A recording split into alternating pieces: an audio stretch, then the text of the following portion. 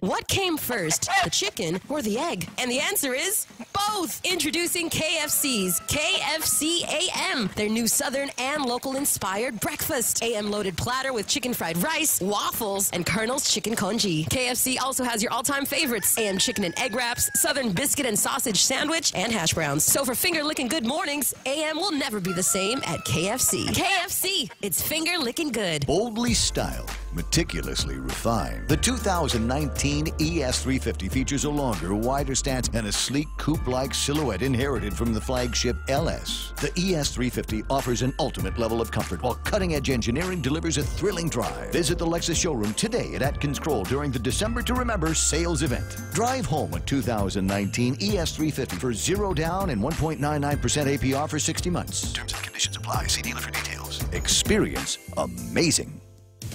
On the heels of a new study from federal health officials finding a jump in the amount of teens vaping, the U.S. Surgeon General is sounding the alarm. Surgeon General Jerome Adams says vaping may be a cool look for kids, but it's more than just expelling water vapor. He says there is a real concern. They can expose users to harmful chemicals in addition to nicotine. Less harm does not mean harm less. Adams says preventing a reverse of recent tobacco use declines requires aggressive steps, including declaring e-cigarette use an epidemic in the United States. He urges adults to set examples by not using tobacco products. Nearly 4 million teens are believed to be using e-cigarettes nationwide. Gernal Scott, Fox News. The Justice Department now says bump stocks, which can make guns fire more rapidly, are not legal, and that ATF regulations are being amended to reflect that. The president requested a review after the device was used in the mass shooting that killed dozens of people last year in Las Vegas. The Vatican urging participants in an upcoming summit on sex abuse to sit down with survivors. In a letter to church leaders around the world, organizers of a Vatican Child Abuse Summit coming up in February, saying the first step in tackling the Catholic Church's abuse scandal is acknowledging the truth of what has happened. The organisers, including Chicago Cardinal Blaise Supich, say the credibility of the church is in jeopardy. They urge participants to meet with victims before heading to Rome, quote, to learn firsthand the suffering they have endured. In London, Simon Owen, Fox News. An hour to the close on Wall Street, what amounts to a sell-off. The Dow's down just 12 points, but it had been up over 300 as oil prices tank, dropping below $46 a barrel, adding fuel to concerns about global economic growth just a day before the Fed's latest decision on interest rate hikes. I'm Lisa Brady. This is Fox News. Are high power bills sending your budget into chaos? Take control with the help of Micronesia Renewable Energy. Using the highest quality panels, a solar energy system from MRE will guarantee to save you money on power. With MRE, Christmas comes early. With every solar energy system, homeowners not only get $400 for signing up, but also an entry for a chance to win $1,000 in cold, hard cash, just in time for Christmas. It pays to be an MRE customer. Conditions apply. Call 632-2613 for details. MRE, the smarter choice. Welcome to the annual holiday swap. Harold, you first. Oh, it's a Subway card. Wow. Nice. Sharon? I'm going to take the Subway card. Oh, Harold, now you can choose a new gift. I think I'll just take that Subway card right back. Okay. I don't think you can do that, Harold. Stuff it, Glenn. This is between me and Sharon. A Subway card is the gotta-have-it gift. With cards from $5 up to any amount, you'll give a gift and get a gift, too. Get a free 40-ounce fountain drink with a $20 load, or get a free regular 6-inch sub with a $30 load on any Subway card. Subway, make it what you want. At participating restaurants. Family Finance, serving the people of Guam since 1959. Now you can start planning for the holidays by getting a personal Christmas loan from $1,000 up to $3,500. Family Finance has 3 convenient locations to serve you. Give them a call in Dededo, 633-4473, Hagåtña, 475-4545, and the Upper Tumon location on the 2nd floor of the Pacific Building at 647-5626. Get your Christmas loans today from Family Finance. Do you know someone who has difficulty following conversation in noisy places or turns up the TV a little too loud? These may be signs of a hearing loss. Ross Hearing Aids specializes in hearing evaluations, custom-fit hearing aids using the latest in wireless digital technology, and custom-fit hearing protectors. Call Ross Hearing Aids today to schedule a complimentary hearing consultation. 637-HEAR, 637-HEAR. Ross Hearing Aids, located across Shirley's in Harmon. At Guam Regional Medical City, it is our mission to become the island's premier choice for specialty care, like cardiology, pulmonology, neurosciences, orthopedics, oncology services, and more. We aim to protect our island from heart attacks, strokes, cancer, and diabetic complications. But should you suffer from such diseases, we're ready with world-class options, both inpatient and outpatient. For more information, visit us at grmc.gu.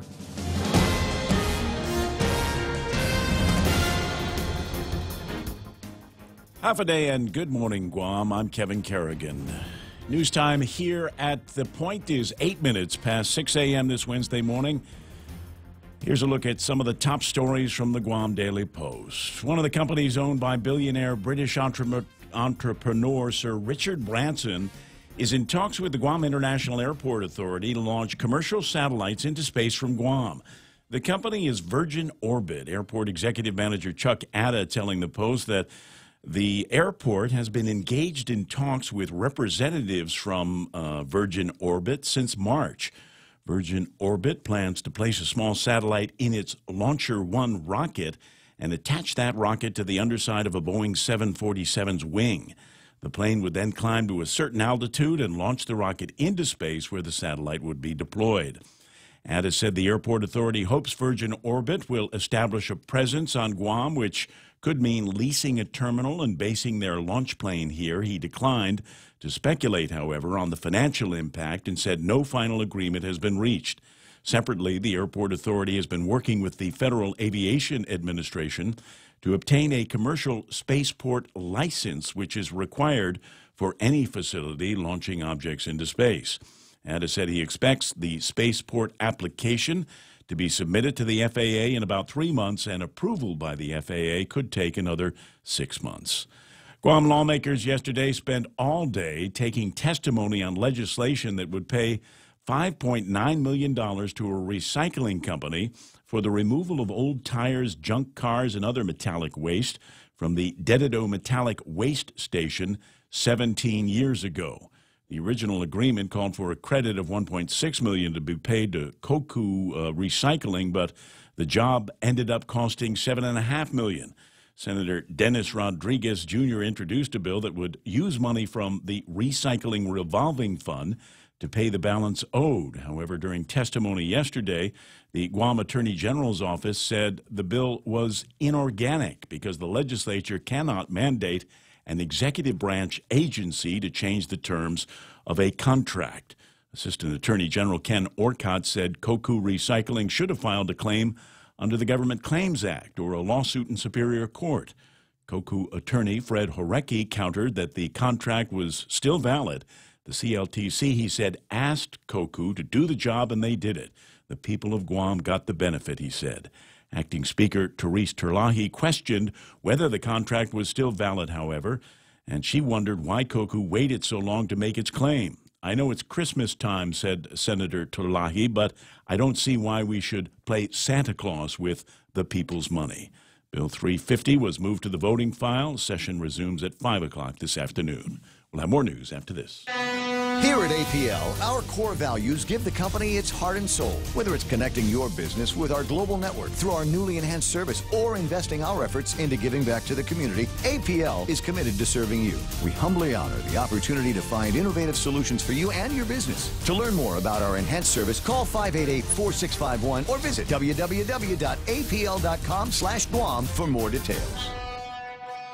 Half a day, Tritons. This is Tito Castro, proud alumnus of the University of Guam, class of 2015, and president of the UOG Alumni Association. As a working Triton and first-generation college student, I know the value of a university education and call upon my fellow alumni, parents, and friends to make that education affordable and accessible to all during this year's G is Forgiving campaign. To make a tax-deductible donation, log on to supportuog.org by December 31st or call 735-2957 for more information. Viva UOG! 11 minutes past 6 a.m. here at The Point. Gerard de Guzman Belga has been arrested on allegations of forgery. According to the magistrate's complaint, he cashed a forged check for $1,000 at the Jigo Payless under the name Gary Santos. Only afterwards did the staff notice the check was issued by the Pacific Islands Club and the word 100 had been misspelled. Belga is then alleged to have tried cashing another similar check at the Oka Payless, and according to the magistrate's complaint, a store employee began inspecting the check. The suspect got belligerent, and then the suspect said he was having trouble breathing, so he was taken to Guam Memorial Hospital at GMH instead of using his assumed name of Gary Santos. Belga used his real name and subsequently was arrested on the forgery charge. For the fourth time in the past month, the price of gasoline on Guam has dropped by 10 cents a gallon. Mobil, Shell, and 76 all lowered the cost for a gallon of regular unleaded to $4.13 a gallon. Prices have fallen by 40 cents a gallon since November 14th. The 4 consecutive declines in the price of fuel at the end of this year follows 6 consecutive fuel price increases at the start of 2018. On January 1st, the price for a gallon of regular unleaded on Guam stood at $3.88. Fuel prices have been falling across the nation in recent weeks because of declining demand amid a surge in supply. However, crude inventories have fallen for the past 2 weeks, which could lead to a price increase in January. For these stories and more, log on to postguam.com or pick up a copy of today's Guam Daily Post. Ray and Mike now with a look at weather. Did you hear what he just did? Do you hear what Kevin just did?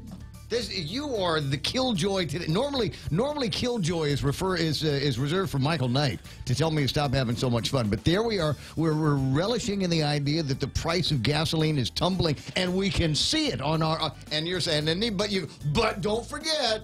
Don't forget, the inventory is starting to go down here, and so the price is going to be going up. Watch out. Just love it. Just embrace it, Kev. Just swim in it. It's the holidays. It's Christmas time. Be like the legislature. It's Santa legislature. Enjoy your Christmas, because January it may be different. Personally, I somehow feel violated here.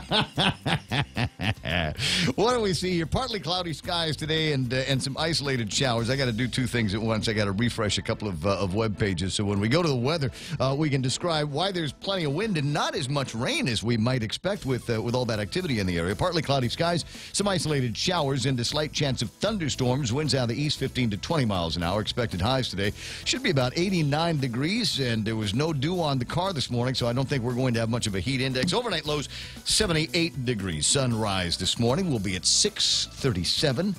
And sunset tonight, 5:57. All right, now we'll take a look at the satellite imagery. Sorry, the radar imagery, and see what it is that's going to keep. Does it not look? That's yesterday's. I just clicked the thing. I just clicked the refresh button. Yeah, because the shower activity is actually in a line to our south. Yeah, that's what I thought that we were looking at. We'll check that out, but there we go. See, and most of it actually is being held down to the south. What we have is a trade wind convergence is blowing on through, and it's bringing some clouds and some scattered with isolated activity. But it does look like most of this activity is going to stay down to the south. But again, we're going through the next few days, and we do have a chance of getting some rain and maybe even some thunderstorms, as there's a little upper level stuff going on as well. Yeah. The continental conveyor belt has really started with these high pressure areas moving on down into the Pacific. And what happens is you have normally low pressures down below 10 degrees latitude, which is where the ITCZ is located, and that air tends to flow from east to west. And then you get these continental systems that are moving down from Asia, as you can see right there. Yeah. And these high pressure systems have a clockwise rotation to them, so they are also providing an easterly flow. You combine those two, they call that a pressure gradient. That's what we're going to start experiencing tomorrow. The winds are already picking up out there tonight and this morning, and looks like we're looking at maybe 20 to 25 mile per hour winds tomorrow. But for today, just isolated showers and maybe an occasional thunderstorm as the moisture moves on through. All part of this stuff, the changes in the season. That's actually a really strong cold front that's pushing down right now. Oh, I'm starting to feel cold. Just talking about it. I'm glad I got a beard to keep my face warm. Everybody should grow a beard now. 6:16, that's news and weather together, brought to you by Bank Pacific, where others put branches, they place roots. Good news, Guam. Now you can design a phone plan that suits your your needs by switching to GTA's handset payment option. With HPO, you can take home a new smartphone today and pay it down over 12, 18, or 24 months. You decide. And since there's no contract, you can upgrade phones at any time. So stop waiting. Join the thousands already taking advantage of the most flexible phone plan on Guam. Limited time offer. Terms and conditions apply. GTA, your island, your network.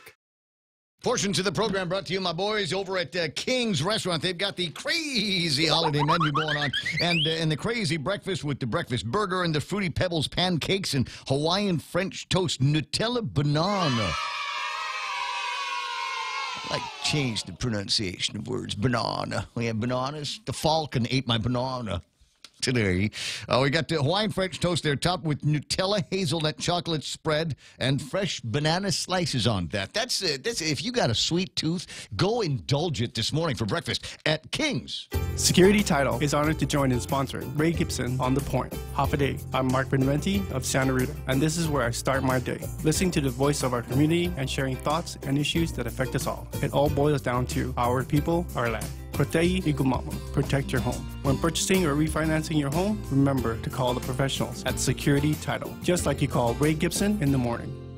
Portions of the Ray Gibson Show brought to you by American Water Tech. Smarter water, better water, Micronesia Renewable Energy. There's never been a better time to go solar. Guam Regional Medical City, first choice for all your open heart surgical needs. And of course, the guys over at American President Lines, where they're shipping the future.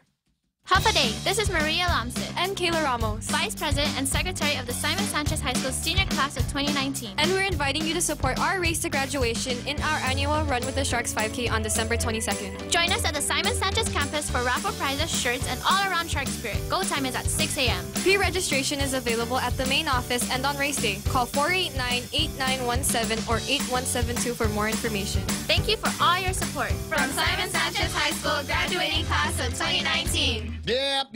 So got finished with my workout run yesterday afternoon, and thought, you know what, I'm hungry. I'm gonna head home. And my car, it is, I don't know if it's a feature of all Ridgelines, but this my particular Ridgeline drove straight to the drive-thru at Wendy's. Just all by itself, just like mind driving. It went right through, like it knew where I wanted to go. Now they've got something new that they want me to tell you about. The artisan bread masterpiece, the bacon maple chicken sandwich, a new sandwich made with hot, crispy home-style chicken fillet, topped with Swiss cheese, applewood smoked bacon, and drizzled with sweet and savory maple glaze. Drizzle. Thank you. That's the sound of drizzling, all in between. It's either that or the legislative fairy dust to make old debts go away. There we go. The all between a warm and fluffy croissant bun. The limited time sandwich brings back all kinds of great flavors and wonderful memories at this time of year. And it might not be here at the end of the year, so you might want to grab one now. Not what I had, though. Not what I had. I saw the picture. But you know, just something about post run, and I was thinking, Dave's hot and juicy. And a spicy chicken sandwich, because nobody does it better. So that's what the dinner for me was over at Wendy's.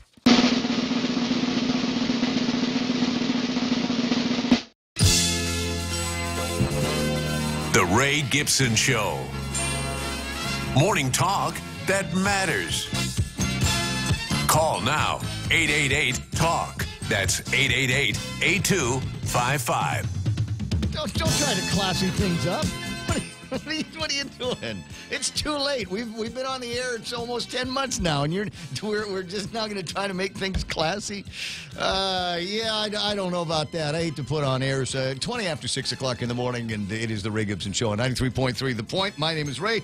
Michael Knight gets the phone when you call at 888-8255. That's 888-TALK. And then, of course, you got Kevin Kerrigan from the Guam Daily Post with all of the big stories and all the hubbub from last couple of days that we're going to spend some time talking about here this morning. 988-5874. That's our WhatsApp number. This is a technologically adept radio station. We've got a high bias for action, especially where it comes to playing around with new technology. And I think one of the coolest pieces, and it's not new technology. I think it's just the application, the ability to take that application and put it on the air, audio and video. Right, is unprecedented in 2018, and one of the best ways that we found to take advantage of it is with the WhatsApp 988-5874. So if you got some cool, groovy audio, video, memes, whatever leaks, love to see those. 988-5874. Put that in your comment. You might not have anything to share with me today.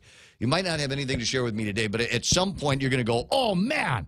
Dude, Ray's got to see this. Ray's got to put this on the Facebook Live so everybody on that watches the show can see exactly what's going on and what the hotness is. And is there hotness this morning on the deal? The answer is yes. There is hotness, and made room for a degree of controversy among some in the media business. I don't know. My guess is there's a very small percentage of people that are on a particular WhatsApp here. That has basically it's all of the journalists, if you will, journalists and media people, and the governor's office. And so yesterday, we played the governor's weekly address, and inside was this little Easter egg where the governor's talking about spaceports. Turning the Guam International Area or section of Guam International Area Airport into a spaceport, if you will, so that Richard Branson might be able to strap a rocket onto the wing of a 747 and take it up to about 30,000 feet, release it at Mach 30. Actually, Mach 20, I think. It's going to go something like 20 times the speed of sound. That's the escape velocity, I suppose, at that altitude. And we're all just crazy about this idea. And the guys over at the PNC, and I'm delighted to see that, no matter how bad things get over there, they still got a sense of humor, they've got, they put together... Sometimes you got to laugh to keep from crying, bro. They put together this. This is great.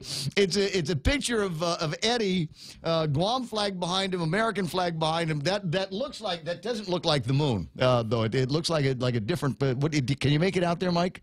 Which planet that might be? It's looking a lot like Europa, which is yeah. Because Europa's the icy one. Yeah. I was thinking of Uranus. You shouldn't be thinking about that during work hours. I wasn't planning any moment. Anything in the last 20 seconds was completely unscripted, unplanned. Just FYI. Anyway, so there's you got Eddie. There's an unnamed planet behind him. Mm-hmm. No, we'll just call it Uranus. And then there's the flags, and Eddie has been photoshopped into the spaceman outfit. He looks very happy. It looks like it's a great picture, and I'm thinking this is the wonderful kind of tongue-in-cheek thing. But apparently, people over at Adeloop were just incensed at this. Going, wait a second, here it is, Governor wanting days of the governor's administration, and he just he's looking for new jobs, looking for new opportunities, and so we're going to be doing to infinity and beyond. Thanks, Nick. I appreciate that. And we're making fun of him. We put him in some kind of a cartoon. And I'm just thinking, dude, it's the holiday. It's 5 days, and a wake up away from Christmas morning. Mm-hmm. Just calm down, everybody. Just calm down. It'll be all right. Try to have a sense of humor, would you? Speaking of folks with a sense of humor, let me go find the other guys on Facebook Live. Sometimes you want to go where everybody knows your name, and they're always glad you came. You want to be where you can see our troubles are all the same. You want to be where everybody knows your name. It's 6:25 in the morning. Ismael Velez, good morning. And I see Brad Hewitt wishing all of us a good morning. Hafatam Tahadzi and Rico Blancaflor. Rod Rosgrino, Lynn Vince Borja, Polino Vivian Cunningham is on early and online. 6 days till a Merry Christmas. You know what? I got to verify that against John. John's got the clock. Lynn Paris, who caught me combing my beard a second ago. Bob Ellsworth with his good morning. That's nice. Nate Horn, Greg Karabrock. Top of the morning to you. There's Johnson Nicholas with the countdown to Christmas. 5 days, 17 hours, and 50-ish minutes between now and Christmas morning. And again, a reminder, we're not going to be here Christmas morning. There's not going to be a Ray Gibson show on Christmas morning. There's not going to be a Tall Tales program on Christmas morning or New Year's. And just keep that in your head. The guys, I've got other guys that will be looking at filling in some kind of programming just to keep the transmitter warm. I think just for kicks, we should come in here on New Year's after a night of revelry. No filter? No filter. Huh. But no, I mean, we don't have to drink while we're here. We can just be in the warm afterglow of party. Yeah. Survive on the fumes. I'm pondering a couple of ponderables here. Let me see. Frankie Gutierrez, there's Richard Yu. The other fellow whose name is on the license with the Federal Communications Commission. I mean, he may have some other ideas about whether or not we ought to be anywhere near here around New Year's. Dora Marie Ferger, Jeff Ojeda saying good morning. Charlene Marchessault, Tommy Bloss. Tom, when are you guys going to be coming home? It seems to me it's almost time for some kind of a dedication ceremony up at what used to be called Nick Tams, which is soon going to be called Camp Ben Blas. So let me know when you're here, because frankly, I'd love to have you come by and spend some time with me and Kevin Kerrigan and Mike on the radio. It'd be fun to catch up and see. It'd be fun. You know what'd be great is if Tommy could come in and do another sports report, sportscast like he used to back in the day. Greg Massey, John Ray Titano is there. Lynn Vince, I already said that. Yoichi Rangil. Levon C. Guerrero Menu, Roland Torres, Carl Facuda, Joe Flores, Kamaka Moylan Alston, and if you scroll up, you know we always try to name the show. Yesterday we were naming it Bella Tuesday in honor of the birth of baby Charlie Bella at Charlie Hermosa's place. Today it is Happy 100th to Euclid Moylan. That's Kamaka's grandmother, who is celebrating 100 years today. Happy birthday to you. Do you want to live to be 100? You know what? If I could guarantee that I was surrounded with as much love as Euclid is, because Maka and the family take such good care of her, then yeah, I suppose maybe making it to 100 wouldn't be so bad. Carmen Leon Guerrero, Jules Elmer, happy birthday to you. Brad Hewitt asking, did anyone see legislative boss Mike St. in action last night, setting a standard and maintaining decorum at the legislature? Pound that gavel, Mike. I did not see that. I was busy chewing on my Wendy's food. What were they doing in session at 5 o'clock last night? They went beyond 5 o'clock. They were talking about Bill 350. Which one is that? It's was in the newscast. Is it? It's in the paper. Is it the cocoa recycling bill? It is. Okay, so you're gonna need. And to, it was moved to the voting file, and they're gonna vote on it. You're gonna probably need to today. give me some splains on that. So the deal was they made a deal to clean the place up for $1.6 million, right? Yeah, that was in 2001. And at the end of it, it ended up costing. Finally, yeah, it was 1.6 in a credit that was provided, and but the bill came out to be more like $7.8 million. When did we find out it was going to be $7.8 million? When they turned in the receipts, apparently recently. How was that? Apparently just not that long ago. Yeah, 17-year-old bill or so. So it looks like there's going to be setting it up for a fist fight between the legislature now and the administrative branch and the Attorney General's office, because it doesn't sound like anybody except a couple of people over at the legislature are wild about this. And I've talked to people inside the Attorney General's office, and they're using the word sweetheart all over the place. Mark Mendiola's there, Renee and Pat Taitigui, Anita Muffness with the Valentine's eyes. Hi, Katie Baltazar, and Nick Pulaski, to infinity and beyond, in reference to this lovely picture of Governor Eddie Jerome Calvo, all dressed up as an astronaut. You just know when he was a little kid, he just always wanted to be an astronaut. Rocket Man. Stop it, Ray. Cut it out. Otherwise, I'm going to get in trouble with get into more trouble with the guys over at the administration. Dave Torrey, and tell you about what Dave Torrey and I and a few other people have been up to in just a little bit. Vince Nueva, Brad Hokinson, Banana Sidzois, Raymond the Hitman Gibson. Hi, Richard. Nice to see you there. And Richard tuning in because Governor Gutierrez is not able to tune in right now. Just a few minutes. Give him some time. 6:30 in the morning. Items in the table of contents. Yeah, and there are all kinds of. I mean, fresh as something that I just found on Facebook. That I found somewhat disconcerting as a parent, and disconcerting just as a member of the community. And I'll find it here in just a second under the screenshot section. I was cruising around Facebook this morning just cause, and happened on this, and it's from Oscar Pauline Gumatautau. If you were a parent of a student who attends Ocean View Middle School. There was a PTO meeting held tonight to discuss certain issues, certain school issues, as well as an incident that occurred recently.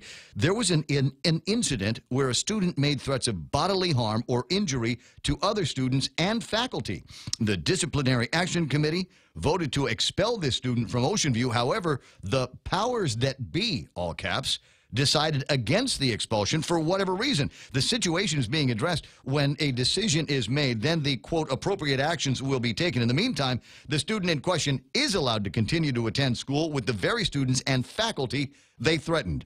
I don't know about anyone else, but until this student is removed and placed somewhere where they can be helped, I'm not sending my child to school, as is my right. There's a petition being circulated to urge the decision makers to change their decision, and also urging the school board to revisit and revise school policy as it pertains to these disciplinary actions. Should you want to sign the petition, visit the school and see Mrs. Terlahi as she is spearheading this effort. If you want a safe and conducive learning environment for your children, visit the school, sign the petition, join me, and don't let your children back to school until the issue is resolved and the threat is removed. Ocean View, a private school? Public school. Then that should be a school district thing. That did conduct, and that's all under the heading of the district. Well, I see Mark Mendiola there. Maybe Mark knows something about it. Maybe John Fernandez knows something about it. We'll see if we can get lined up with this or other parents of Ocean View to find out a little bit more of this situation. Sounds like it's something that has escalated from bullying now to threats against other students and the faculty. And it doesn't take too much imagination in 2018, this later part of 2018, to worry about maybe somebody getting their hands on some of the wrong kinds of devices and going in and causing a real ruckus at the school. And a ruckus, there's another ruckus that I'm kind of curious about, and I'll tell you about it in a minute. I was driving southbound Marine Corps Drive yesterday, headed home. And I knew that the traffic was going to be slow around where that accident took place the other day, over by the gas station, and because we'd gotten word from the police department that now that there has been a death, it is now a death investigation, and they've gone back kind of for a second look to see exactly what happened. And so I knew it was going to be slow, but I passed by where that was with no difficulty and got a little bit closer to the intersection, over by Micropack Audio, across from where Auto Spot is. And the place, down to one lane, police officers everywhere, paddy wagon out, and I thought, what the heck is going on? Well, this is Guam, and it doesn't take very long for video and pictures to start showing up on Facebook, and I'll play some of it for you on the other side of the headline news in a second. But the cops laying on top of a guy, apparently in order to restrain him. Wow. And exactly, wow. Right there in the middle of Marine Corps Drive and Christmas break. What the heck is going on? I posted on Facebook about this yesterday. Now, I do live on the road that goes to the hospital. Naturally, I hear ambulances that go by. And after being there almost 2 years, I have a good feeling for what a kind of a normal flow of patients into the hospital is.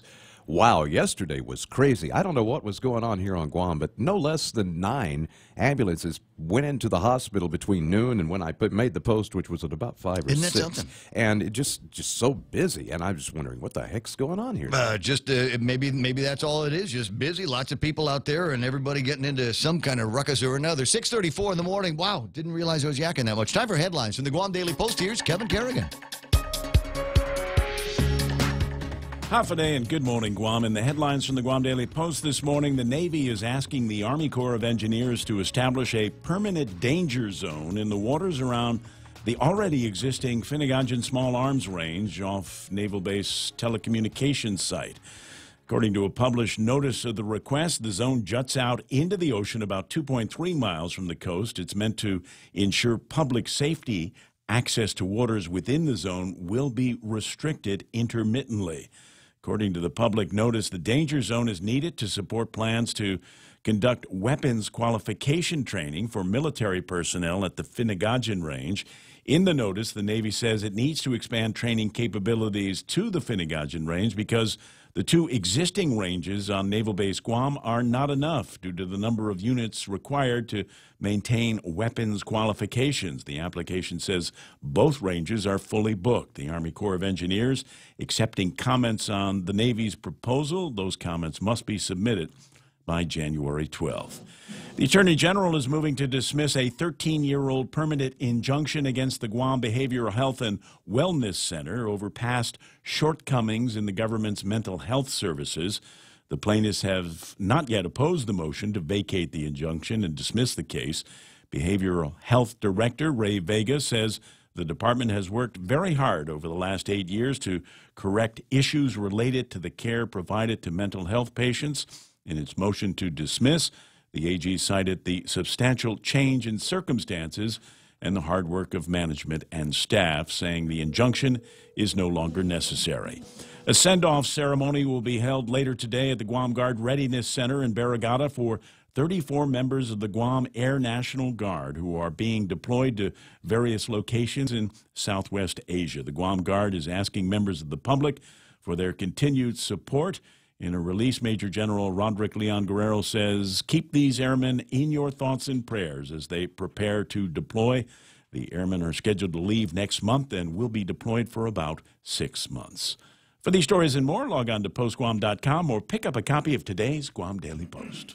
I got you. It's 6:37. That's iConnect time. They're giving away a vacation for two to Manila with a stay at the new Holiday Inn Express in their Connect and Win giveaway. Sign up for a 12-month plan and you're automatically entered. 'Tis the season for winning with iConnect. Go to iConnectGuam.com for details. Cheers to 80 years. It's our 80th anniversary and the gifts are on us. 80 gift certificates, 8 shopping sprees, 8 staycations, and 1 round-trip flyaway for 2 to Manila. So how do you enter? Calvo's Insurance personal home and auto customers are automatically entered. Non-Calvo's customers may enter by receiving a qualified quote. It's our way of saying thank you for trusting us for the past 80 years. For more details, visit calvos.com/giveaway or call 472-6816. Calvo's Insurance, serving Guam for 80 years. Don't see anything lined up on the traffic gizmo here this morning. I might see a little bit of traffic going northbound, not quite till you get to the intersection of 1 and 16 over at the Micronesia Mall section, but it looks like it clears up after that. Maybe just a lot of people going to Wendy's or Jack in the Box or something like that for breakfast. Don't see anything down in front of Navy Hospital or leading up to Big Navy in Sumai. Traffic on Route 8 towards 8, 10, and 16 or northbound is beginning to build up just in front of that intersection. So watch out for that a little bit here this morning. It's 6:38. That's right now. Traffic here on The Point. Be merry, be bright, and make shopping all right with holiday gift cards from Ruby Tuesday. Buy a $25 or $50 gift card for those on your shopping list. Get a $15 bonus coupon with every $50 card purchase. Some extra holiday happiness from Ruby Tuesday. Be merry, be bright, and make shopping all right with holiday gift cards from Chuck E. Cheese's Guam. Get a free medium pizza with every $25 gift card purchase and a free extra large pizza with every $50 gift card purchase. Some extra holiday happiness from Chuck E. Cheese's Guam. The Ray Gibson Show. Any speaker, anytime. Watch and listen live on thepoint.gu.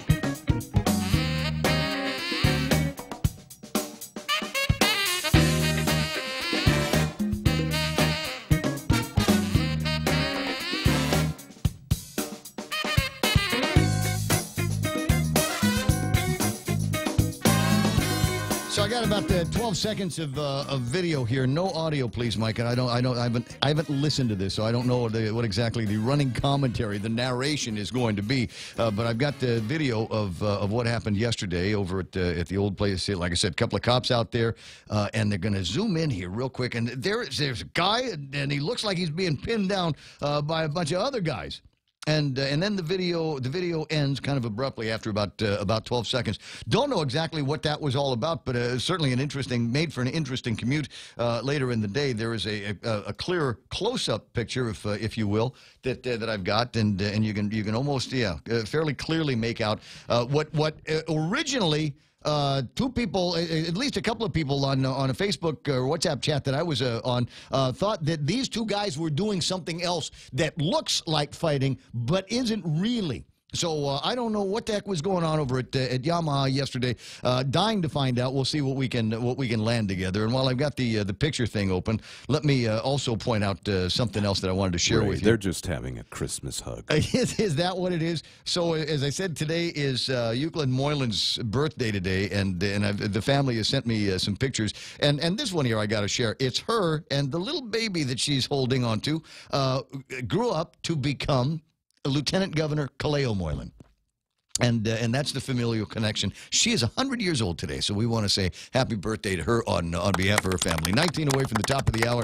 888-825-5888-TALK. And what are some of the other items in the table of contents? Well, we'll see what we might be able to shake out here. Former Senator Bob Klitsky joining me on the program here this morning, and we can talk about any number of things here. But I'm positive, because you're an early riser and you pay attention to things. Did you watch the conversation last night about this cocoa recycling deal going on at the legislature? I watched some of it in the daytime. I didn't watch any last night, Ray. I wanted to get what your thoughts were on this here, because I'm a little bit fuzzy. It sounds like they originally had a deal to do $1.6 million worth of work, and at some point the work had grown into $7.5 million worth of work. Yeah, I think that's pretty close. Of course, as is my usual custom, I start out with the Chamorro Land Trust Commission. And the reason that everyone was there yesterday was because the Chamorro Land Trust Commission decided that it couldn't handle the matter itself. So guess what they did? We'll send it up to the legislature. You guys fix it for us. Exactly. And in effect, what I saw yesterday was sort of like the legislature of Guam sitting en banc, as though they were a court of appeals, and attempting to determine whether or not the government had any liability and how much that liability was. It was very clear that, to me at least, from what I saw yesterday, that there may not have been any liability in the first place. Well, wasn't it all based on a credit? They were going to give, CLTC was going to give Cocoa Recycling $1.6 million worth of credit, and now we're here we are all of these years later, and what was originally a small credit deal looks like it's going to be a big cash payout. Right, and this credit arose from a license, and the testimony yesterday was that the license agreement hadn't gone through the usual suspects for approval. It was just between the Chamorro, I think between the director of the Chamorro Land Trust Commission and Cocoa Recycling. And the idea was Cocoa Recycling had a lease, so the deal was you go out and clear up all of this trash, and we'll credit that against your lease rentals. Mm-hmm. Well, it was without any of the safeguards that one would expect to find on a standard government procurement. So when the trash was all picked up, some measurements were made, and it turned out to be something like 50,000 tons, or it's just a ridiculous figure. And later on, it was figured out, well, we'll give you credit against your lease rental, but it'll take 200 years for you to recover all of the amount of money that we, quote, owe you, unquote, for doing that recycling. And then it was decided, well, 200 years, that's too long. Mm-hmm. And so we'll just have somebody introduce a bill, and we'll get the legislature to pony up almost $5 million. The question is, where will that come from? From apparently the recycling revolving fund, for which there are no adequate rules, regulations, or safeguards for the misspending of money. It's a slushy fund. I watched Eric Palacios use that a couple of years ago to give the mayors a bunch of pickup trucks. And where does the recycling fund come from? From us buying tires and prepayments on the eventual removal and recycling of them. Yeah, I think maybe it's from license fees, but everybody, I thought the figure $25 was tossed around. So it's another. If that bill were to pass, and become law, it would be another classic bait and switch. $1 a month from your phone bill to pay for 911, except we don't use it for 911. Has anybody calculated? Because so if Cocoa Recycling was in the business of actually recycling, so they got 50,000 pounds of whatever it is, recyclable materials. Are they sitting on them? Would they sell them to somebody? Shipped them off island. Well, they shipped them off island, but Old did they cars, get paid for tires, metallic waste. But arguably they got paid, right? They were compensated for the materials they shipped off island. One would think so. Back at those times, there was still a market for some of that kind of basula. Yeah. But you know, things like the little reactor in the exhaust. What do they call that? Oh gosh, the catalytic converters. Unless they pulled those out and saved the plutonium for themselves. Could be. I've heard it happen.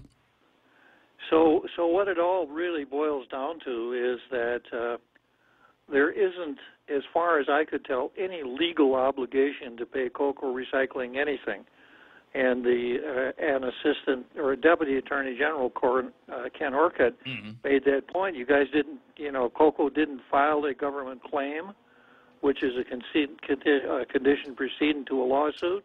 No lawsuit. It said he waited for 17 years, and now it winds up at the legislature because the Chamorro Land Trust Commission and the commissioners, the Mayor's Council, and the EPA Board of Directors have determined that it's a liability. That somehow that doesn't, the fact that the Mayor's Council found it, the government's liable, somehow doesn't give me a whole lot of comfort. Well, fortunately, it looks like there's any number of people at the Attorney General's office who have already said that they're not crazy about this. I don't know what the administration's position is on it, but there is the what did we call it the other day? The inorganicity, if you will, of certain actions that are taking place. This is the second time we've had this conversation about the legislature trying to integrate themselves into what is purely administrative functions. Or judicial. Yeah. Or judicial, yeah. Yeah. Well, I think that on Tall Tales this afternoon, I think I'll be able to fashion a rule that would take care of this and anything else like it that comes down the line, and that is that the government of Guam should never pay any money that it doesn't owe. That's what really... You know, you think there's something as simple as common sense. Do we owe the money? No. Then let's not pay it. Exactly. I don't think we have to pay that then. Yeah, but these Cocoa guys are nice guys, and the Chamorro Land Trust Commission asked them to do the recycling. So, well, maybe we don't owe them the money, but maybe we should pay it anyhow. What the heck? It's Christmas. Yeah, good timing on their part. They waited 17 years, but they did. But Senator Rodriguez was right on point when he brought it up right before Christmas at the end of the legislature when he's not running for re-election. So. Well, what else do we have? And I was talking yesterday about I heard a little bit of the card last night, but I don't know if you were able to do as I did yesterday. The card should have been page 4 of the Daily Post versus page 5 of the Daily Post, where page 4 was Governor Eddie Calvo saying there was no fiscal crisis, or there is no fiscal crisis right now. We've stabilized it's as stable as it's ever been, he said. Doesn't give me a lot of confidence, but the finances of the government of Guam are as stable as they have ever been. But on page 5, we've got the story about the legislature moving forward with Bill 374, Tommy's bill, to add more taxes. And both that item was on the card for that part of the card where we discussed so many of our senators are obviously have their eyes on the National Football League draft because they want to be drafted as quarterbacks because they were such good passers. But yeah, just want to see where everybody ends up in the coming administration and what the relationships are going to be. Will it be as easy to see at the end of this? But the item you mentioned, Ray, was number 2 on the card. Ah, very good. Yeah. Very good. Well, I'm glad that we're parallel thinking as usual. Senator Bob Klitsky, I appreciate your time, and it's going to be another exciting program this afternoon, I'm sure. Absolutely. I'll see you pretty soon. Bob Klitsky, host of Tall Tales, right here on The Point, and you'll be able to hear him at 4 o'clock this afternoon while you're out there getting stuck in traffic, wherever it is that you happen to be. When does this go? You know, it's amazing how bad traffic is, considering how many people do you know that are off island right now? How many people do you know that are out traveling? We've reached out to a number of people in the program and personally. Just, hey, what's going on? What's up? And then I come to find out that they are gone. John, have actually split for the holidays, and maybe we'll see them after Three Kings or something like that. But that's the deal. And you're going, well, there's as many people that are off island. How is it possible that the traffic is as lousy as it is right now? We'll maybe come up with some kind of an answer on that and a few other things a little bit later on. I'm looking for a story. I don't know if I'm going to find it. I had it yesterday, obviously, but I'm wondering where the heck I might have put it today. Speaking of traveling. I got somebody there. Yes, good. Maybe back in town or probably traveling. Bob Kelly's on the line. Good morning, Bob. I'm traveling, but was just actually listening to the show. Well, groovy. The reason why I'm calling is because you're my tech guy, you're my tech guru, and know a thing or two about how stuff like this works. The governor yesterday said that they are in talk, Chuck Adda, in talks with guys with Virgin, as in Virgin, what was it, Cosmic. Who's our? Virgin Orbit. Virgin Orbit, yeah, Richard Branson's company, to maybe do some work around this part of the world and with the Guam International Airport, turning it into a spaceport for a base for their 747, the Virgin Cosmic or something like that, that will strap a rocket to its wing, take it up to about 30,000 feet, and let it fly into the sky like a bird. Have you heard that story yet? Partner there, yeah, I read it yesterday on the story by your partner sitting across from you. Yeah. What did you think of that? Well, there's some advantages to Guam. It's probably the closest place in the United States to the equator, and the closer you get to the equator, the easier it is to put something into a equatorial orbit. Sure, makes sense.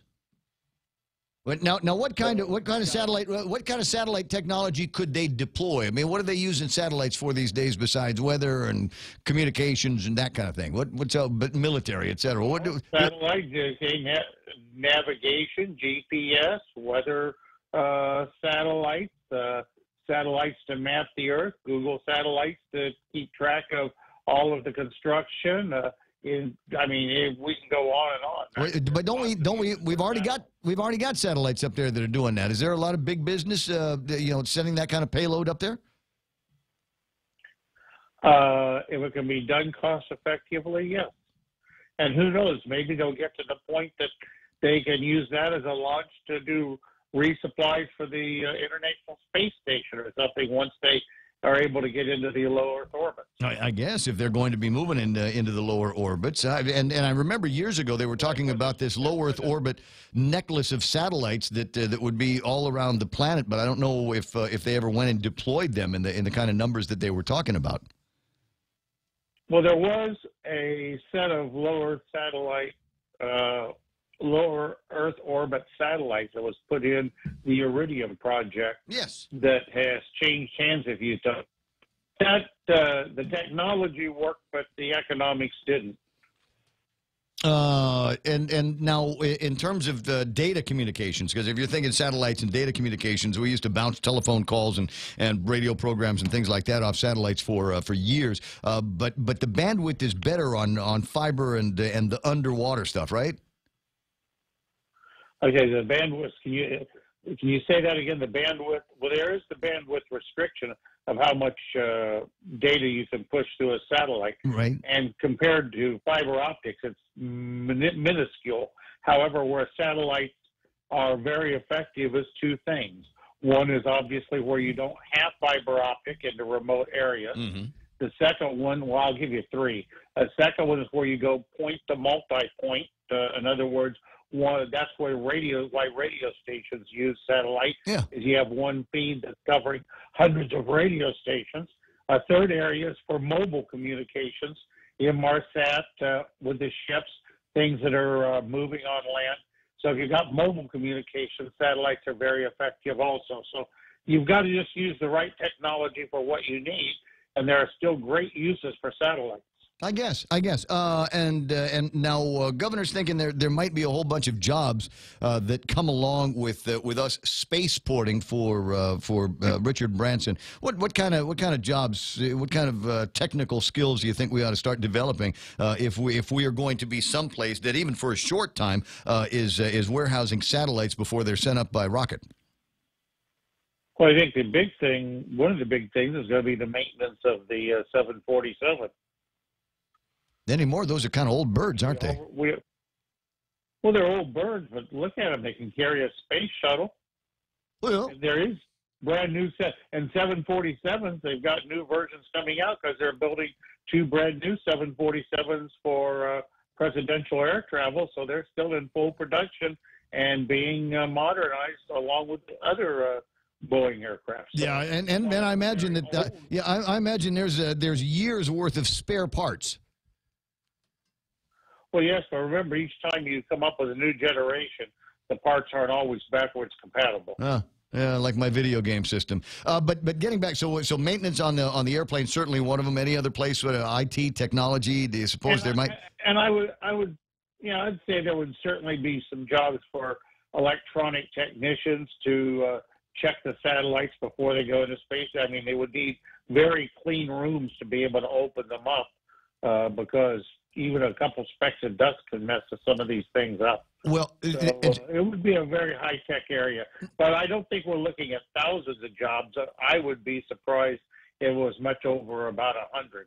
Would it require much more of a footprint? Because it seems to me that at the Guam International Airport, it's already kind of it occupies a big chunk of space on the Guam map. Do you think we'd need any more room up on the Teedzin area to accommodate another 747 and rockets, the kind that we need to strap to the bottom of the ship? They will need a large hangar, but I'm not sure if all the hangars on the old NAS site are in use right now. So. In fact, that might be what would make it attractive if there's an empty hangar that they can operate out of. Gotcha.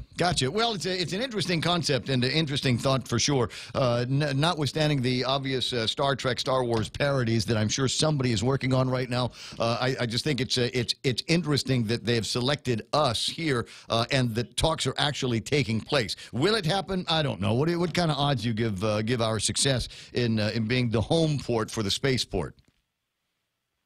Maybe close to 50-50, and the big thing we have going for us is 13 degrees north of the equator. Yeah, I hear that part. 6:58 in the morning. Bob, welcome. Give me a call when you get back home. I'll see you pretty soon. Okay, have a good one. Bye-bye. I certainly will have a good one. 6:58 and change. I've got a piece of video might be able to scare up for you. I've got the URL. Thanks, Kevin. On the success of our primary mission, the Virgin Orbit primary mission. I got a name for the spaceport already. Yeah. Battlestar Guamacticula. These the voyages of the starship Calvo Enterprises, right? Yeah, I hear that too. There's remind me when we get a chance, maybe a small talk portion of the program. There's a website called KN Aviation. It's run by a guy named Keishi, and Keishi is looking around for a couple of different versions of holiday travel experiences, including the one where you can celebrate New Year twice with scheduled flights, including a scheduled flight that originates from Guam, USA. I'll tell you about that in just a little bit. And there's a couple where you might, if you don't want to experience New Year's at all, you can do that as well. Just all depends on which direction the airplane is going. It's 7 o'clock in the morning. The radio station is KUSG. My name is Ray Gibson. Coming up, Fox News Live. On the other side of that, Kevin Kerrigan with all the big stories that you'll be able to look at on the Guam Daily Post, and then some. Your comments at 888-8255. Your videos and pictures at 988-5874. Stand by now for Fox News Live.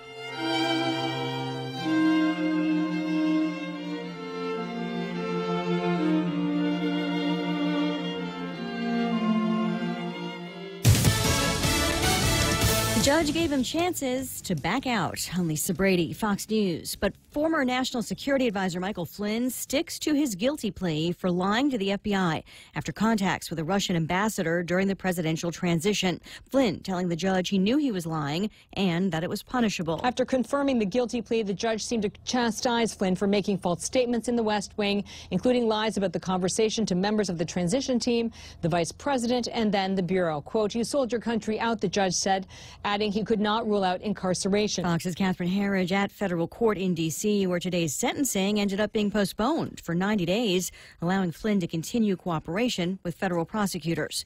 No deal so far to avoid a partial government shutdown. Friday night is the deadline. The president still wants $5 billion for a border wall. Fox's Jared Halpern live on Capitol Hill. After Democratic leaders rejected the latest border funding proposal, Senate Majority Leader Mitch McConnell says he'll consult with the White House on a path forward. I think that Senator Shelby and I made what was a reasonable offer. That offer included $1 billion discretionary fund for the president's immigration policies, something Democratic leader Chuck Schumer says is unacceptable. We Democrats have made two reasonable offers that could earn overwhelming bipartisan support in both the House and Senate. And both leaders, however, suggest a short-term spending bill does remain an option without any other deal. Lisa. Well, Jared, the White House isn't saying whether the president would accept a stopgap measure, which could push the debate until after the holidays when Democrats take control of the House. Wall Street takes another wild ride. The Dow finishing up 83 points at the bell after a nearly 400-point swing during the session as oil sank under $46 a barrel, a day before the Fed's latest interest rate decision. This is Fox News. Welcome to the annual holiday swap. Harold, you first. Oh, it's a Subway card. Wow. Nice. Sharon? I'm going to take the Subway card. Oh, Harold, now you can choose a new gift. I think I'll just take that Subway card right back. Okay. I don't think you can do that, Harold. Stuff it, Glenn. This is between me and Sharon. A Subway card is the gotta-have-it gift. With cards from $5 up to any amount, you'll give a gift and get a gift, too. Get a free 40-ounce fountain drink with a $20 load, or get a free regular 6-inch sub with a $30 load on any Subway card. Subway, make it what you want. At participating restaurants. There's a reason every day a Guam homeowner is getting a solar system installed by Micronesia Renewable Energy. It's because MRE is the most trusted name in solar. With more solar energy solutions than any other solar company on island, homeowners have a choice to go solar for zero money down or take the path to ownership. Whichever way, it keeps our skies blue and your pockets green. And with the most experienced solar technicians and an energy production guarantee, there are no worries. Call 632-2613 for a free consultation. MRE, the smarter choice. Homeland Security officials say they will investigate what happened to a little girl who died not long after crossing the U.S. border with Mexico. Fox's Jessica Rosenthal has more live. Lisa, the Congressional Hispanic Caucus has just visited the Lordsburg Border Patrol Station in New Mexico. Caucus Chair Joaquin Castro said the Commissioner of Customs and Border Protection should step down, in his opinion, after the death of a 7-year-old girl from Guatemala. Agents had picked her up miles from the Border Patrol station with her father, along with dozens of other immigrants. During the 94-mile bus ride, where she started to present serious symptoms of medical and bodily failure, there was nobody on board that could offer any kind of medical help. Other members said they need to find out why families keep coming and how to stop handling a humanitarian crisis as a law enforcement one, Lisa. Thanks, Jessica.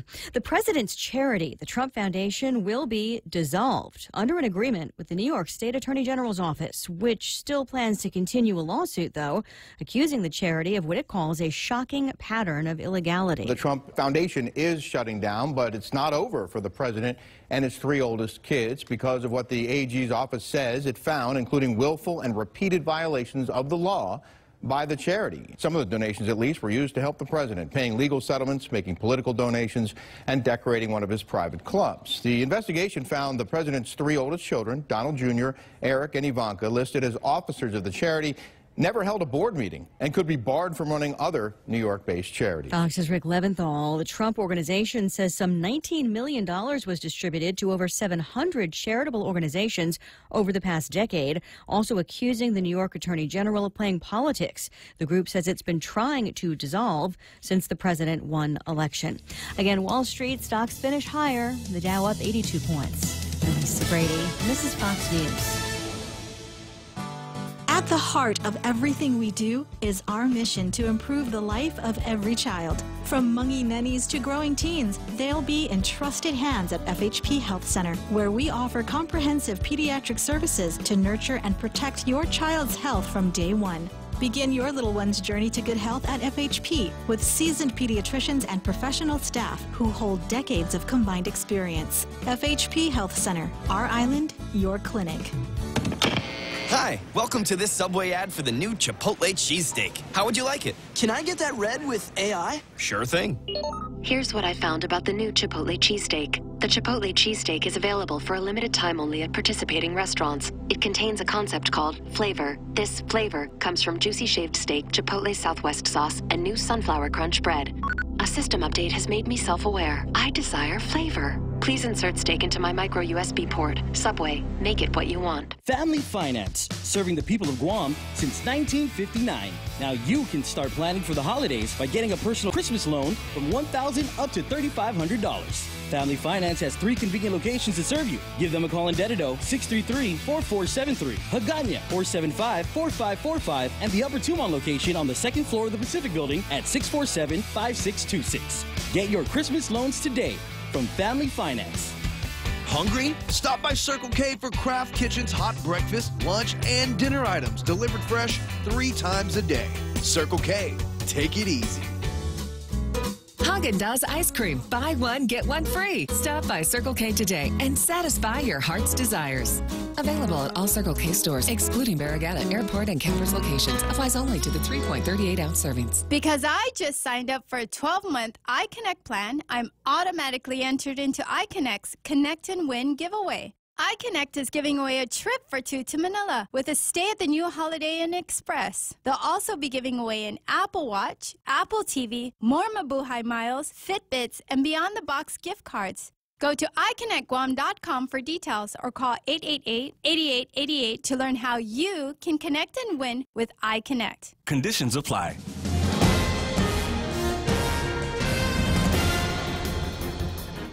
Half a day and good morning, Guam. News time here at The Point is 8 minutes past 7 a.m. this Wednesday morning. I'm Kevin Kerrigan. Here's a look now at some of the top stories from the Guam Daily Post.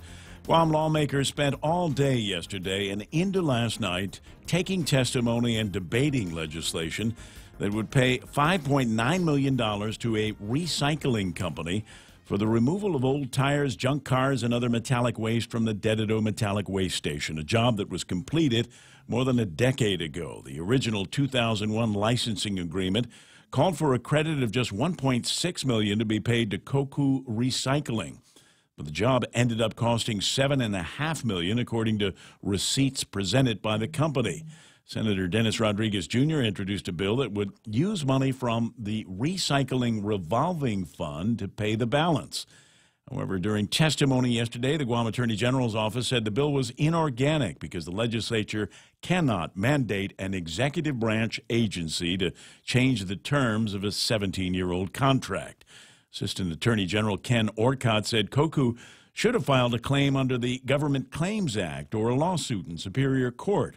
However, Koku attorney Fred Horecki countered that the contract was valid. The CLTC asked Koku to do the job, and they did.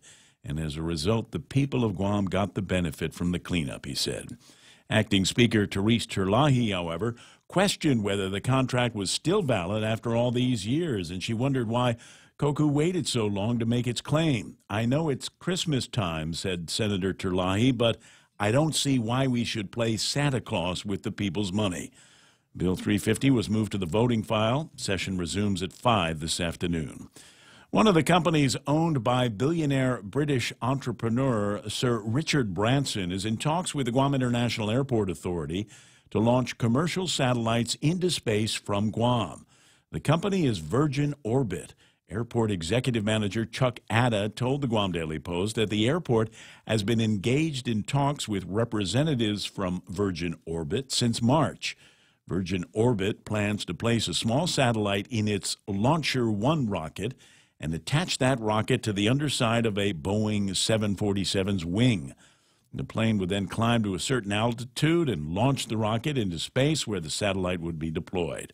And it said the airport authority hopes Virgin Orbit will establish a presence on Guam, which could mean leasing a hangar and basing their launch plane here. He declined to speculate on the financial impact and said no final agreement has been reached. Separately, the airport authority has been working with the Federal Aviation Administration to obtain a commercial spaceport license, which is required for any facility launching objects into space.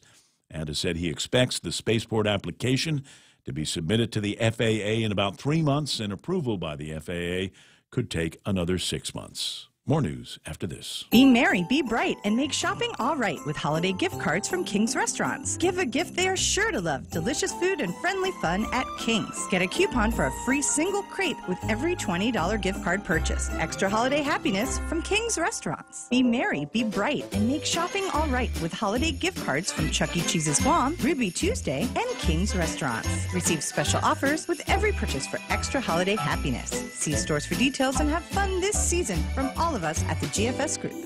Bring joy to your world and your budget with a holiday loan from First Hawaiian Bank. At a low 4.99% APR, fixed for 1 year, it's a smart way to add ho-ho-ho without budget uh-oh. To apply for a holiday loan, visit any First Hawaiian Bank branch or FHB.com.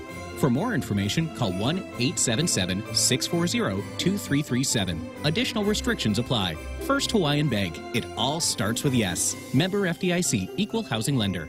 12 minutes past 7 a.m. here at The Point. The Navy is asking the Army Corps of Engineers to establish a permanent danger zone in the waters off the Finnegajan Small Arms Range at Nictams.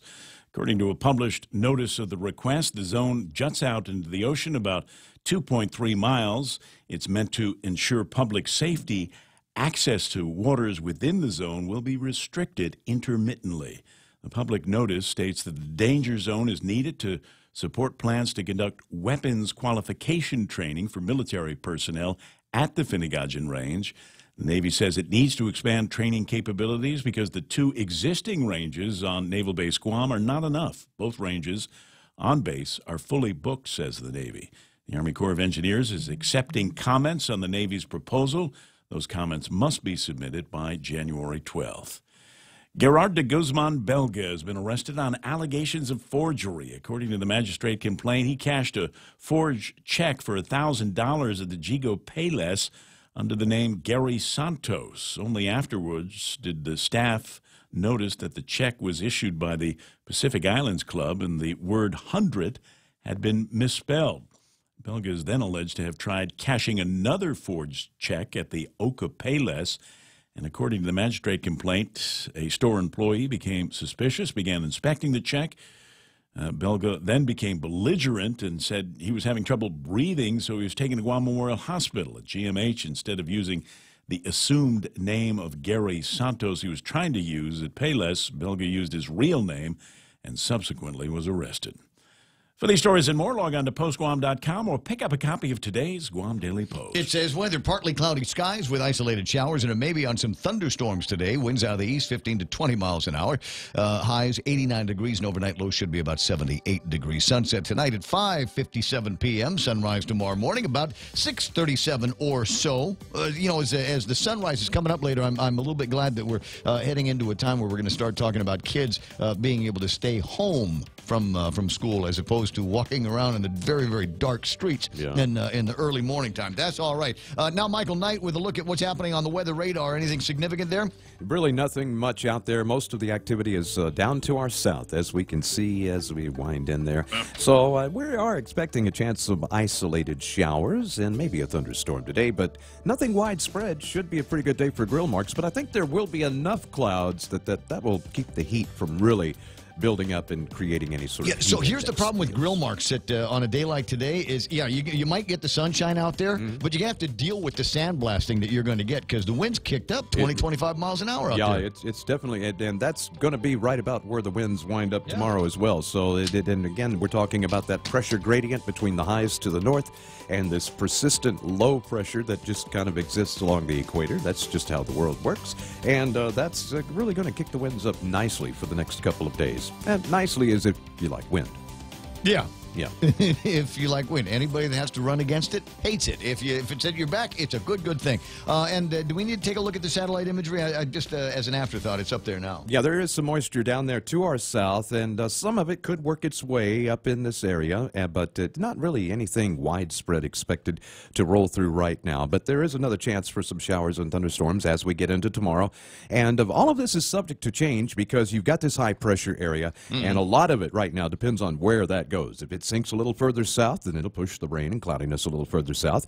If it kind of retreats back off to the north a bit, then that'll allow that moisture to move up into our area and give us a better chance for rain. It's 7:15 in the morning. That's news and weather together right here on The Point. Cheers to 80 years. It's our 80th anniversary and the gifts are on us. 80 gift certificates, 8 shopping sprees, 8 staycations, and 1 round-trip flyaway for 2 to Manila. So how do you enter? Calvo's Insurance personal home and auto customers are automatically entered. Non-Calvo's customers may enter by receiving a qualified quote. It's our way of saying thank you for trusting us for the past 80 years. For more details, visit calvos.com/giveaway or call 472-6816. Calvo's Insurance, serving Guam for 80 years. And my favorite part of the program where I get to talk about the King's crazy holiday menu. Holiday classics, the King's way. Open-faced turkey sandwich. In fact, they got a whole bunch of meals that are practically turkeyed on everything. There's the roast turkey and bone-in ham steak. Roast turkey, home-style marinated fried chicken and chopped ham. Roast turkey, pot roast, 2 pieces breaded shrimp. We've got roast turkey and tinatla chutney and lumpia. I love lumpia. And I know it's not just me. I know it's but I'm a lumpia snob when it comes down to it. I like lumpia that's got lots of actual meat on the inside of it, and there is something about the garlic vinegar black pepper dipping. Just saying the word vinegar gets you thirsty, doesn't it?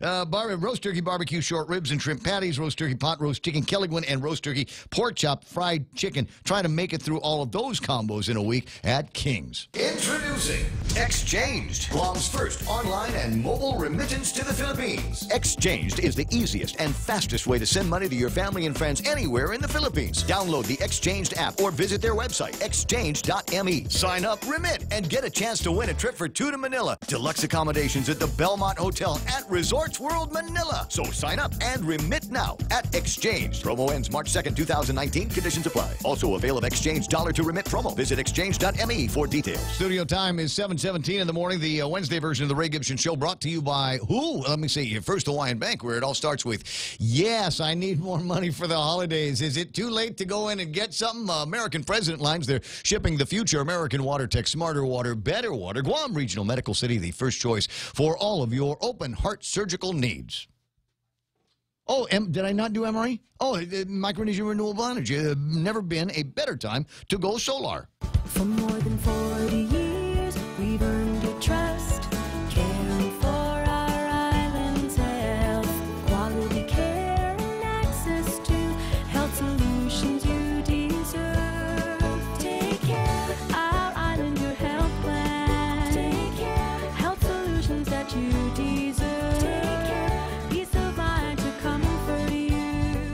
Take care, take care, take care. Cold Stone Creamery is the ultimate ice cream experience. Been that way for about the last 30 years, and they've got an incredible lineup of incredible flavors to try for the holidays. If you've got a big Christmas party, big office party that you've got, they say, what are you going to bring? And you said, I know, I'll bring dessert. And then you go, I don't know how to make a dessert. You don't need to know anything about it. Just get a hold of ColdStoneCreamery.com on the World Wide Web. Ask them about the dark chocolate peppermint ice cream with premium Ghirardelli peppermint pieces, or the new milk and cookies ice cream that they actually put Chips Ahoy chocolate chips inside. Yes.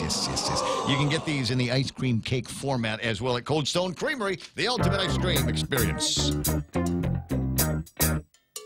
The Ray Gibson Show. Call now, 888-TALK. That's 888-8255.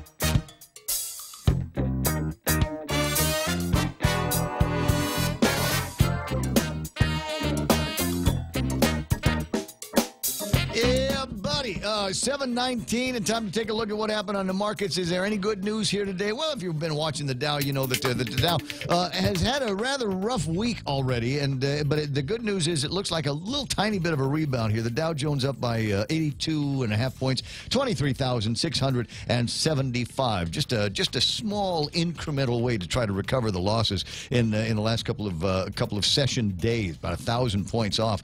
I think that brings it to the lowest point for all of 2018. NASDAQ at 67.83. That's 30 points in the green. The S&P 500 plus just a nothing of a point, 2,546. Everybody else is in the red. I got the FTSE down, the Nikkei's down, Hang Seng, Shanghai, and the DAX are all trading low this morning. But you know what's trading low, and we love it?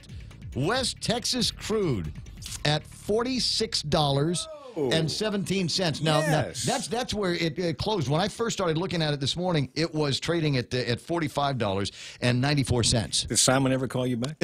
No, Simon never called me. But that's okay. I still don't have the numbers of where Tapas was when it hit that low point a bunch of years ago, where the gas prices were when Tapas was at the low. But what did I say? Oil was $46.19. So that's about $10 off from its lowest point back in 2016. West Texas was in the 60s, like about a week and a half ago. Yeah. It's tumbling down. But if you go to the Daily Post, they have the Killjoys. That's what I'm referring to it as, the Killjoy story. Price of gasoline falls for fourth time. There it is, $4.12.9 or $4.13 for a gallon of gasoline at most of the gas stations. This one here is the price at 76 Circle K. But at the end of it, because there always has to be a but, right? AAA reports that crude inventories have fallen for the second week in a row, which could lead to price increases next month. Oh, we got to get to the editor of that newspaper. There we go. Anyway, so there's that. I don't have a Tapas figure. The mechanism on the website where I get that seems to be down, but we'll assume that the Tapas is falling roughly at the same rate. Hang on a second, I got it. You think you got a Tapas number? Yeah, 42. No. 42. There's no way Tapas is at 42. Tapas yesterday was at 60. 42. I'm just telling the oil company guys on the island, it's 42. You can lower the prices as much as you want. If we were going to do that, it's back down to miraculously, it's $10 a barrel. 32. We're talking about the same kind of prices that we used to pay in 1971. You can always trust a former disc jockey. That's right. That's right. And there's a couple of them in the room here today. Jerry Robertson, another live version of the Extra Point, and a piece of. I don't know what you're going to be talking about today. I don't know what we're riffing on today. That makes two of us. Right, that's good. But there's something that came across my desk in a story. More than half of us did not get a pay raise this year. Now, a bunch of us in management positions here and executive levels, and in some cases, we're usually the last ones to get some kind of a kick in the compensation. Sometimes. You start watching what's happening with your employees and make them happy. Yep. More than half of us, according to the story, did not get a pay raise this year. The economy saw new peaks in 2018. Not all Americans report reaping the benefits. The majority of workers say they saw no salary increases this year. More than 60% said they didn't get a pay raise at their current job or get a better paying job in the last 12 months. This from bankrate.com on the World Wide Web. And that might be because you work at a company that maybe didn't see those economic peaks come out in 2018. Also possible you didn't ask. You didn't ask right. Or you didn't ask right. Yeah. So go to guamtraining.com on the World Wide Web and start scrolling through hundreds of Extra Point scripts to find out where it is that you might have screwed up. It's probably somewhere around the middle. We had a couple of extra points on that issue of pay raises. So if you're going to scroll down, I'd say start somewhere around 100 and then work your way back up because there's something in there. There's two of them pretty close together that talked about pay raises and how to get them. Yeah, I think it might be vital. It might be that your company is experiencing a surge, and unless you're one of the guys that stands up and say, look, I really love working here, and this is a great place, and I noticed that we're a lot busier these days, maybe that could mean a little bit of extra for me, and this is what I'm prepared to do to justify that. This is what I'm prepared to do to make sure that I'm accountable to these new dollars, and I'm accountable to the company. Always think of the individual that you are talking with and trying to convince, and make your case in terms of the benefits for that individual and the company. Yeah, don't just go in and say, I want to raise. I want more money, yeah. If you go in that way to where the company is going to benefit by something you're going to do, then you have a much better chance. Yeah. And don't wait till, like for example, don't wait until you're doing your evaluations, your annual eval. Okay, don't wait for then. You want to start way, way, way in advance of that. So plan for a pay raise. Don't just go and ask for one. And after you've planned, remember, courage is always rewarded. The answer is always going to be no if you don't ask. That's right. 7:24 in the morning, and now time for today's live Extra Point. What are your big plans for 2019? Is there a big goal you're going after? Maybe you're not sure. Maybe something said in the next couple of minutes will get you thinking of the possibilities. That's today on the Extra Point. Today, right now, I'd like you to think of something you'd really like to accomplish in the upcoming year. I'm not talking about a small thing. I want you to think about a big goal, a really big goal. I had a friend once who called this a BHG, a big, hairy goal.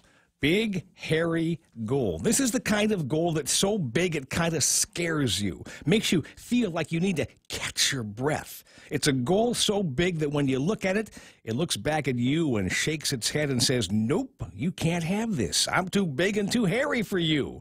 Now you go back and play with your small goals and don't even think about messing with me. You get the picture here? What kind of goal would it be that would take your breath away? Many years ago, when I began thinking about this kind of thing, I came across a story of a guy who was doing pretty well working for a financial services company, but bored out of his skull, reading profit and loss statements, etc. He dreamed of traveling the world. While at a conference, he was introduced to a man who would change his life. This man spoke several languages fluently and was contracted by the U.S. federal government to accompany diplomats on their trips to foreign lands. Our friend was in awe of this gentleman because he was doing exactly what he wanted to do. So he asked a million questions. He had done reasonably well in school and with languages, high school and college, but he wasn't fluent in anything. So he asked, how good do you really have to be to do this kind of job? The answer was that he had to speak and understand the language like a native. That good.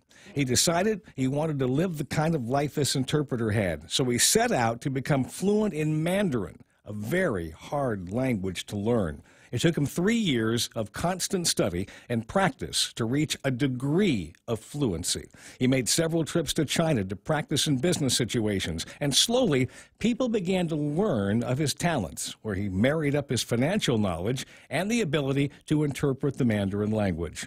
He was hired by a friend to travel with his CEO to Shanghai for a series of high-level meetings. It all went so well that he was contracted to be the man's permanent interpreter, which allowed him to quit his finance job. Other work followed, and his life changed from sitting behind a desk and a computer monitor to traveling first class with major business executives. He achieved his big, hairy goal. Is that too big, too hairy for you? If so, can you think of something a teensy bit smaller with a little less hair on it? What would that be? Forget about age or finances or what you think will block you from what you dream about. Pick up a pen and write about what you want. Then break your goals down into small, doable chunks like we discussed a couple of days ago. Is it about your career, your health, your family? Whatever it is, you'll be amazed at what you can accomplish once you are truly focused and have a good plan to achieve a goal that's outside of your comfort zone, a bit big and a bit hairy. That's the Extra Point. Get out there and make something good happen today. In fact, make something big and hairy happen today. For 93.3 in the Ray Gibson Show, I'm Jerry Roberts. Appreciate that. 728 and some great advice. In 2019, right around the corner. But you don't have to come up with something today. Not today, but start writing down. What would be a big goal? People think of small goals. Well, I just want to accomplish this much or this much. You mentioned a guy a few minutes ago, Richard Branson. Yeah. There's not enough time to tell you about a couple of Branson stories, but Branson is a guy that always thought, never mind thinking outside the box. He kicked the box away. There was no box. Branson's always been outside of it. And that's how he turned himself from virtually, I don't know where he started from, but he became a multi-billionaire because he was totally unconventional and went for the huge goals. Hasn't always got there. but Carl he went for huge Peterson. things. Carl Peterson's another guy. He decided one day that he wanted to be what, the worldwide president of the JCs. Yep, and, exactly. and figured out what steps were required to get there, and eventually became it. He became it. He was the guy that did that. And there's others, any number of other people here on Guam that have held national titles, international titles. It just begins with deciding that what it is and figuring out what the steps are to get there. And as you pointed out, completion backwards the way to do that. Yeah. I need how many votes from how many people from how many countries? Okay, take a look at we see people in our midst. Mike San Nicholas, okay, took on Madeline Berdelio in the election. It seems to be taking people on over at the legislature last night. Well, yeah. Well, but the idea is that when I interviewed him, it began with a dream. It began with just an idea, and then it manifested itself into him being in D.C. So there are people that just think of something and say, "Why not? Yeah, why not? I'll just go for it." Why not, indeed? So spend a little bit of time thinking about that while you're stuck at the traffic light. Put the phone down. Don't bother looking for messages. You can catch up on those at the office. Concentrate. Think a little bit about what big hairy goal? Big hairy goal. Our big hairy goal is to get to headlines. That's next. Jerry Roberts, thanks for the extra point. For details on that, go to GuamTraining.com. It's important to have claims process that works for you. At Guahan Insurance Services, we make things simple and convenient. Same door you walk in to purchase your insurance is the same door you open to file your claim. We can't pretend that the car insurance claims process is fun, but we can promise a hassle-free and speedy recovery without any runarounds. For your home, auto, and business insurance, visit us at the Camacho Landmark Center on Marine Corps Drive in Tamuning. Don't forget to like us on Facebook or give us a call at 475-1162 or text 929-SAVE. That's 929-7283.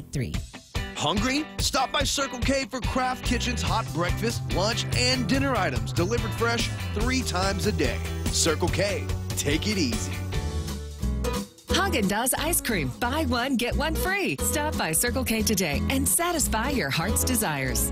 Available at all Circle K stores, excluding Barragata, Airport, and Campers locations. Applies only to the 3.38-ounce servings.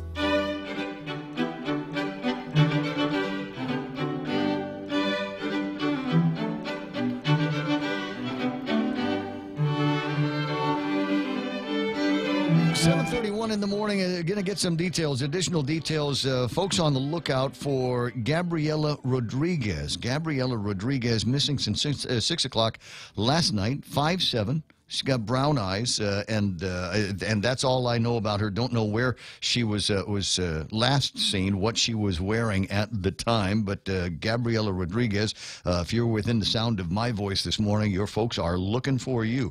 We've got information about that. If you know anything about it, contact GPD or Roy or Kelly. We've got telephone numbers. We'll share with you in a few minutes, as well as images of Gabriela Rodriguez that we can put on Facebook Live here in just a few moments. Right now, 7:32, and time for headlines from the Guam Daily Post. Here's Kevin Kerrigan. Half a day and good morning, Guam. In the headlines from the Guam Daily Post this morning, the Attorney General moving to dismiss a 13-year-old permanent injunction against the Guam Behavioral Health and Wellness Center over past shortcomings in the government's mental health services. The plaintiffs have not yet opposed the motion to vacate the injunction and dismiss the case. Behavioral Health Director Ray Vega telling the Post that the department has worked very hard over the last 8 years to correct issues related to the care provided to mental health patients. The department recently built a day clinic for drug rehabilitation and established a team led by a newly hired staff psychiatrist with forensic and addiction treatment experience. In its motion to dismiss the injunction, the AG cited the substantial change in circumstances and the hard work of management and staff, saying the injunction is no longer necessary. For the 4th time in the past month, the price of gasoline on island has dropped by 10 cents a gallon. Mobil, Shell, 76, all lowering the cost for a gallon of regular unleaded yesterday to $4.13 a gallon. Prices have fallen 40 cents a gallon since November 14th. The 4 successive declines in the price of fuel at the end of this year follow 6 consecutive fuel price increases at the start of 2018. On January 1st of this year, the price for a gallon of regular unleaded on Guam stood at $3.88. Fuel prices have been falling across the nation in recent weeks because of declining demand amidst a surge in supply. But crude inventories have fallen for the past 2 weeks, and according to AAA, that could mean price increases next month. A send-off ceremony will be held later today at the Guam Guard Readiness Center in Barrigada for 34 members of the Guam Air National Guard who are being deployed to various locations in Southwest Asia. In a release, Guam Guard Major General Roderick Leon Guerrero says, keep those airmen in your thoughts and prayers as they prepare to deploy and for the duration of their deployment. The airmen are scheduled to leave next month and will be deployed for about 6 months in Southwest Asia. For these stories and more, log on to postguam.com or pick up a copy of today's Guam Daily Post. All right, thanks, Kevin. 7:35 in the morning, and I do have an image of the young lady that is missing this morning. Her name, Gabriela Rodriguez. Family and friends are on the lookout for her right now. If you see her, contact police or just let her know that she needs to check in. I'll see if there are other details that I can get you about where she was last seen, what she was wearing, and all of those kinds of things if you want to help out. iConnect giving away instant prizes for each new 12-month plan through December 31st. You'll also be entered to win a vacation for 2 to Manila or incredible weekly prizes when you connect and win with iConnect. Go to iConnectGuam.com for details. KFC has finally answered the world's most important question. What came first, the chicken or the egg? And the answer is both. Introducing KFC's KFC AM, their new Southern and local-inspired breakfast. AM-loaded platter with chicken fried rice, waffles, and Colonel's chicken congee. KFC also has your all-time favorites, AM chicken and egg wraps, Southern biscuit and sausage sandwich, and hash browns. So for finger-licking good mornings, AM will never be the same at KFC. KFC, it's finger-licking good. Is there traffic right now? Yeah, it looks like there is. The worst part of it is, as usual, around this time of day, near the airport and an intersection in particular, as you're trying to make it from one side of the Guam International Airport through the intersection that takes you to Home Depot and then Marine Corps Drive. Always busy up around this time of the morning and slower now. Northbound traffic, Marine Corps Drive. Sorry, no, that's southbound. Right about in front of Kmart, DPW area. You're going to watch traffic slow down there. Also slow coming out of intersection of Route 1 and Route 3 onto Marine Corps Drive, and then it's all right until, like I said, you get to about where we are here. That area between Payless and the new flea market, traffic in both directions beginning to build. Also southbound traffic, Marine Corps Drive in Dededo, and even on Waisengsong, where traffic is trying to move from the northern parts a little bit closer to Marine Corps Drive. Nothing in front of Anderson, nothing in front of Big Navy, and nothing in front of Naval Hospital. Although traffic in and out of the downtown Agutnia area might start to get busy on Route 4 from about the Agutnia Shopping Center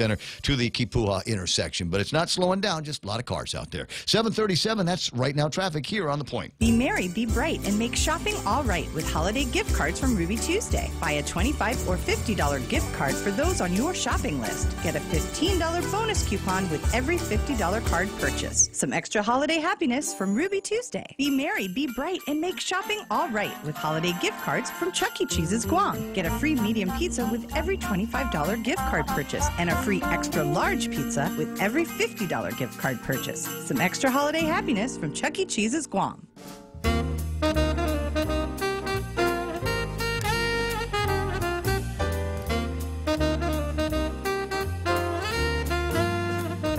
.37 in the morning, and again, folks out on the lookout for Gabrielle Rodriguez, missing since last night, about 6, last seen at home.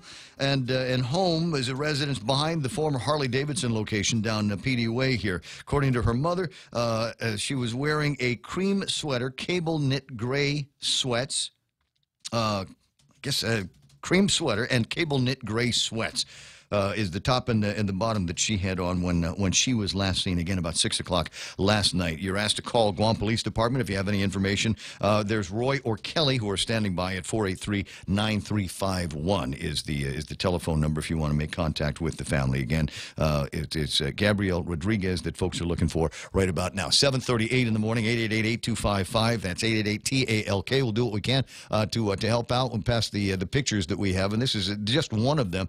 There are there are others that we've got available to us, including one with her motorcycle riding sisters, apparently, that I'll try to get up on the screen before too much longer. It's 7:38 in the morning. 888-8255 again is the telephone number here at the radio station. Items on the table of contents, and a couple of interesting ones that'll be fun to play around with. Is number one, Euclid Moylan is 100 years old today. That's Maka's grandmother, Kaleo's mom, I believe, who is celebrating 100 years today. And my goodness, what a big deal. No, I guess that would be Kaleo's grandmother. There we go. Yeah, Euclid celebrating 100 years today. How about that? There's the space sport, which is still a big deal in the news and in the headlines. So we're spending a little bit of time talking about that, and obviously people having a good time with the concept that Guam could be the Pacific base for the Virgin Orbital business, and on a 747 that has been stripped of everything on the inside. No flight attendants, no galleys, none of that stuff. Just enough. Weight for the engines to be able to carry these rockets up to a point high in the sky where they'd get released and then fly like a bird into space and do whatever it is that we've got satellites doing these days. And arguably, if you don't have to worry about a whole bunch of extra pounds on the bottom and a lot of extra fuel, then that makes it easier for these guys to get them up into space in a rather efficient fashion. Very, very cool. Are there going to be incredible jobs that come along with this? Is it actually going to happen? I don't know. Bob Kelly gives it about a 50-50 chance that maybe it could be something that is on our horizon. It doesn't sound like there needs to be a whole lot done. All you need is someplace for a 747 to land and take off from, and it looks to me like the actual freight, the payload that these things are carrying, looks to me like they would probably fit in a 40-foot container. You can get an APL be able to bring this thing in. You want to talk about shipping the future, right?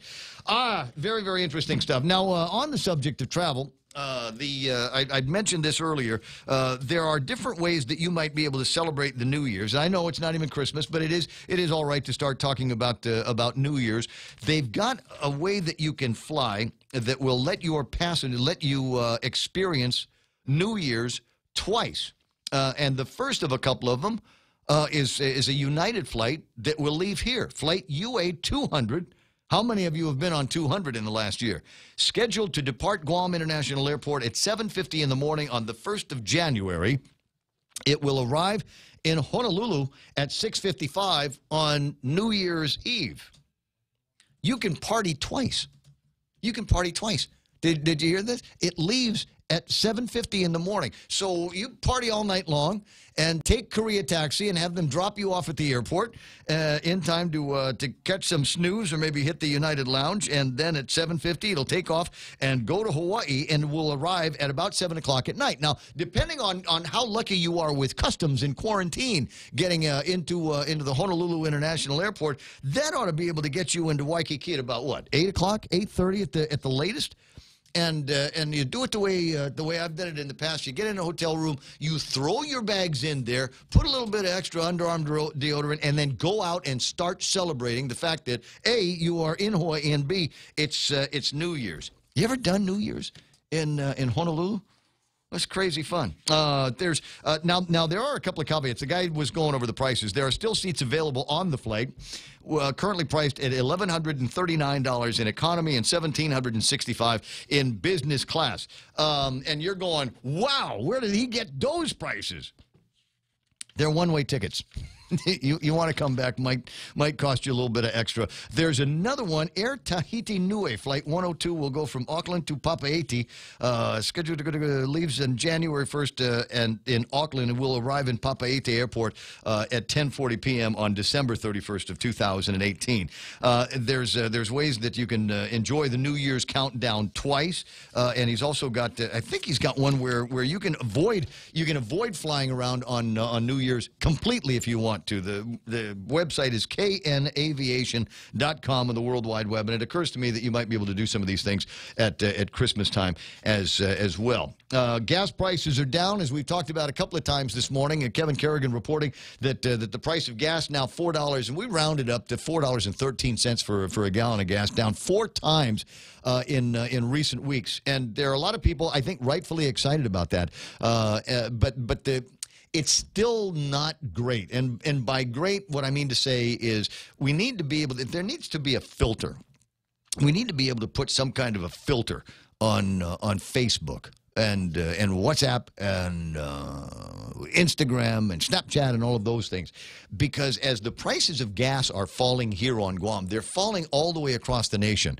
And the same way that we annoy our family and friends by sending them pictures in December and the wintertime of our white, beautiful, sandy beaches, they're torturing us by sending us images of their pump prices in the States. Somebody out in Texas, friend of mine out in Texas, sent me a picture of the price of gas in Texas, under $2 a gallon.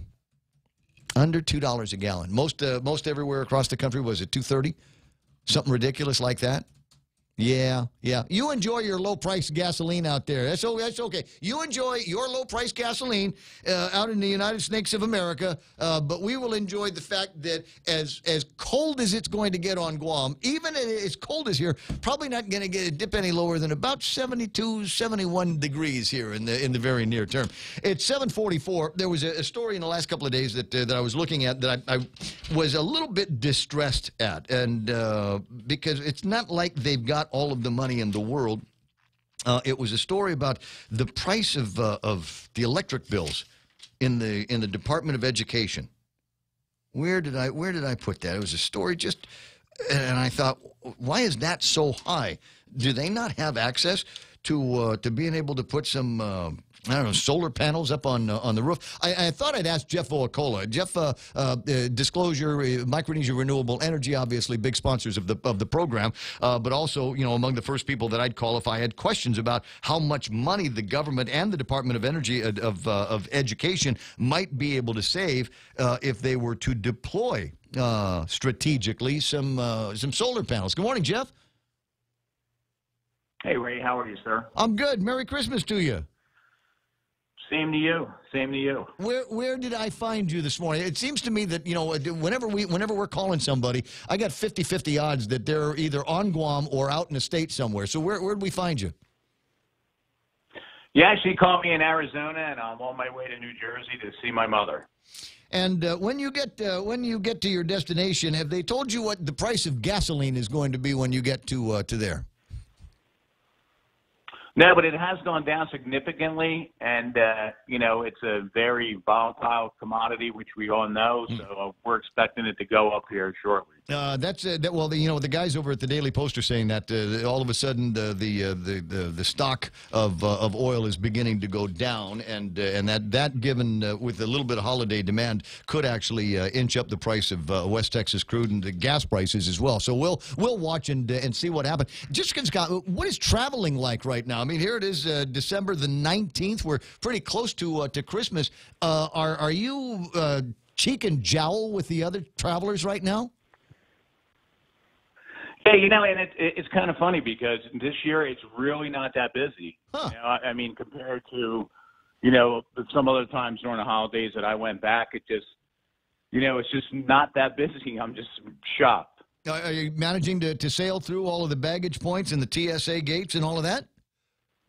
Yeah, it's not that crowded at the airports. I'm extremely surprised. Well, I'm extremely surprised to hear about that as well. The TSA suggesting that there are going to be something on the order of about 45 million people that are going to be traveling this holiday season and expecting delays. But maybe it's just because you're Jeff Voakola and people are just making a hole for you as you go through.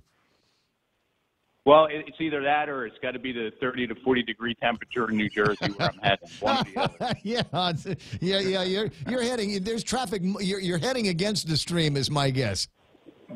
That's right. Yeah, 7:48 in the morning. Well, kisses to Mom for sure when you get home, and let them know that you've got a lot of friends here on Guam. So I was looking at the news the other day and a story about the Department of Education and what I thought was a pretty hefty monthly power bill that they've got to pay. And I thought, well, don't they have any solar panels on the roofs of these buildings?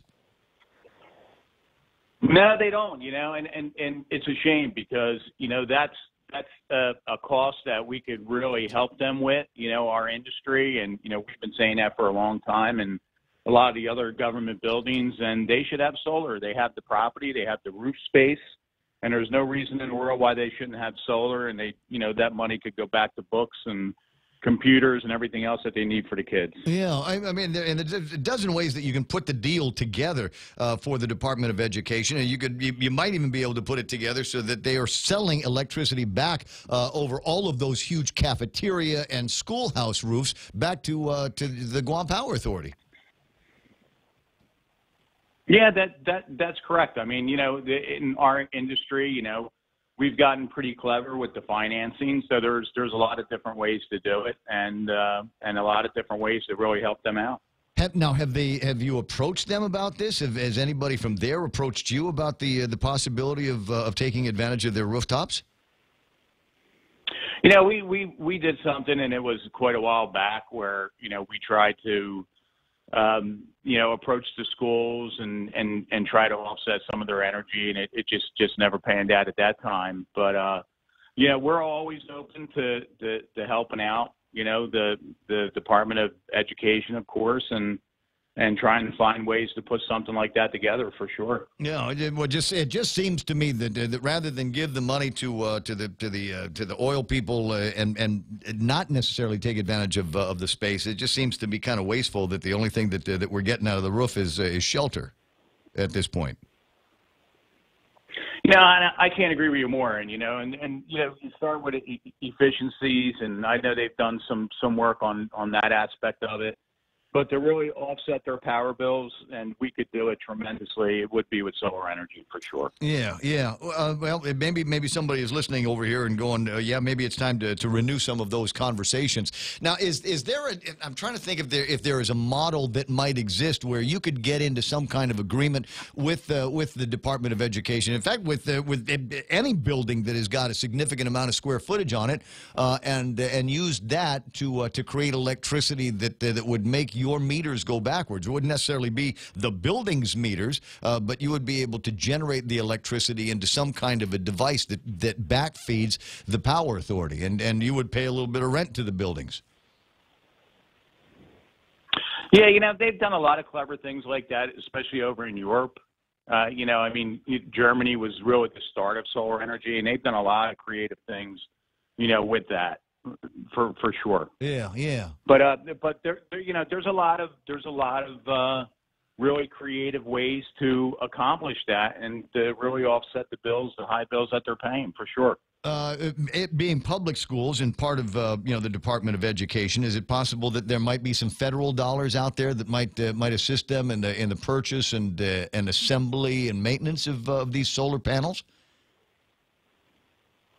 There's always grant monies out there that people could be applying for. As we know, the CNMI has been, extremely good at getting some federal grants to offset, some of the projects that are going on right now. So they've been, pretty successful in that.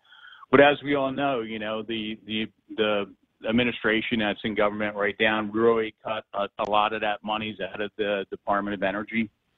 So we're hoping that gets refunded and some of those monies come back. But you are correct. There are some grant monies out there to be applied for sure. All right. Well, maybe that's something Joe can work on while you're off in the States getting some family time. In 2019, right around the corner, Jeff Volcola from Micronesia Renewable Energy. What do you suppose 2019 will bring in your industry?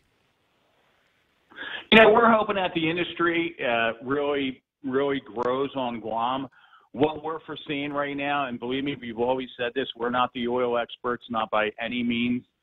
Goldman's, they cut the price of oil for next year, but we're still looking at $70 to $80 a barrel for 2019. So we think that our industry is going to do extremely well.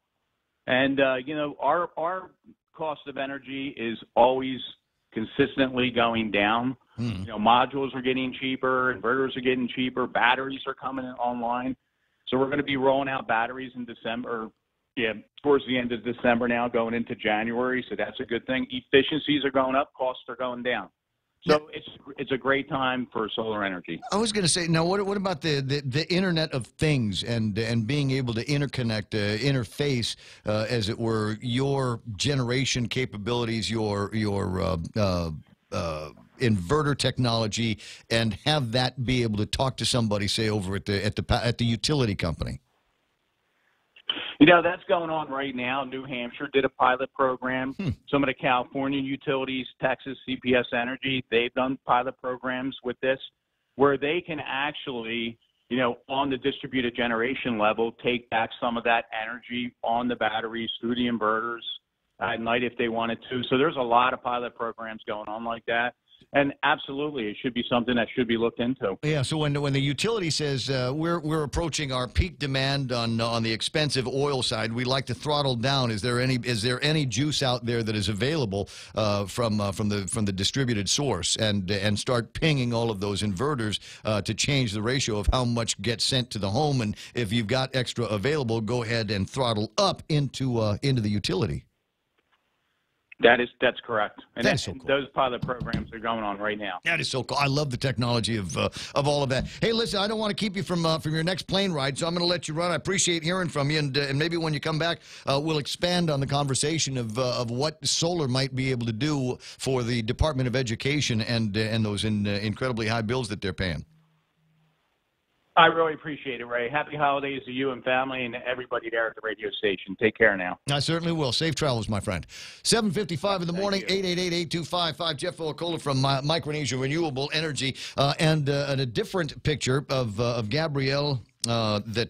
Gabrielle Rodriguez, who has been found missing. I know, oxymoron there, but found missing about 6 o'clock last night, and we get word from her family that she was discovered missing from her home in the Assen area, around where the old Harley Davidson location was. And I will tell you a little bit about what she was wearing in a second. But this is the another image that we have of Gabrielle Rodriguez. Again, family looking for her right now. If you have any information about her whereabouts, please contact the Guam Police Department. They will get a hold of the family and make arrangements for some kind of a reunion here. But missing since last night at 6 o'clock. Again, Gabrielle Rodriguez. We've got contact information. If you're watching on Facebook Live, we do have some contact information from folks that are very, very close to the scene. She was last seen wearing a cream sweater and a cable knit gray sweats at her home in Assen. It sure be great if we could get these folks back together. 888-8255. 888-TALK is the telephone number here at the radio station. You got something you want to talk about, that's all right. And if you don't, because I get it, there are some days where you go, I am in holiday mode. I don't have to think about anything. I don't have to have an opinion on anything that is in the newspaper or on the news last night or any of that. I'm just going to sit back and let Ray fill me with some of his thoughts on some of the things that are floating around. One of the and I'm almost ready to say interesting things, but I honestly haven't found anybody that seems to have any kind of interest in it at all. But there's going to be, coming in the new year, a new boss over at the Department of Interior. What's his name? Stinky Zinky is out.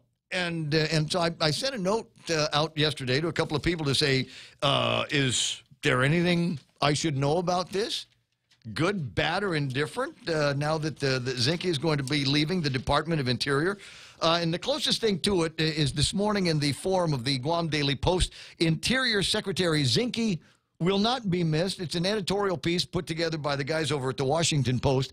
And if you've got, Washington Post versus Trump versus everybody in the administration, you know it's not going to be a long, loving hail and farewell to Zinke, but Ryan Zinke as the Interior Secretary. Now, the other connections that we have to was he was apparently, you might recall, he was here in September, met with Governor Eddie Jerome Baza-Calvo over at the administration office, and the picture that I am looking at in the Guam Daily Post is cropped a little bit. You might recall, though, there was a little bit of a controversy, tiny flap, about that picture because the expanded view of it had a picture of Doris Flores Brooks, who I don't recall at the time whether she was still the public auditor or whether she had turned into candidate Brooks. And there were some people that were wondering, Congressman Berdalio, Mike Nicholas, going, hey, how come we weren't invited? What happened there? What's going on? 7:58 and change. Louie. Yeah, hey, Ray, just a real quick comment about one of the possible reasons for high energy costs at DOE. And I understand it's a really complex factor, but for years now, I've had grandkids tell me how in a number of their classrooms, not every single one, it's just plain cold. there have been days when they've taken sweaters to school just to be comfortable in the classroom. Well, anybody that owns a home or a business knows that a variance of just 2 or 3 degrees on the thermostat can save you a lot of money in the long run. So I offer that something not to be dismissed and to be looked into when we look at this question of why it's so expensive. I will agree with you 1,000%. I've heard the same thing before, and you're right. There are a lot of factors. One of them may actually be the Every Child is Entitled to an Adequate Education Act, or as Bob Klitzky refers to it as the Adequate Education Act. And I think that one sets into law what the minimum ambient temperature of the classroom is supposed to be. And if you're driving air conditioners on Guam towards that minimum ambient temperature, let's call it 72 degrees, and you know, it's the Department of Education. What are the chances that they got a great deal on high SEER air conditioners, right? Expensive high SEER air conditioners, probably zero. So that's my guess. Is we're probably trying to force through highly inefficient air conditioners a low temperature. So that could be a big part of it. Hey, I got to run. I got the news coming up, but we'll talk again. Sure thing. All right, bud. We're KUSG, have gotten you the radio station known as 93.3 The Point. Ray Gibson here, and Fox News and more on the other side.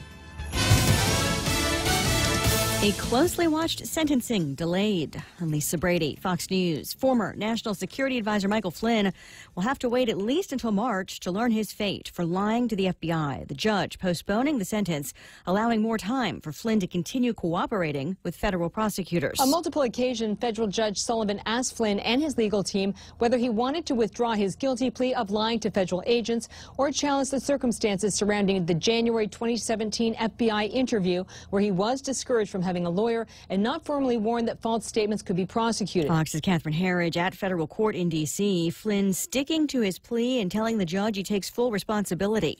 White House spokeswoman Sarah Sanders wishing Flynn well and echoing the president, who tweeted earlier today again about the Russia probe being a witch hunt. Russia tried to create chaos within the election, but certainly not that they actually impacted it. The only reason that the president is the president is because he was a better candidate and beat Hillary Clinton. We also know that the president never colluded with Russia.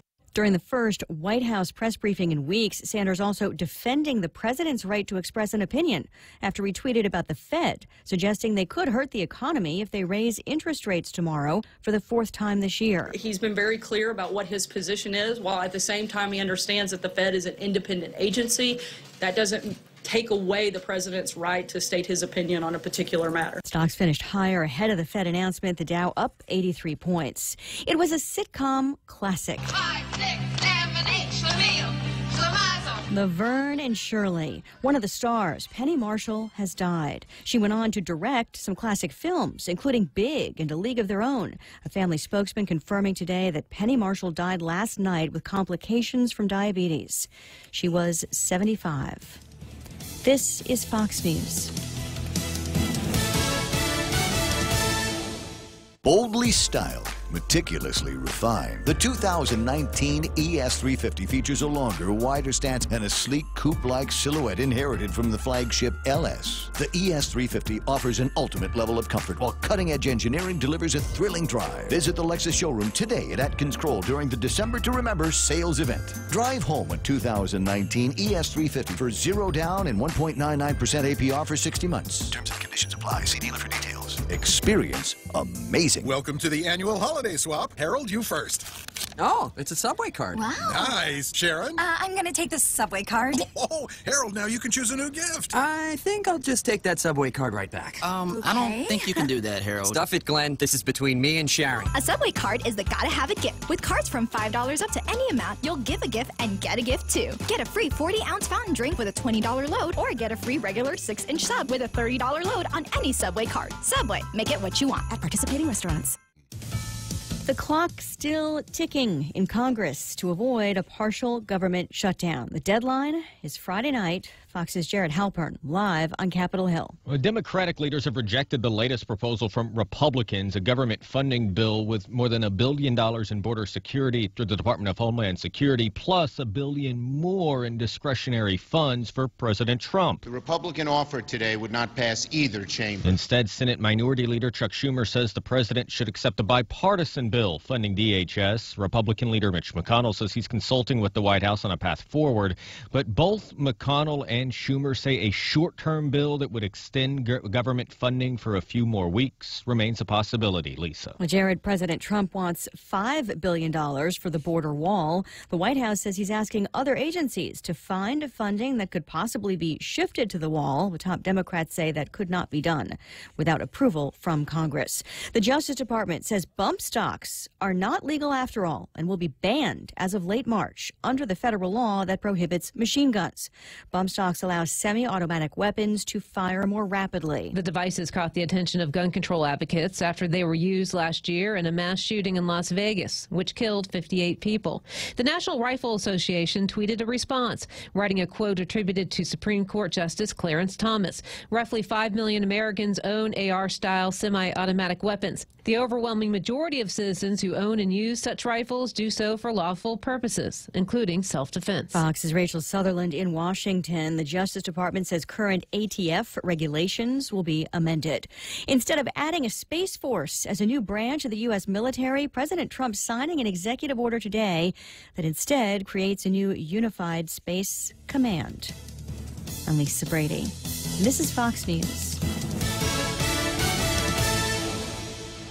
Security Title is honored to join in sponsoring Ray Gibson on The Point. Half a day. I'm Mark Benventi of Santa Rita, and this is where I start my day, listening to the voice of our community and sharing thoughts and issues that affect us all. It all boils down to our people, our land. Protei Igumamo. Protect your home. When purchasing or refinancing your home, remember to call the professionals at Security Title, just like you call Ray Gibson in the morning.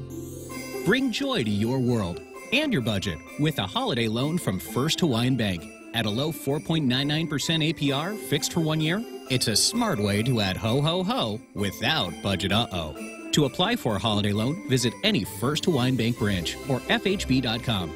For more information, call 1-877-640-2337. Additional restrictions apply. First Hawaiian Bank. It all starts with yes. Member FDIC, Equal Housing Lender. Half a day. This is Maria Lamsit and Kayla Ramos, Vice President and Secretary of the Simon Sanchez High School Senior Class of 2019. And we're inviting you to support our race to graduation in our annual Run with the Sharks 5K on December 22nd. Join us at the Simon Sanchez campus for raffle prizes, shirts, and all-around Shark spirit. Go time is at 6 a.m. Pre-registration is available at the main office and on race day. Call 489-8917 or 8172 for more information. Thank you for all your support. From Simon Sanchez High School graduating class of 2019. Are high power bills sending your budget into chaos? Take control with the help of Micronesia Renewable Energy. Using the highest quality panels, a solar energy system from MRE will guarantee to save you money on power.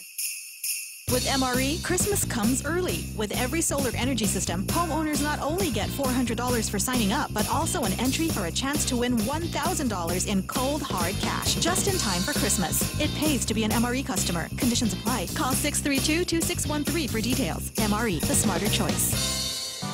At the heart of everything we do is our mission to improve the life of every child. From mungy nennies to growing teens, they'll be in trusted hands at FHP Health Center, where we offer comprehensive pediatric services to nurture and protect your child's health from day one. Begin your little one's journey to good health at FHP with seasoned pediatricians and professional staff who hold decades of combined experience. FHP Health Center, our island, your clinic.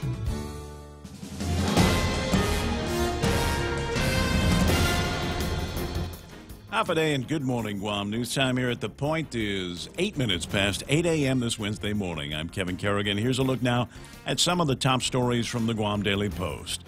The Navy is asking the Army Corps of Engineers to establish a permanent danger zone in the waters off the Finnegadjin Small Arms Range at Nictams. According to a published notice of the request, the zone juts out into the ocean about 2.3 miles from the coast. It's meant to ensure public safety. Access to waters within that zone will be restricted intermittently. The public notice states that the danger zone is needed to support plans to conduct weapons qualification training for military personnel at the Finnegadson Range. The Navy says it needs to expand training capabilities because the two existing ranges on Naval Base Guam are not enough. Both ranges on base are fully booked, says the Navy. The Army Corps is accepting comments on the Navy's proposal. Comments must be submitted by January 12th. Attorney General is moving to dismiss a 13-year-old permanent injunction against the Guam Behavioral Health and Wellness Center over past shortcomings in the government's mental health services. The plaintiffs have not opposed the motion to vacate the injunction and dismiss the case. Behavioral Health Director Ray Vega says the department has worked very hard over the last 8 years to correct issues related to the care provided to mental health patients. The department recently built a day clinic for drug rehabilitation and established a team led by a recently hired staff psychiatrist with forensic and addiction treatment experience. In its motion to dismiss the injunction, the AG cites the substantial change in circumstances and the hard work of management and staff, saying the injunction is no longer necessary. We'll have more news after this. Cheers to 80 years. It's our 80th anniversary and the gifts are on us. 80 gift certificates, 8 shopping sprees, 8 staycations, and 1 round-trip flyaway for 2 to Manila. So how do you enter? Calvo's Insurance personal home and auto customers are automatically entered. Non-Calvo's customers may enter by receiving a qualified quote. It's our way of saying thank you for trusting us for the past 80 years. For more details, visit calvos.com/giveaway or call 472-6816. Calvo's Insurance, serving Guam for 80 years. Introducing Exchanged, Guam's first online and mobile remittance to the Philippines. Exchanged is the easiest and fastest way to send money to your family and friends anywhere in the Philippines. Download the Exchanged app or visit their website, exchanged.me. Sign up, remit, and get a chance to win a trip for 2 to Manila. Deluxe accommodations at the Belmont Hotel at Resorts World Manila. So sign up and remit now at Exchanged. Promo ends March 2nd, 2019. Conditions apply. Also avail of Exchange dollar to remit promo. Visit exchange.me for details. 10 minutes past 8 a.m. here at The Point. Guam lawmakers spent all day yesterday and into last night taking testimony and debating legislation that would pay $5.9 million to a recycling company for the removal of old tires, junk cars, and other metallic waste from the Dededo Metallic Waste Station, a job that was completed more than a decade ago. The original 2001 licensing agreement called for a credit of $1.6 million to be paid to Koku Recycling, but the job ended up costing $7.5 million, according to receipts presented by the company. Senator Dennis Rodriguez Jr. introduced a bill that would use money from the Recycling Revolving Fund to pay the balance. However, during testimony yesterday, the Guam Attorney General's office said the bill was inorganic because the legislature cannot mandate an executive branch agency to change the terms of a contract. Assistant Attorney General Ken Orcott said Koku should have filed a claim under the Government Claims Act or a lawsuit in Superior Court. Koku's attorney, Fred Horecki, however, countered that the contract remains valid. The CLTC asked Koku to do the job, and they did, and as a result, the people of Guam got the benefit, he said. However, Acting Speaker Therese Terlahi questioned whether that contract was still valid after all these years, and she wondered why Koku waited so long to make its claim. I know it's Christmas time, said Terlahi, but I don't see why we should play Santa Claus with the people's money. Bill 350 was moved to the voting file. Session resumes at 5 o'clock this afternoon. One of the companies owned by billionaire British entrepreneur Sir Richard Branson is in talks with the Guam International Airport Authority to launch commercial satellites into space from Guam. The company is Virgin Orbit. Airport Executive Manager Chuck Atta told the Guam Daily Post the airport has been engaged in talks with representatives from Virgin Orbit since March. Virgin Orbit plans to place a small satellite in its Launcher 1 rocket and attach that rocket to the underside of a Boeing 747's wing.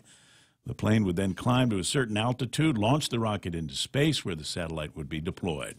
Atta said the airport authority hopes Virgin Orbit will establish a presence on Guam, which could mean leasing a hangar and basing their launch plane here. He declined to speculate on the financial impact and said no final agreement has been reached. Separately, the airport authority has been working with the Federal Aviation Administration to obtain a commercial spaceport license, which is required for any facility launching objects into space. Addis said he expects the spaceport application to be submitted to the FAA in about 3 months. Approval by the FAA could take another 6 months. For these stories and more, log on to postguam.com or pick up a copy of today's Guam Daily Post. Ray and Mike now with weather. Kevin, we'll get to weather in a second. For the last hour or so, we've been trying to help reunite Gabriela Rodriguez with her family. Kelly Rodriguez is Gabrielle's mother, and I want to put her on the air to get a little bit more information on what may have happened. Good morning. This is Ray. Hi, Ray. This is Kelly. Kelly, I appreciate you taking the telephone call. As a parent of a daughter, I would be beside myself and inconsolable and incapable of talking to anybody about anything. But if you would please let us know a little bit about the circumstances surrounding her coming up missing. About 5, 6 o'clock last night. Yeah, my husband had come home from work to pick up my 16-year-old son to go to the gym, and Gabriella was here. And she, told him she wasn't feeling well and she was probably going to go to bed early, which isn't unusual for her to go to bed early. Mm-hmm. And when he came back from the gym, he checked on her and she wasn't there.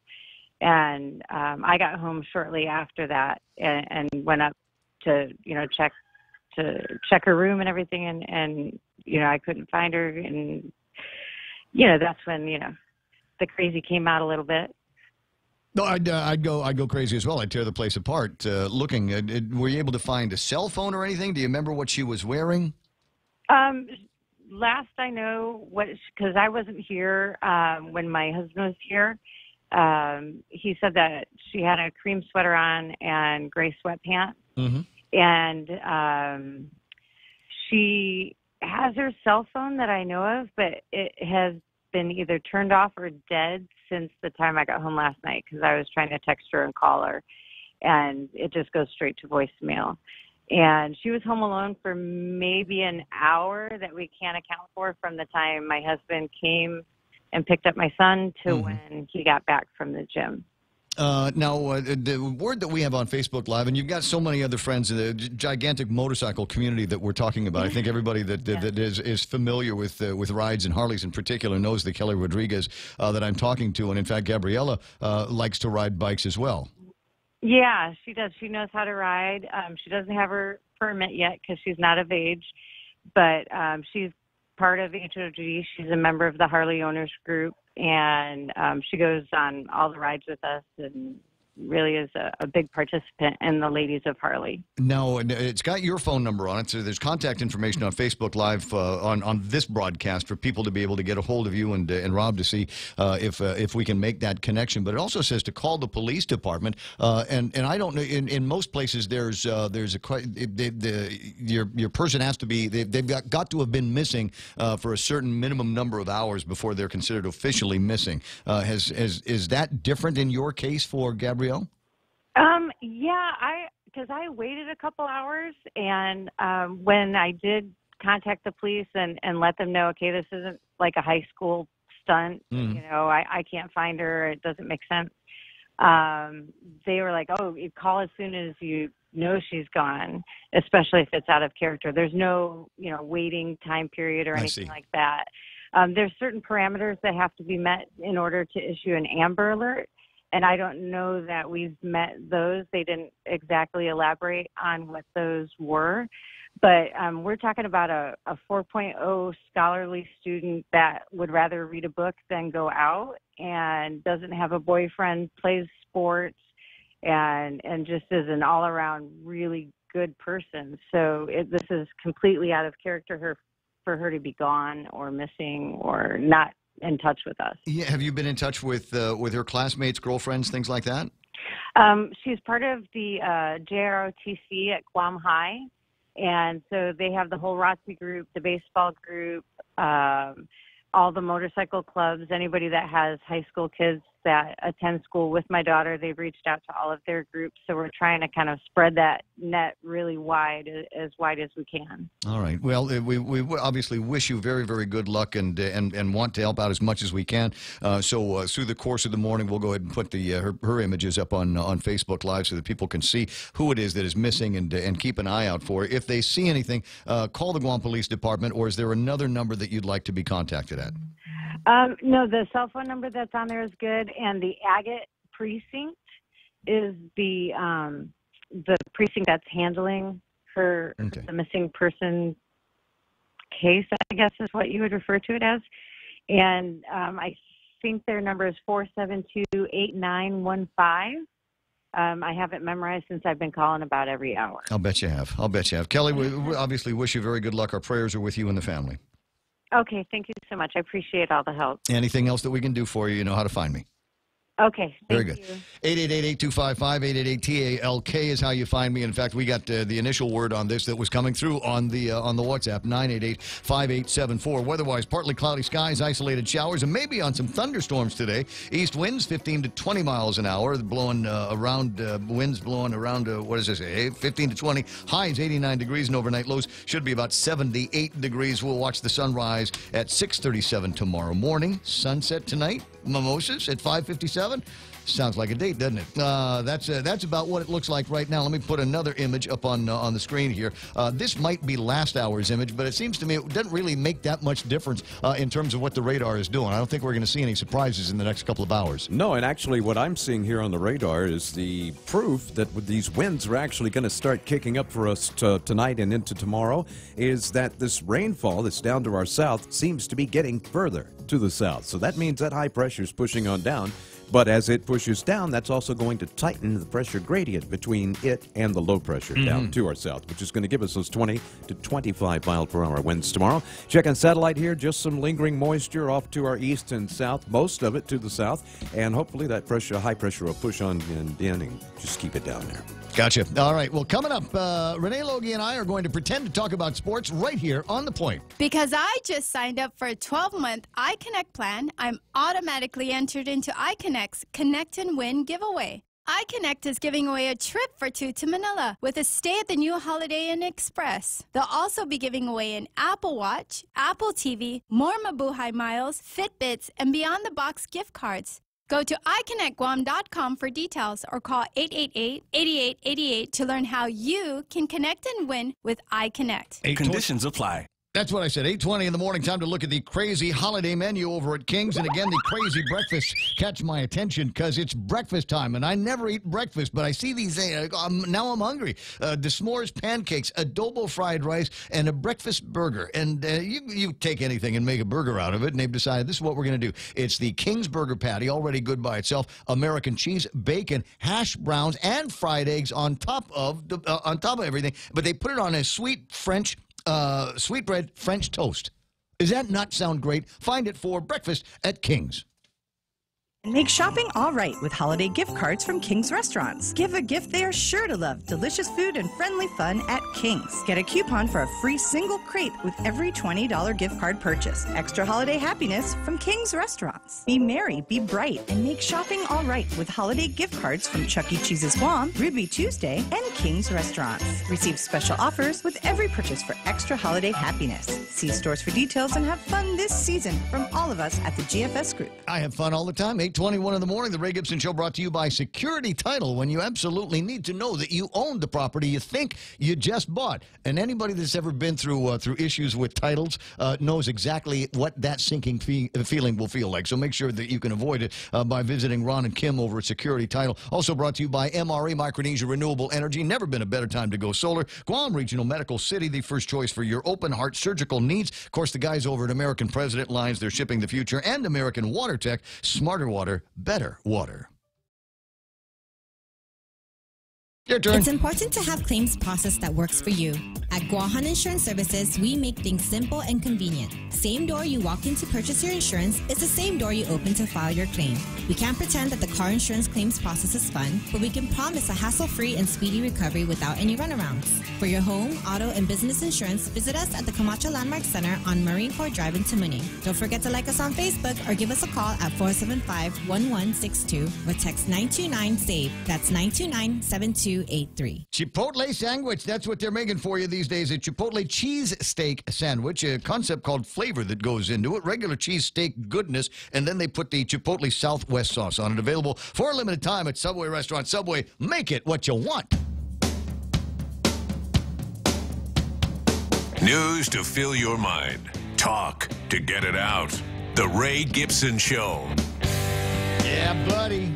Yeah, buddy. And as you can see, I like to put her up on the camera just while she's here because it's far better looking than me and anything else that's going to be taking place in the studio. Good morning, Renee. Nice to see you there. Good morning. Did you get your workout in? I did not. You I did woke not. up late. Oh, did you? So no running this morning? No running this morning. Okay, but that's all right. You did, what, 8 miles yesterday? Yeah. Which is the way good. I mean, I think I might have topped out around 6 yesterday, but in bits and pieces, and I'll explain some of that here in a second. It looks like both Renee and I are going to be participating in the Guam International Marathon coming up next year. Yep. You've started your training, and I officially started mine last night. Ooh. Yeah, and with me on the line, Dave Torrey works over at Take Care's on the line. Good morning, Dave. How you doing?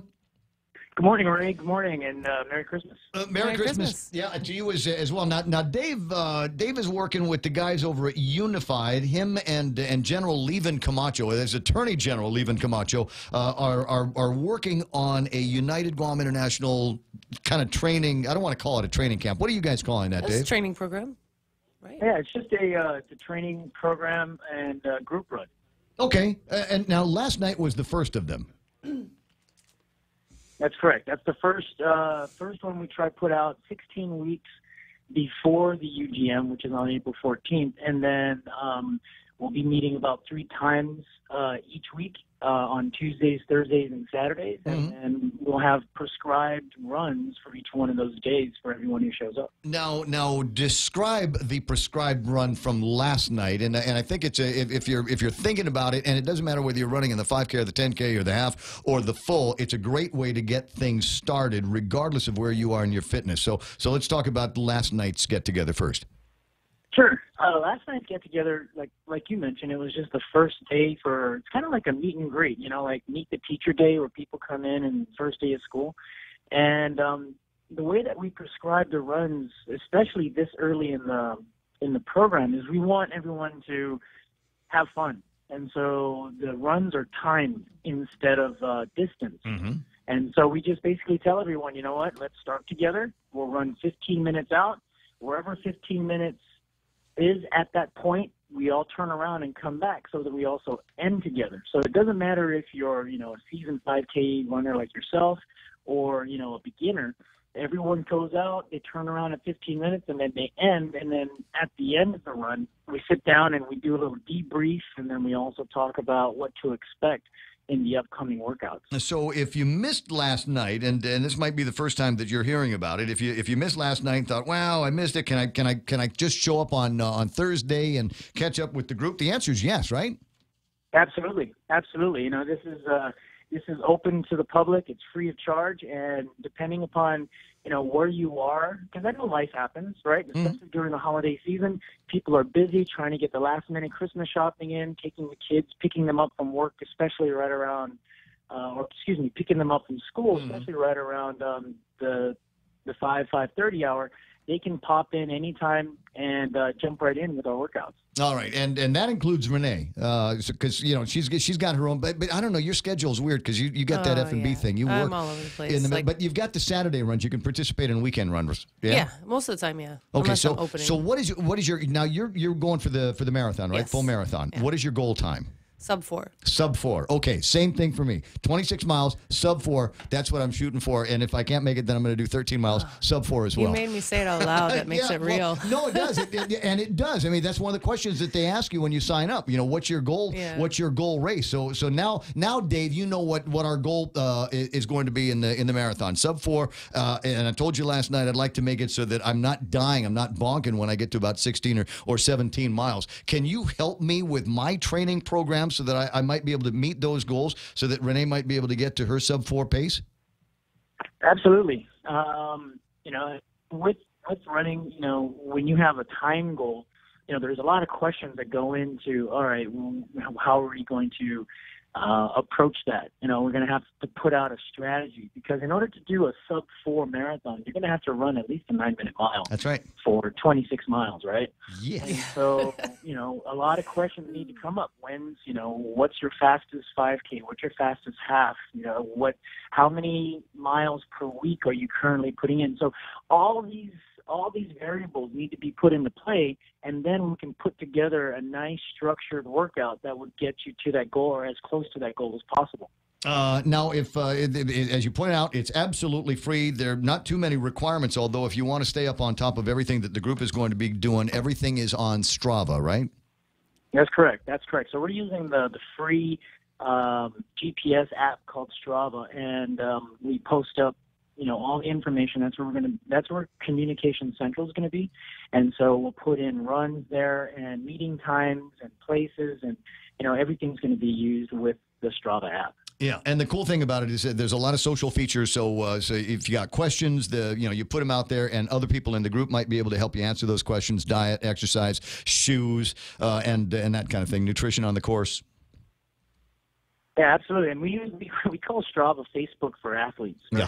So if someone posts a run, like, for example, I saw your 6 miles, your accumulation of 6 miles yesterday, so I gave you a thumbs up, and we can do the same, just to encourage others, you know, to continue to do it and to monitor their progress. I mean, as a coach, what I use Strava for is I take a look, and if you have, you know, a GPS watch or a heart rate monitor or whatever, you know, I can take a look and see what your intensity is during that particular run, and whether you're running at the prescribed pace that, you know, we discussed during the endurance club. Yeah, well, there's a whole lot that goes into it, and that's about all the time that we've got. Dave, find Dave or find Levin, or just show up at Unified, which is behind the ITC building. There's 2 gyms back there. Unified is the first one, and just be there about 5:20 tomorrow afternoon, and with your running shoes, and let's go. That's right. Gotcha. All right, buddy. I'll talk to you pretty soon. All right, Ray, we'll see you tomorrow. Yes, you will. It's Dave Torrey, 8:29 or so, and a little bit more coming up, but I wanted to make sure that we had a little bit of time with Renee here, because I've got the last of the sports quiz. So it's time for Sports with Renee. I gotta go fast. Kevin Kerrigan's lined up his last of the headlines. Now, I do want to point out that speaking of social media, the blah blah blah sports with Renee Logie, that particular story has garnered 207 views here on Facebook Live. You are absolutely racking them up. Yeah, I get a lot of likes here, Valentine's likes on it, and trust me, it ain't people looking at me. There's a lot of people going, "Hey, who's that pretty girl with the Ray and so there are a lot of people coming through. And so thanks very much for that. We'll put Renee back on the screen here and just quickly go over a little bit of what was yesterday. So yesterday we got football, right? Yeah. How did that end up? That was an interesting game. Panthers came to play. Let's see, they came back for a 2-point. Did they win? No, it was final score was 12. Final score 12-9. So but Saints, it was respectable. Saints still held them down, but it was a good game. There was a lot of good plays. They went Saints trying to do a 2-point conversion, picked up by Panthers. They ran it back for 2 points. Crazy. Crazy. Now, is that what you expected, Mike? That's about right. Although I really thought the Saints would put a little more something on them. But, yeah. So I mean, all of my trash talking about Cam Newton yesterday, he was actually there at the game. Well, he was he's still struggling to and to the make fact some of the matter passes. is that, you know, teams match up differently. Okay, so, you know, for instance, Dallas just got shut out by Indianapolis, who is not really a very good team, but it just so happens that they matched up well with Dallas in that game, so much so that they shut them out. Conversely, Indianapolis has already lost 7 games this year, and some of them, they've gotten their butts kicked pretty good. So it just depends on the matchup. And in this case, whatever the coaches were talking to the Panthers about, they had a good game plan against the Saints, which you must have just to keep it close. And it worked for them, but it just wasn't quite enough to get past whatever the Saints had. Yeah. All right. Well, not much by way of football. Today's kind of a break between the 15th week and week number 16, and that will begin with what will be for us a Friday night game. And I don't even know who's playing on that one. Do you have any idea on what the lineup is for the Friday game? Actually, that's not happening this week. We'll have Saturday. We'll have Saturday games, and that's going to be Washington and Tennessee and Baltimore at the L.A. Chargers. Okay. So we can cover more about that. Yeah, we'll cover more in the next couple of days. Do I have time to take care of the last of the sports quizzes here, Renee? I have time. You have time. Yeah. Kevin, do I have time? You have time. No, Kevin, no, you don't. Get rid of me first, and then you want to take care of headlines first? Kevin Kerrigan is going to be coming up with headlines first, and then we'll do the sports quiz with Renee after that. Holiday Tritons, this is Chelsea Ting, Communications Officer with Bank of Guam and proud alumna of the University of Guam, class of 2015. I made some of the best memories during my time as a Triton, but I also remember that it wasn't easy to pay for everything that I needed to graduate on time. I have committed to giving back through the G is for Giving campaign, which will help student scholarships, programs, and activities, and I encourage you to do the same. To make a tax-deductible donation, log on to supportuog.org by December 31st or call 735-2975 for more information. Viva UOG!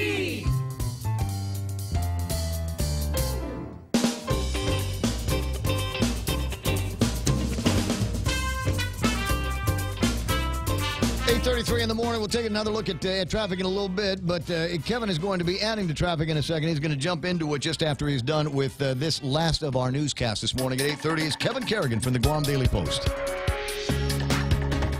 Half a day and good morning, Guam. And the headlines from the Guam Daily Post this morning, the Attorney General moving to dismiss a 13-year-old permanent injunction against the Guam Behavioral Health and Wellness Center over past shortcomings in the government's mental health services. The plaintiffs have not yet opposed the motion to vacate the injunction and dismiss the case. Behavioral Health Director Ray Vega said the department has worked very hard over the last 8 years to correct issues related to the care provided to mental health patients.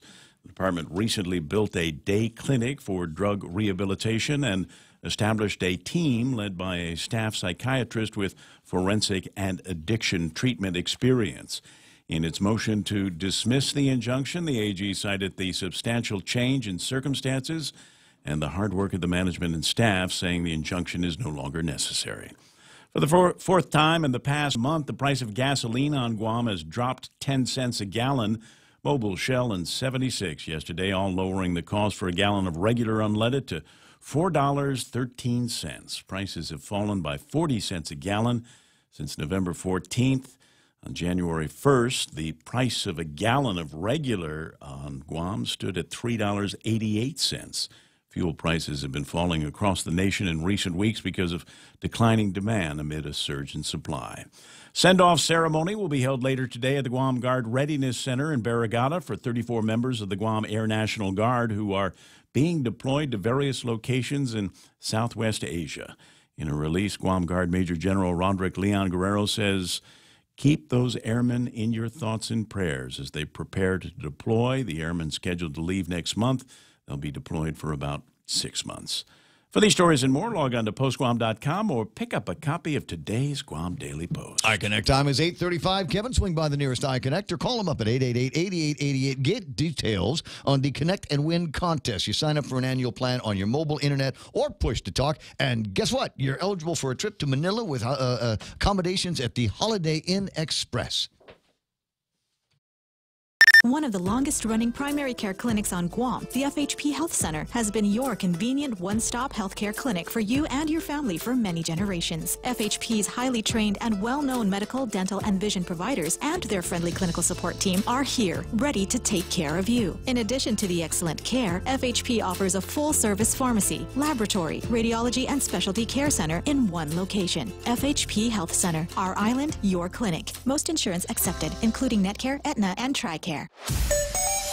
Is there traffic now? Let me see. Yeah, in front of Barrigada Heights, the 8, 10, and 16 intersection, inbound traffic on Route 8 towards that intersection, going slower than normal. Also seeing a little bit of slow traffic in front of the Guam International Airport, but only there's this weird spot, when you come out of the airport and you got to make that turn. at where the airport is, and then everybody is stuck waiting for the light to turn green, so the rest of Tejan can empty out. It's slowing down through there. We're watching traffic beginning to be built up in a few other locations on Marine Corps Drive and some of the streets that bring you into Marine Corps Drive. Route 16, that whole roadway from around Cost You Less towards the intersection where the McDonald's is, that looks like it's a little bit thick right now. So watch out for that. 8:37 in the morning. That's right now traffic here in The Point. Chili's 3 for Me menu just got bigger. We're giving you more choices for the same great price. For just $15, you can get a beverage, salad, and an entree. First, choose from a refreshing Coca-Cola, iced tea, or Heineken on draft. Then enjoy a house salad and select your choice of a mouth-watering entree, like our half-rack ribs, Cajun chicken pasta, old-timer burger, personal chicken fajitas, or the flavorful margarita flatbread. So hurry in today and enjoy our Chili's 3 for Me menu for just $15. Available for a limited time. Chili's, more life happens here.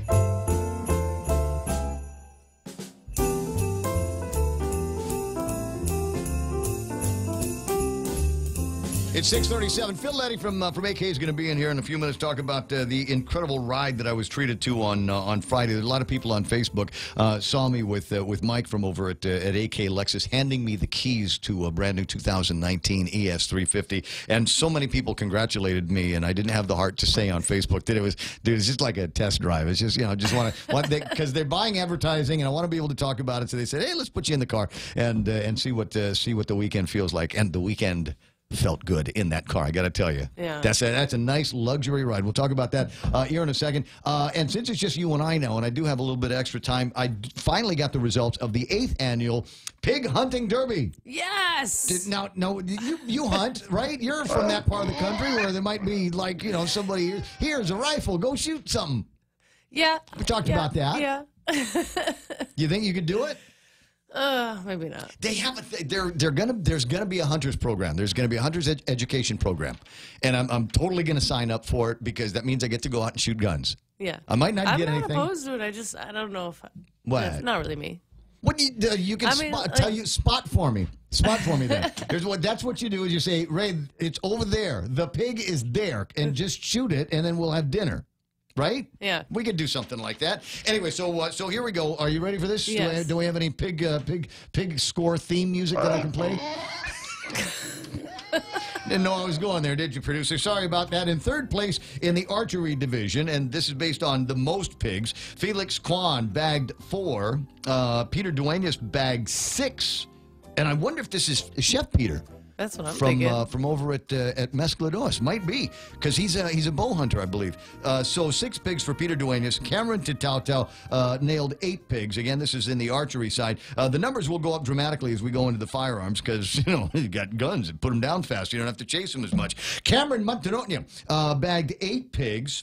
Edward Tatautau and 11, and Sean Martinez put down 13 pigs. Wow. Over the weekend, so not bad. Total is 78 pigs were collected from there in a variety of different places: Mingilao, Jigo, and Telefofo. Now there's kind of a side contest going on the largest pig, and that one goes to Peter Duenas again, who got a pig came in at 185 pounds. Wow. That's more than me, and it's way more than you. Yeah. So imagine something that big that they'd have to dispatch and carry out. Now, are you ready for the sports quiz? Yes. Wait, hold on. 180 pounds? No, 185 pound pig. That's a lot of bacon. That is a lot of bacon. I just want to soak in that thought for just a moment. Yeah. I don't know if we're going to be able to get Jane Dia on the line at some point to talk about because it's going to be a few weeks before they get around to the Pig in the Park contest, which is the second side of it. Is they're going to take pigs and give them to cooks. Yes, for us, we can go there. And we can have go it. there, and we can eat fresh, came out of the boondocks, pigs and ribs and loins and bacon. I imagine there's all whatever it is that we're not throwing away. Maybe even sausages if they've got time to put that together. Season up the meat and get it going. I bet somebody here knows a good recipe for some pork sisig. You and I both know somebody here at the radio station that knows about that. All right, so let's line up some sports quiz questions for Renee. A little bit louder. A little bit louder now. Come on, let's feel it. Oh, feel it now, yes. Question number 1, and by the way, this will be the easiest of the week. Okay. I promise it'll be the easiest of the week. You say that before. But I've had to dumb it down. I've found really, really easy questions. No, it's the same. It's the same people that put the questions together. But as I said, I'm looking at it and I'm going, this looks like who put the questions together. The Know-A-Lot website. Question number 1 for you. Which of the following sports does not involve a ball? Tennis, squash, or badminton? Badminton. What do we call it in badminton? Birdie. It's absolutely right. Just like it when girls say birdie. In which sport do you run and jump as far as possible into a sand pit? It is. A long jump. Absolutely right. Yes. What color is the standard tennis ball? Like is it yellow, neon yellow? Like what's the exact color? Yellow will work, but if you're old enough, you'll remember when they were all white. It's optic yellow. Okay. Optic yellow, I think, is the correct color for that we're supposed to be talking about. Yes. Wait a second. Oh, yeah. This is important as well. We'll get to Sydney in just a second and talk about another big sporting event that you can actually do as part of Dave Torrey's running plan. Okay. All right. So where did I leave off? Tennis ball question. What sport involves a bat, a ball, and a wicket? Cricket. Very good. In which game do you knock down 10 pins with a ball? Bowling. See, I told you. Oh it's yes, easy. I love this quiz now. What are ballet, tap, and hip hop all types of? Dancing. It is dancing. Which sport uses? It might be a little bit tricky for you. Which sport uses the lightest ball? Is it football, baseball, or depending on where you are in the world, some people call it ping pong. I call it ping pong. Some people call it table tennis. Lightest ball. Pong. What's that? Ping pong. Absolutely right. See, this is great. Which outdoor sport involves a club, a ball, and holes in the ground? Golf. 2 more and you're perfect. What game? What games beginning with the letter O are held every 2 years in summer and winter? Olympics. Olympics. And what type of, your last question is 90% here. You're going for 100%. What type of sport is played on horseback? Polo. Ding, ding, ding, ding, ding. Congratulatory music. 10 out of 10, ladies and gentlemen. Outstanding work here. You are now qualified to be our forever sportscaster lady. What do you think? I think I need some work still. So now you woke up late this morning, so there's not going to be a morning run. Will there be an afternoon run? Maybe something? Yeah, maybe a treadmill run today, unfortunately. It's only 30 minutes, but you know. Yeah, still hate them. Dreaded, hated treadmill. It's better than an afternoon outside run, especially since it's bright and sunny outside. Sweetie, you're going to need to train in the distress. That's what I've been doing. I've been running in the late after. I've been running in the afternoons because I need to get used to running in heat because it doesn't matter how fast we think we're going to go in the marathon. Some of it's going to be in the sunshine, early morning sunshine. So be ready for that. 8:44 in the morning. I got to run. I'll talk to you pretty soon. We'll take some pictures real quick and see if we can break 207 on the what do you call it? Stories Magic on Facebook. So while we do that, what? Yes, I do have time. Thanks for reminding me. Sydney's on the line, and one of the things that is going to be a part of the United Guam International Training series that they're doing with Dave and Attorney General Levin Camacho is the 5K this weekend at Simon Sanchez, and I've got Sydney on the line here. Good morning, Sydney. Good morning. And it's great to have you here. Just a couple of minutes that we've got for you today, and I might be able to get you some more time tomorrow. But tell me a little bit about the 5K. How do we sign up? Big prizes, routes, etc. So our 5K is for our seniors, class of 2019. It's to raise funds for our graduation coming up in June. The 5K is this Saturday. Show time is at 5 o'clock in the morning. Go time is at 6. Per person, it's $10. However, per student, high school through elementary, is $7. If you're a group of 4 adults, it's $35. And if you're a group of 4 students, it's $25. The route is going to start at Sanchez on campus. Mm-hmm. We're going to head down towards Hoffaday Market, go right onto Marine Drive, turn right again at Crown's Bakery, and then head back towards the school. All right, so basically it's 3 rights, right? Yes. All right. So the only thing that you got to worry about is if you're going for time, you got to watch out and try to make those turns as quickly as you can. Try not to lose any speed or momentum as you do that. I know some people that are going to be using the Simon Sanchez race this weekend as time trials to get them prepped for the marathon. You didn't know that, did you? I no. You know now. So make room in the front for people that are going to want to go real fast. What are the big prizes? You got some vendors lined up with some cool gift certificates. Yes, we've got some raffle prizes from Dusitani, McDonald's, Outrigger, places like that. They're all nice places. I like them all, and so everybody it sounds like everybody is going to come away with something. We'll talk more about this next chance we get for an interview. All right. All right. Thank you so much. You're welcome. I'm going to put you on hold because I want you to talk with Mike to make sure we've got your number, so we might be able to ring you up a little bit earlier tomorrow or Friday, 8:47 in the morning, and that's all the time that we've got for sports, etc. With that, I'm going to let Renee go and do whatever it is that you do for the rest of your day, All right, and I'm going to stay here and do whatever it is that I do for the rest of the day. Phil Letty from AK Lexus coming in just moments.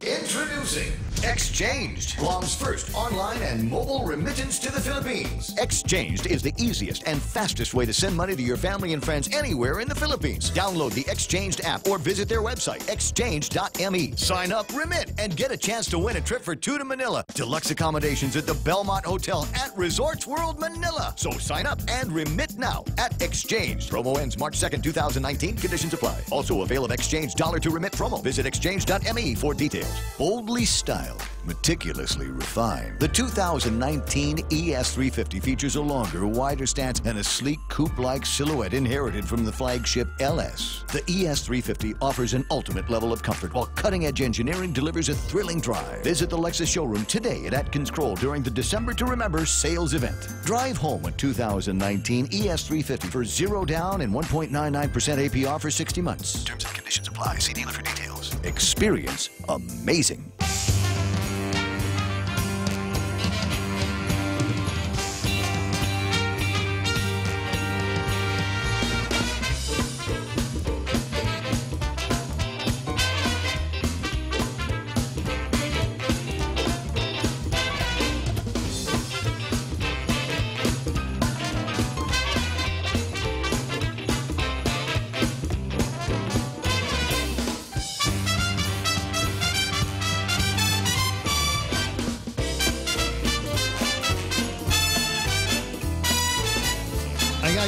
I got to take care of something. I've got Phil Letty from AK in the studio, and I can never remember whether it's AK Lexus, AK GM, AK Toyota, any of the other things that you guys have got under your belt. So what is your overarching? Just AK?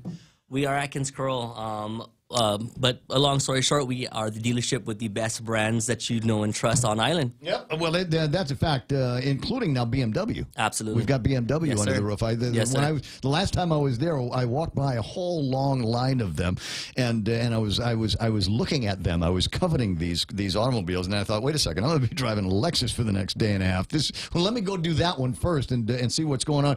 Now I thought I left pretty clear instructions. They said Phil's going to swing by the radio station. We'll talk about the 2019 ES350, and I thought that's great. And what we'll do is we'll get Nicole in the studio and see if we can get Nicole on the cameras as well. And I don't know how the instructions got jumbled because all I got is Phil. What happened to Nicole? She got cold feet. Is that what happened? I'm not too sure. But fortunately, I've got pictures of Nicole that I can put on while we're talking. There you go. There you go. Pictures will suffice. There's Nicole LG. She works over there and helps out with the marketing and things like that of all of the products that they've got available under the massive under construction. Though I noticed roof at AK. You guys got some construction going on the Marine Corps Drive side. What's that? We got some huge things coming. Our marketing director, Mr. Ernie Galito, along with our project manager, JP Paris, they are doing some huge things. So we're moving BMW to Chevy. Oh. So they're completely gutting the Chevy, the previous Chevy showroom. Yeah. They're spicing it up for the BMW luxury line, and then Chevy is slowly integrating into the old Scion building where BMW was housed. And there's so much going on there. I mean, Correct. and don't forget, in addition to that, you've got incredible service bay, state of the art service bay that you've got there, and the biggest. And plus car washes, etc. I mean, there's all kinds of things that are happening on that compound. You're kind of spilling out over into Pickanail Road and into the Denny's parking lot pretty soon, aren't you? Well, when our service grows, our clients grow accordingly. So we're hoping to take over and continue our footprint as the #1 dealership on Guam. You know, I'd love to spend some time talking about BMW with specifically now the kind of service that you have over at AK, because I know that there were some people that might have been thinking about BMW in the past and were worried about aftermarket service, but now you combine BMWs with the incredible service base that you've got and some great guys. I want to say there's a couple of leddies in the back as well that know a thing or two about the way cars work, specifically BMW cars, and maybe that will lift some of your concerns.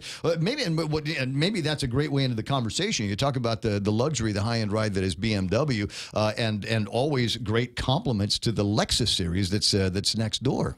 Correct. You have the two best luxury brands offered on island. So you're absolutely right. The BMW clientele in Guam isn't as large per se quantity-wise as the Lexus clientele, but they're just as deserving of the service that we offer at AK. Yeah. So they're very happy. They're very happy to come to either bring their BMWs or revisit the BMW brand at AK, backed by AK service, and then you get spoiled with the AK Club, which is our car wash, our loaner program, and our wonderful service attendants. Well, and plus you've also got the idea that these guys do write paper with virtually every financial institution on Guam and know when the interest rates are super, super low. So those are some of the things that you need to think about as well. ES350, thanks very much for handing me the keys to that automobile. Absolutely. I love the ride. I love the ride. And the second I got in the car, it's one of these things where you pull on the Marine Corps Drive, and it felt like it was a different road. Yeah, it absolutely. felt like it was a different road. I mean, it just the bumps and the dips and all of that stuff. I wasn't feeling any of that, and really kind of got into the luxury of the ride. And I found myself doing something that is extremely rare, and that is taking the long way home. That's right. That's right. In a Lexus, you absolutely enjoy your drive home. What the Lexus does, especially with the ES specifically, is the way I explain the ride is you're floating. You almost can't feel, like you said, the bumps on the road. Yeah. So you end up enjoying traffic. And if that makes any sense. I didn't mind getting stuck. Yeah. I didn't mind getting stuck at all. And like I said, I knew where I know where the house is. Yeah. But I'm in the car. I'm thinking I really want to take advantage of some of the extra time. So I drove from there down in Anigua and Petey, and came back up. Found a hot dog over by the post office and enjoyed that. I might scare up some pictures in the next couple of days, because this is they're having this incredible December event that's going on over at AK. We'll talk about that here in a second. But it's not just the ride. It's all of the appointments. It's all of the. You can always tell, especially with the Lexus series, that really think about what it is that the driver needs. I mean, we've got there must have been 4 or 5 little knobs and gizmos just to figure out where you want the chair.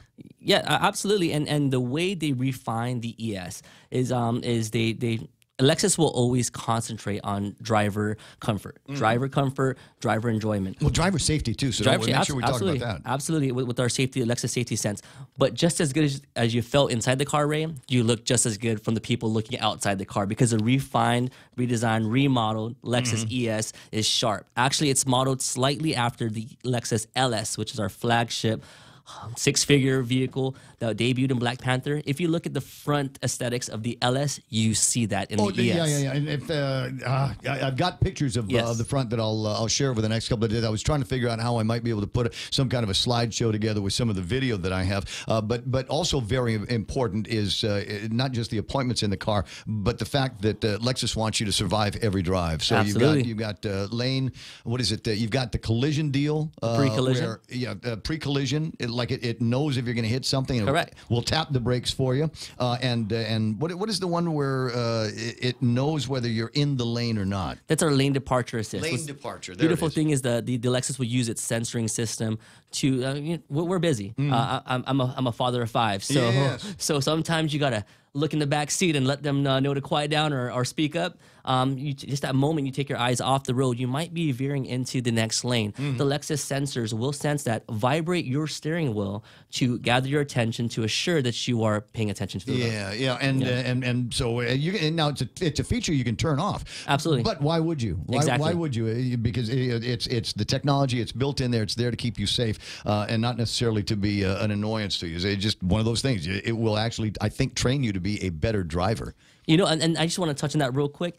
You made a very important point that you can turn it off. So Lexus will offer you so many different ways that you can enjoy your vehicle without forcing you to enjoy it one way. Yeah. So there's other brands, and I'm sorry, BMW, but there's other brands that will force the sport package, that'll force the sport drive, which is excellent because there are some drivers looking for that specifically. Lexus gives you comfort. Lexus allows you to change your driving mode to sport.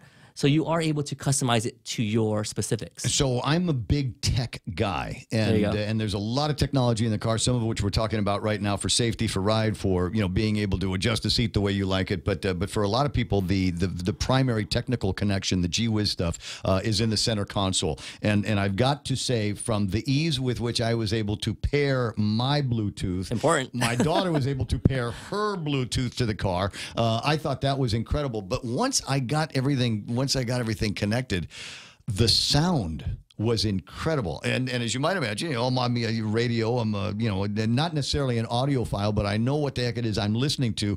And so I've got Boss 104 playing on this thing, and it was great. The first song that came up as I'm driving out of AK Lexus was Lowrider by War. and I'm listening to this thing like it was the first time I'd ever heard it in my life, because the surround sound system that you have in the car, which you can bypass, incidentally. Which you can bypass. There's a lot of different ways that you can mess around with the audio on this thing, but they've got this surround sound that made it so I could place the drums over here and the scratch on the guitar over there, and I could hear the keyboards chinkling off on the right hand side. It felt like I was on the stage with War performing that song.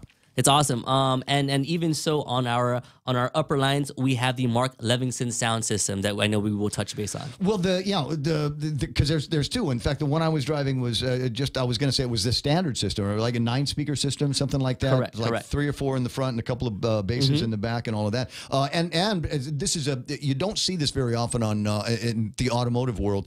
You'll see it in 7.1 systems at home. It has a center bar. It does. It has a center bar, which helps if you're listening in a Lexus ES350 right now, should make it sound so that Phil and my voices are coming from dead center in the console, and then all of the other speakers that just kind of wrap it all in there. Oh, did I put Nicole's picture back on the Facebook Live? Yeah, I guess I did. Sorry about that. So how many of these do you have in stock? Tell me about colors. Tell me about options. All right, so right now we're very excited. You touched base. We do have the premium package, which is our entry package.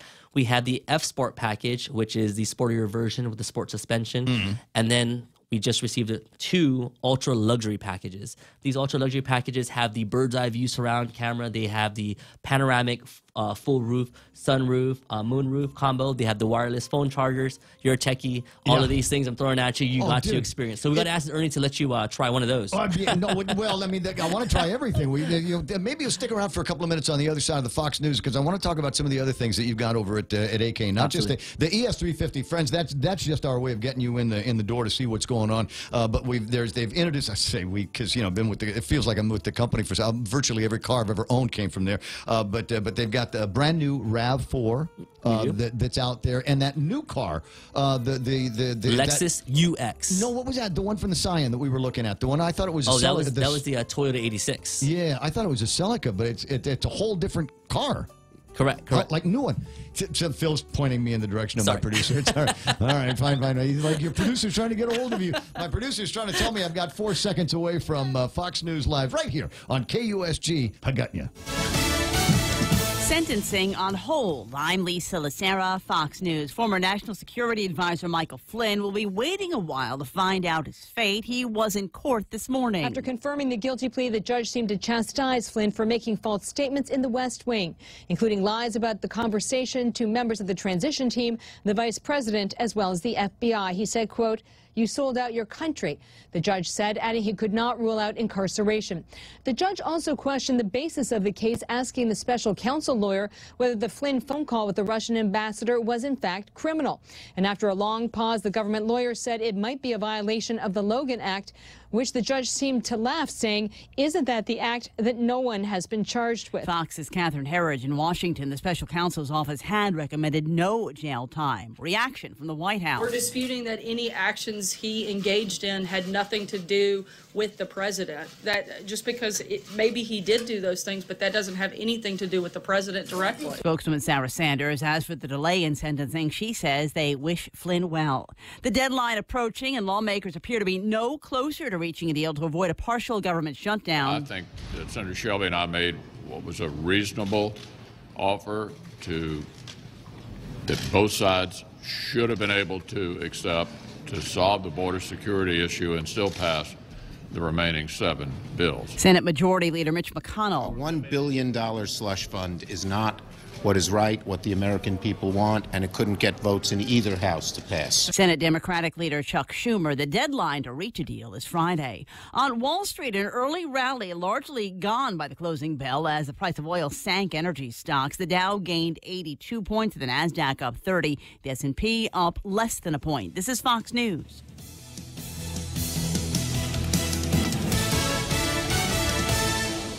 Good news, Guam. Now you can design a phone plan that suits your needs by switching to GTA's handset payment option. With HPO, you can take home a new smartphone today and pay it down over 12, 18, or 24 months. You decide. And since there's no contract, you can upgrade phones at any time. So stop waiting. Join the thousands already taking advantage of the most flexible phone plan on Guam. Limited time offer. Terms and conditions apply. GTA, your island, your network. Boldly styled, meticulously refined. The 2019 ES350 features a longer, wider stance and a sleek coupe-like silhouette inherited from the flagship LS. The ES350 offers an ultimate level of comfort, while cutting-edge engineering delivers a thrilling drive. Visit the Lexus showroom today at Atkins Kroll during the December to Remember sales event. Drive home a 2019 ES350 for 0 down and 1.99% APR for 60 months. Terms and conditions apply. See dealer for details. Experience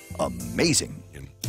The transcripts of former FBI Director James Comey's answers before Republican House members released this afternoon. James Comey told Congress why he did not alert the Trump campaign about the existence of a so-called dirty dossier until after the election happened. Jim Jordan, Republican from Ohio, asked him, were you concerned at all that the president might get the wrong impression, that maybe, in fact, you had this important information, that some way you could hold that over the president's head? Were you concerned about that? And did you convey it in such a way as to make sure he didn't go away with that impression? Comey said, I was very concerned that he might interpret it as an effort to pull a J. Edgar Hoover on him. Fox's Peter Ducey in Washington. The city of Chicago in mourning after 2 police officers were struck and killed last night by a train while pursuing a suspect. This is a particular tough time here for the 5th District. I don't know, and I've checked, ever before a single district in a single year.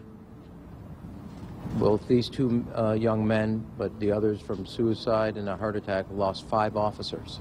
I can't think in history a time that's happened to a single district out of the 22. Mayor Rahm Emanuel, police say it's likely the officers didn't see or hear the train because they were looking at a train that was approaching them from another direction. A police spokesman saying the sound of one approaching train likely made it impossible for them to hear the other train that ended up hitting them. Both officers had about 2 years on the job. Miss America may be leaving Atlantic City again. Multiple reports say the organization is looking for cities around the country that may be interested in hosting the pageant. That's according to paperwork obtained by local newspapers. The organization seeking a venue with at least 3,000 seats. The pageant originated in Atlantic City nearly 100 years ago. It moved to Las Vegas in 2006, but returned to AC in 2013. I'm Lisa Lacera, and this is Fox News.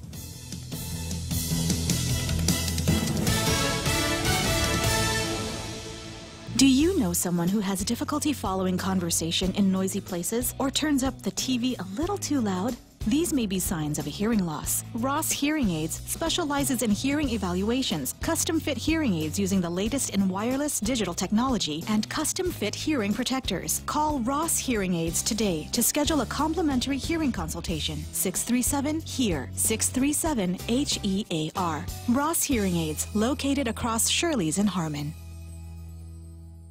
It's time to go eat at King's because it's 5 minutes after 9 o'clock in the morning, and there is a breakfast waiting for you over there on their crazy holiday menu. What's the deal with the crazy holidays? It's holiday classics, the King's way. And frankly, there's a couple of different deals that they put together here that would look exactly the way your Christmas or your New Year's or your Thanksgiving plate would look like if you were doing it at your house, except you're not doing it at your house, and you don't have to clean any dishes, and you don't have to cook or do anything like that. Turkey sandwiches, and I love the sandwiches that they put together. They're cut and pica sandwiches. They've got a breaded fried steak sandwich, open-faced turkey sandwich, chicken ranch BLT, and of course, we talked about this yesterday, the Spam sandwich. There you go. That's exactly what I was thinking. 6 after 9. Find it for lunch, or breakfast, or dinner, because they'll fix it up for you anytime you want to at King's. Security Title is honored to join in sponsoring Ray Gibson on The Point. Half a day. I'm Rita Tidegui of Manila, and this is where I start my day, listening to the voices of our community and sharing thoughts about issues that affect all of us. It all boils down to our people and our land. Ingatan ang iyong tahanan. Protect your home. When purchasing or refinancing your home, remember to call the professionals at Security Title, just like you call Ray Gibson in the morning. We're talking about how many different, if you got 5 shopping days, what'd you say? You got 5 kids? Is that, yeah, so that's how we're going to keep them all together. Phil Letty in the studio. 7 after 9, and portions of the Ray Gibson Show also brought to you by my buds over at American President Lines. They're shipping the future. Micronesia Renewable Energy. There's never been a better time to go solar. American Water Tech, smarter water, better water, and Guam Regional Medical City, the first choice for your open heart surgical needs. Introducing Exchanged, Guam's first online and mobile remittance to the Philippines. Exchanged is the easiest and fastest way to send money to your family and friends anywhere in the Philippines. Download the Exchanged app or visit their website, exchange.me. Sign up, remit, and get a chance to win a trip for 2 to Manila. Deluxe accommodations at the Belmont Hotel at Resorts World Manila. So sign up and remit now at Exchanged. Promo ends March 2nd, 2019. Conditions apply. Also avail of Exchange dollar to remit promo. Visit exchange.me for details. Here's Wendy's. And as I said, I was driving around. I finished my workout yesterday and thought, I'm hungry. I run 6 or 7 miles. You get hungry when you do something like that. And I remembered that Wendy's has a new artisan bread masterpiece. It's the bacon maple chicken sandwich. And it's hot, crispy home-style chicken fillet topped with Swiss cheese, applewood smoked bacon. Then there's drizzlage of this maple glaze, all in between a warm and fluffy croissant bun. A limited-time sandwich. So put some of that in your mouth before they are out at Wendy's. Morning talk that matters. The Ray Gibson Show. Call now. 888-TALK. That's 888-8255.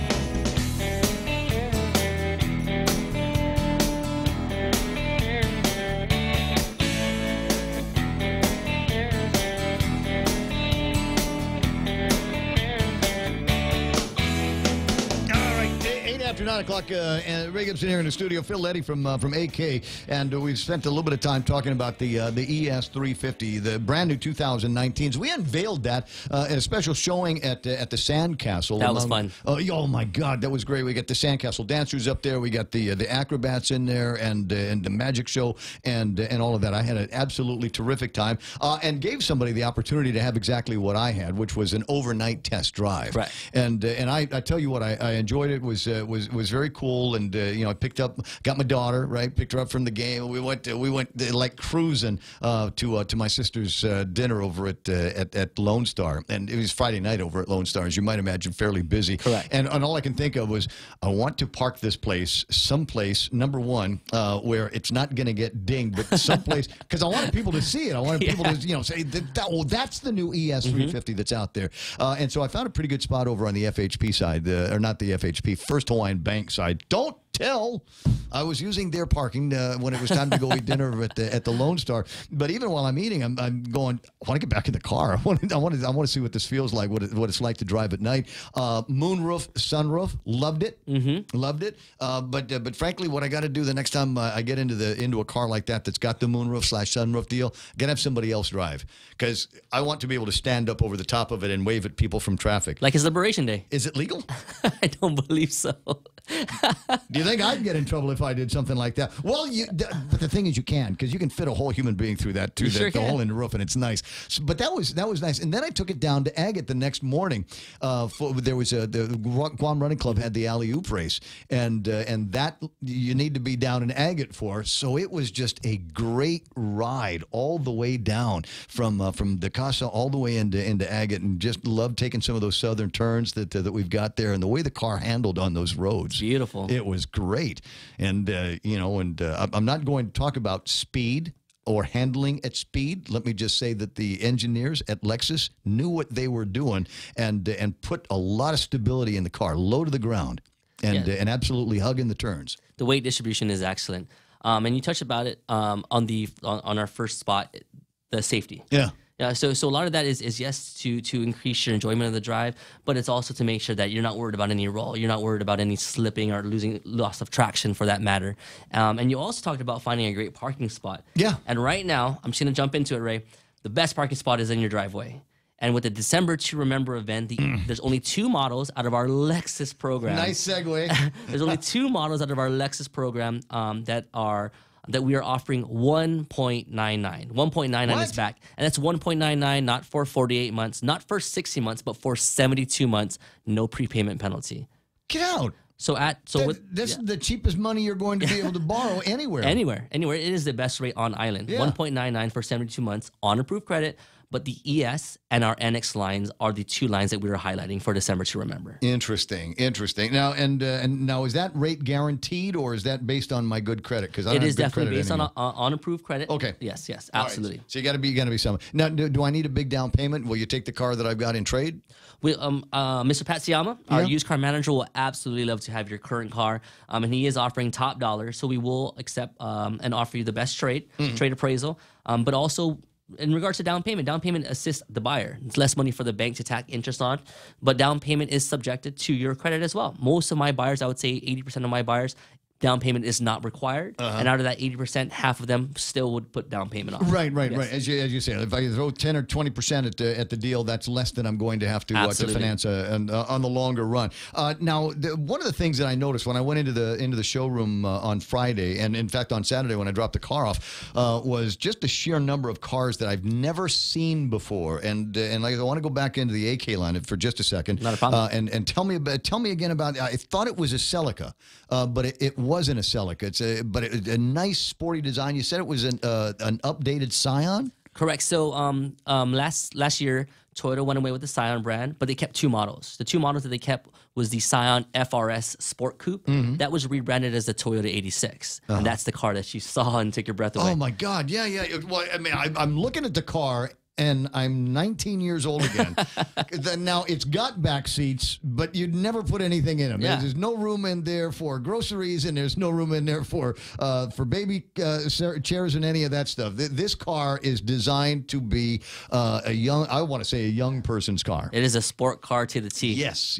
And you know, all of the appointments that you expect from a Toyota were on the inside of this thing. And I love the black color on the thing. It reminded me, I used to drive a Celica GT in 1983, right? So like I said, literally, I'm looking at that car going back to my 20s, and I thought this would be a suitable replacement for that car. And I love the price. Love the price on it. A very sporty price, competitive with everything else that you might see on the lot. But that's not the only new one. You've recasted the RAV4.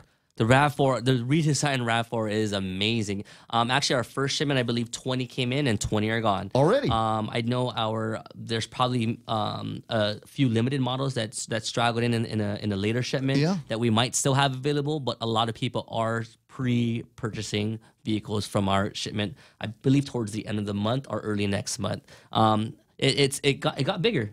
And a lot of people. The last time I saw it, I thought it was bigger because the last time I saw it, I thought, oh my God, how do we distinguish this between the Highlander and the RAV4? So you have great interior space and storage space without having the third row. Because some people don't need the third row. Yeah. Some people aren't mass-producing children like I am, so they just need the 5-seaters, and that suffices. But yeah. So with the space, the new space of the RAV4, like I said, they're hot to trot. And then I was mentioning earlier, we do have a brand new Lexus model, which we are going to have a launch very shortly. It's called the Lexus UX. So it is based on, or not based on, but similar to the CHR. Correct. The Coupe High Rider is what the CHR stands for in that line, which is absolutely terrific. It's a very sporty styling, very cosmopolitan styling. In fact, the doors on the CHR actually open differently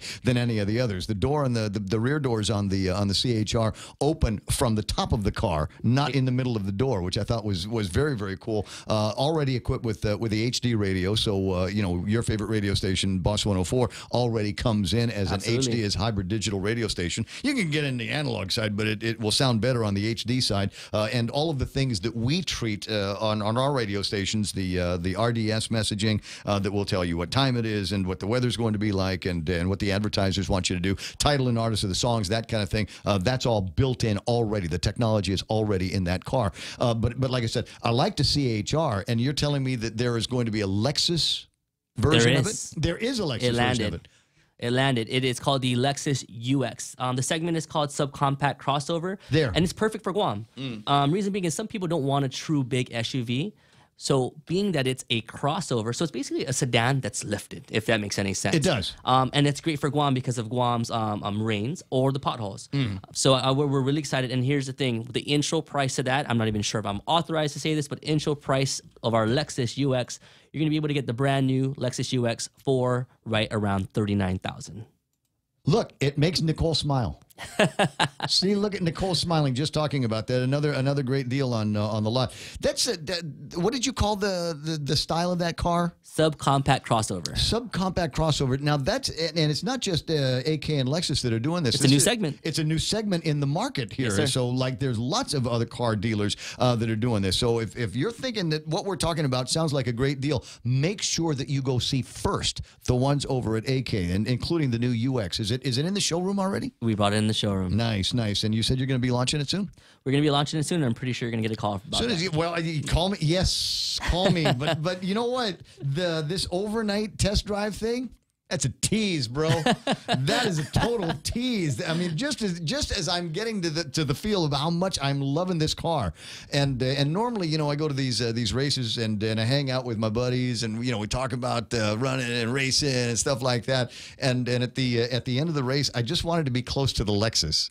Because I had the tunes going, and I had some water and stuff, and great. That's funny thing is because you look at the ES350, and you're thinking, all right, it's got this coupe design, it's close to the ground, very low, and you're thinking, what am I missing here? Is there going to be a space issue? And it's crazy how much space there is on the inside, and I was floored by how much trunk space there was in the car. It's the widest rear cabin in its class. That's something else. Phil Letty, and for those of you watching on Facebook Live, another picture of Nicole, and then if you can scroll up and down on that, you'll see a couple of places where Phil has given you contact information and some details. Absolutely. So don't be shy about going to see him. Look, it's the holidays, it's Christmas, and while we might not be talking about second cars in the family, take whatever you're driving, make that the second car. Swing by AK Lexus, swing by AK Toyota, and see if your new first car is going to be there. Got somebody graduating, somebody's getting a driver's license this year. All right, whatever you're driving, that's theirs. Treat yourself to something new these days. And it's 2019 right around the corner. Maybe it's time for an upgrade for you. Absolutely. You got to make December to remember, and that's what we're here for. Once again, my name is Phil Letty. Thank you so much, Guam. You can contact Phil the Deal at 777-0240. I like the way he puts that together. It's 9:19, and the Ray Gibson Show continues on the other side of these. Boldly styled, meticulously refined. The 2019 ES350 features a longer, wider stance and a sleek coupe-like silhouette inherited from the flagship LS. The ES350 offers an ultimate level of comfort, while cutting-edge engineering delivers a thrilling drive. Visit the Lexus showroom today at Atkins Kroll during the December to Remember sales event. Drive home a 2019 ES350 for 0 down and 1.99% APR for 60 months. Terms and conditions apply. See dealer for details. Experience amazing. Good news, Guam! Now you can design a phone plan that suits your needs by switching to GTA's handset payment option. With HPO, you can take home a new smartphone today and pay it down over 12, 18, or 24 months. You decide. And since there's no contract, you can upgrade phones at any time. So stop waiting. Join the thousands already taking advantage of the most flexible phone plan on Guam. Limited time offer. Terms and conditions apply. GTA, your island, your network.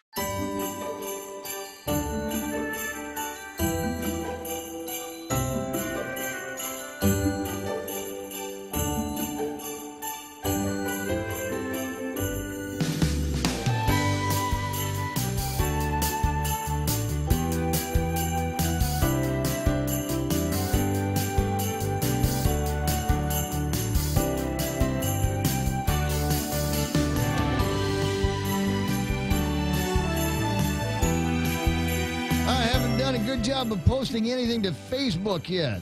What a bother. What numbers did we end up with? 204 today for the latest image of the blah blah blah sports with Rene Logie picture on Facebook story, and that's probably going to be going away. So I probably should add today's story to the gizmo. But there's other stuff I got to take care of. 9:21 in the morning. 888-8255. That's 888-TALK. As we make it through. Scully, is it Wednesday? I already spent a lot of time yesterday talking about where we are in the calendar. Mm-hmm. You know, it's holidays. Yeah, but this close, you can't really talk about it too much, I think. Well, it depends on what you want to do. Yeah. I mean, what do you want to do for the rest of the year, and how much time do you have? I mean, it's like shopping. It's like Christmas shopping at this point. You know, it's 5 days out. So what's number one? You still have to fight the crowds, and number two, what's left? Mm-hmm. what is there left to buy? Where's the big? Are there still any big deals out there worth talking about? Yeah, the car thing. Yeah, that's fun. I was lucky this year. I don't have to buy any gifts for anyone, so I just watch everybody else stand in the lines and just go quietly to myself. Exactly. Well, work on the closing of the year, and I think reflecting a little bit on what Jerry Roberts was talking about. This morning when he was doing the extra point is that you look at the world here and you look at 2019. What's ahead for us in 2019? And the answer shouldn't be, I don't know. Let's wait and see. There should not be a let's wait and see what happens in 2019. You need to start. You need to have decided, I don't know, a couple of months ago what it is that you're thinking about in 2019. I know that I've got some what I think will be some of the most fun technical projects that I get to work on are going to take place in the first quarter of 2019. Frankly, I wanted them to take place in the last quarter of 2018, but, you get around to this time of year and you order something from somebody or you get something repaired from somebody and they say, oh, yeah, we ought to be able to get that to you around, I don't know, just before Christmas. And you're going, why can't you get it to me earlier? Well, it's the holidays. Hello. And it's the same. You're going to have delays in the shipping. You're going to have delays in the manufacture and the assembly of all of this stuff. Companies in the states that you deal with, same as me. Companies in the states that I deal with, they all have holidays and do things with their workers and all of that. Anyway, so I'm looking forward to those conversations around here. I don't think, in fact, we looked at the calendar. I don't know that we're going to be able to have our holiday party until probably around Valentine's. I think it's just all of the we're picky is the only way I can describe it. There's a place where we like to get together. Yeah. That is kind of out of the way and sort of boondocksy. You can't tell them.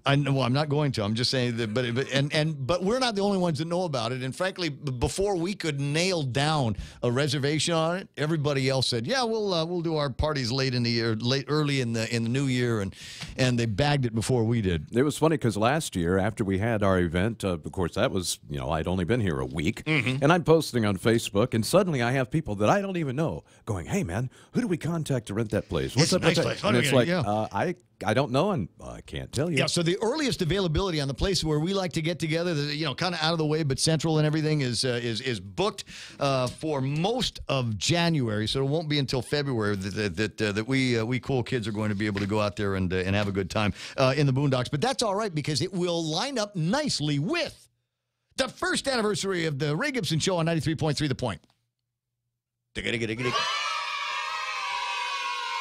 Hooray! I still have no idea what that show is going to sound like. I know I should have a better plan. I don't know. Well, the initial plan is for us to do an away broadcast. Yeah. That's what I'm thinking. Is we'd go and do the broadcast from elsewhere, and I don't know, bring in a bunch of the people friends. that we enjoyed talking to over the last 12 months, and some of the issues, and see where those are in the last 12 months. I mean, I will have had after the first year is done, I will have had an opportunity to review where we've been. Some of the topics that we've talked about, some of the things that got some great conversation going, and some of the things that maybe some of the things that I thought were going to be big deals that, as it turns out, didn't become big deals. And then there is the stuff that we're still in the middle of, right? I'll give you a good example of that is effective today. Who's the majority leadership at the 35th Guam Legislature? We think we know who it's going to be. Tina Rose Munya Barnes and Regine Biscoe Lee as the Committee on Rules, and Amanda Shelton over as the secretary, and who is going to be the vice? Was it Tilena? Talina Nelson was going to be the vice speaker. I think that was the name that's yeah. in my head, right? But it's not set in stone. They have yet to set that in stone, and there's still room for maneuvering, horse trading disagreements, if you will. And then there was the flap with the minority legislative minority over at the place, where everybody said, well, that should be a shoo-in for Mary Torres. That should have been the Mary Torres award there.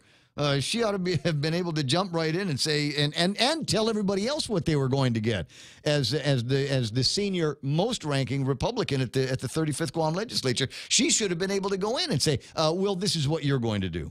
And Jimmy, this is what you're going to be doing. But didn't work out that way. And that has a lot of people scratching their head and wondering what it's going to be like, how interesting the first few weeks of the 35th Guam legislature are going to be. No doubt it's going to be an interesting last couple of weeks for the 34th Guam legislature. And I might not have put enough distinction on that.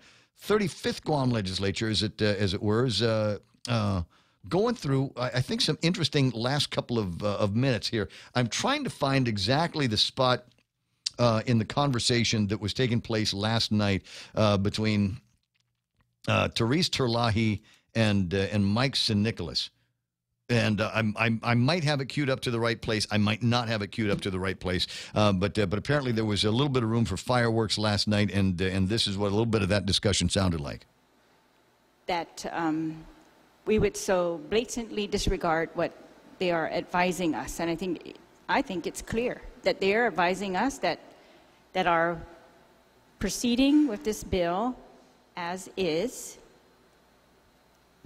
going to perhaps create a liability that we may not even have, and that is something that they are not able to determine right now. And so maybe, this bill needs to wait. And I think it's the opposite of putting more pressure on them to determine facts or liability when they have not even received from the aggrieved party all the facts. They said there's nothing in their office that has been received regarding this case. They don't even have the NOV.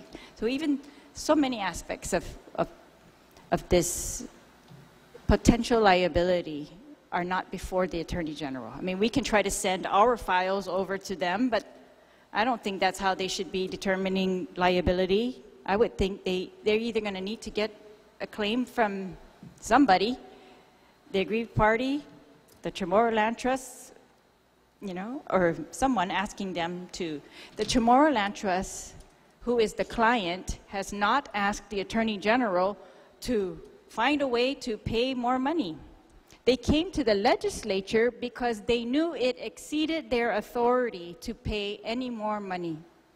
That's why they came to us, because they knew it exceeded their authority, and they knew there's no way they were going. It was not approved by their commission, and it's beyond the scope of what they are authorized by law to do. Anyway, so I object to that motion. In fact, I think it's insulting to the Attorney General's office, who represents all of us. In this particular instance, they do not have the materials that they would need, I would think, just because of what they've said earlier about what's not before them. Interesting conversation. And while there might be some that feel that Mike did an outstanding job maintaining some degree of decorum at the legislature as a result of what I'm told are a little bit more emotional conversations in and around this time period, I'm still with her. There's too many questions on this, and it is not as though we've got all of the money in the world to set aside for recycling. We've got enough environmental issues out there that need every possible resource that we have, and rather than steal money from another fund, raiding another fund outside the scope of the authority of the legislature, I think she's right. Maybe it's somebody needs to spend a little bit more time looking at this. It's been as many years as it's been. You know what? We can wait out a couple more years. Bottom of the hour on the radio station, 888-825-5888-TALK. And I'm getting a note earlier. Would spend some time trying to help a family get reunited. Daughter Gabrielle Rodriguez had come up missing as of about 6 o'clock last night. Family obviously very, very worried about all of that. I am getting word here and I'll see if I can get this confirmed with the family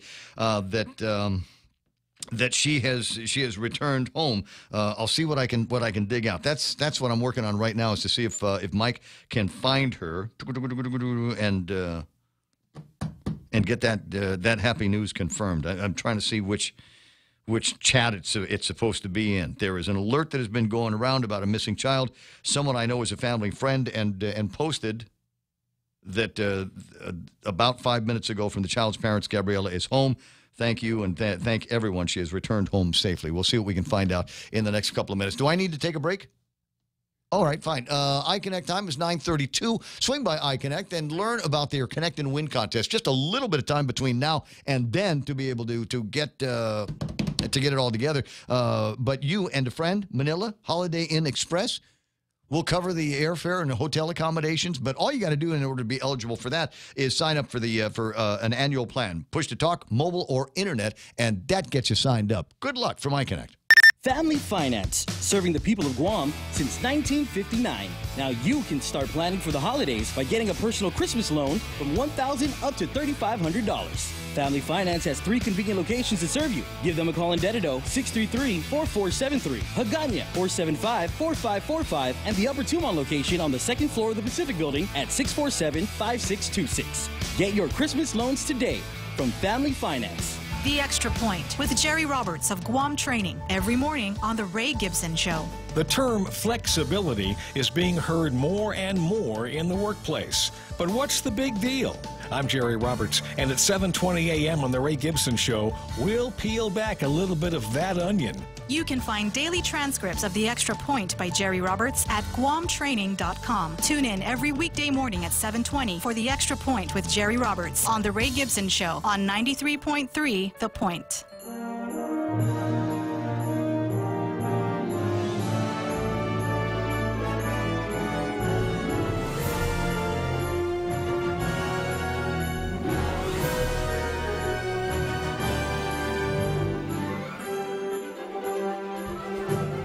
All right, so Brad says there's another video I got to be looking at, the emotional buildup for a later explosion, but I still haven't found the exact spot. So Brad, I'm gonna ask you to do me a favor. This is the way you do it. You go and you click the share button. And in the share button, it will give you the option to share from an exact location. So if you could cue it up to the exact spot, because what I cannot do in here is review videos while I'm talking on the radio. I cannot. I know. I wish I was capable of that kind of multimedia multitasking. But wow, I'm sorry, I forgot to go to that part of DJ school. 9:34 in the morning. Very close friend and personal friend, Ken Leon Guerrero is on the end of the line. Good morning, Ken. Good morning. I caught your little discussion earlier about the leadership challenges and things that are still plaguing the 35th Guam legislature. And I have to say that this is something that I and a lot of other people are watching very closely, because we were hoping there was going to be a change in direction, that the leadership of the 35th Guam legislature was going to be more open and more accountable to the public, and that we would see less pork barrels rolling out of the legislature. And then we have the rumors rolling around that instead of being Therese Terlahi being put in place, Tina Munya Barnes, who in the 32nd and 33rd legislature was queen of the pork barrels. And so we look at her moving into the speakership position as saying, voters and taxpayers of Guam, beware and watch the actions of the legislature extremely closely. Well, I mean, just what we're seeing now. Just what we're seeing now. You got and I mentioned this yesterday because I thought it was incongruous. One statement out of the governor that says that the finances of the government of Guam are as stable as they've ever been. Not that that's the most convincing and not that that's the most encouraging thing I've ever heard in my life. Oh, so our structural instability is as stable today as it's ever been. Number one, and then number two, on the opposite side of the Guam Daily Post, you had the story about the legislature legislature passing by one vote. By one vote, they managed to pass Tom Atta's bill that would add the words "or more," and that's all you need to know. More is what the legislature and what the government is trying to do, is take more taxes out of the economy and take productive dollars and make it unproductive dollars in the government of Guam. And I'm going, one doesn't make sense. If you're telling me that there's now no longer a fiscal crisis, then we don't need that part of the legislation. We don't need that part of the budget bill. And if it's flawed, leave it flawed if we don't need it. Well, going back to that clip you ran with on the recycling bill, that's another example of what we're talking about. Because if you think back to the 33rd, in the last days of the 33rd, Tina Munya Barnes tried to push through the GRRP bill, and now we're looking at another special interest package going through on this landfill stuff. But when you go back, it goes right back to the agencies. And I'm hoping that the incoming governor does something about appointing an ethics commission, because that's what's missing here. Because when you look at that commonalities between Guam YTK, GRP, the landfill, Manhita Farms, and other things, going back to Manhita Farms, when I was doing the research on that, I went to Department of Agriculture and pulled the original contracts and leases. One of the folders has a memo in there from, I think it's like 2004, and the memo says, all the documents pertaining to this agreement have been misplaced or lost, and this memo constitutes the entire agreement. Here's the lease that was issued supposedly in 1984 or 85, and in 2006, 2007, we have a one-page memo that says this memo constitutes the entire agreement. No detail whatsoever. So this goes back to ethics commission issues. If that's all of the information that you have, if there is that kind of massive flaw in it, then something else needs to be done. It seems to me that you probably shouldn't be able to push through with any further discussions until there is clarity found, or the original documentation is found, or there is another agreement that gets cast. Wouldn't that be the right way to do it? That would be the right way to do it, but then take it back to GRRP. GRP's original lease had four one-year leases, and at the end of the second year, they hadn't completed any of the requirements, so GEDCA foreclosed on the lease. And then, about 5 or 6 years later, Waggy Gurgis comes along and signs a promissory note to pay the money that the IEEI didn't pay, and then GEDCA resurrects the lease by memo. So here was a contract that was dead. It was terminated with extreme prejudice in the court system. And then by virtue of a guy coming in and say, hey, that $138,000 you loaned IEEI, I'll pay it back after I build a waste energy plant. Sign here.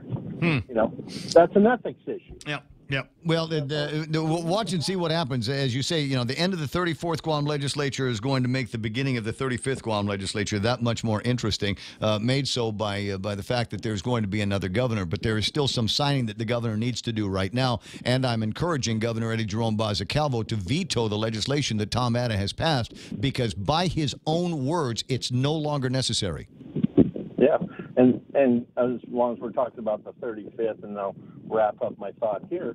Here we have two senators who were among the highest vote getters, which shows that voters approve of these people, approve of the actions of these people, and are very, very supportive of these people.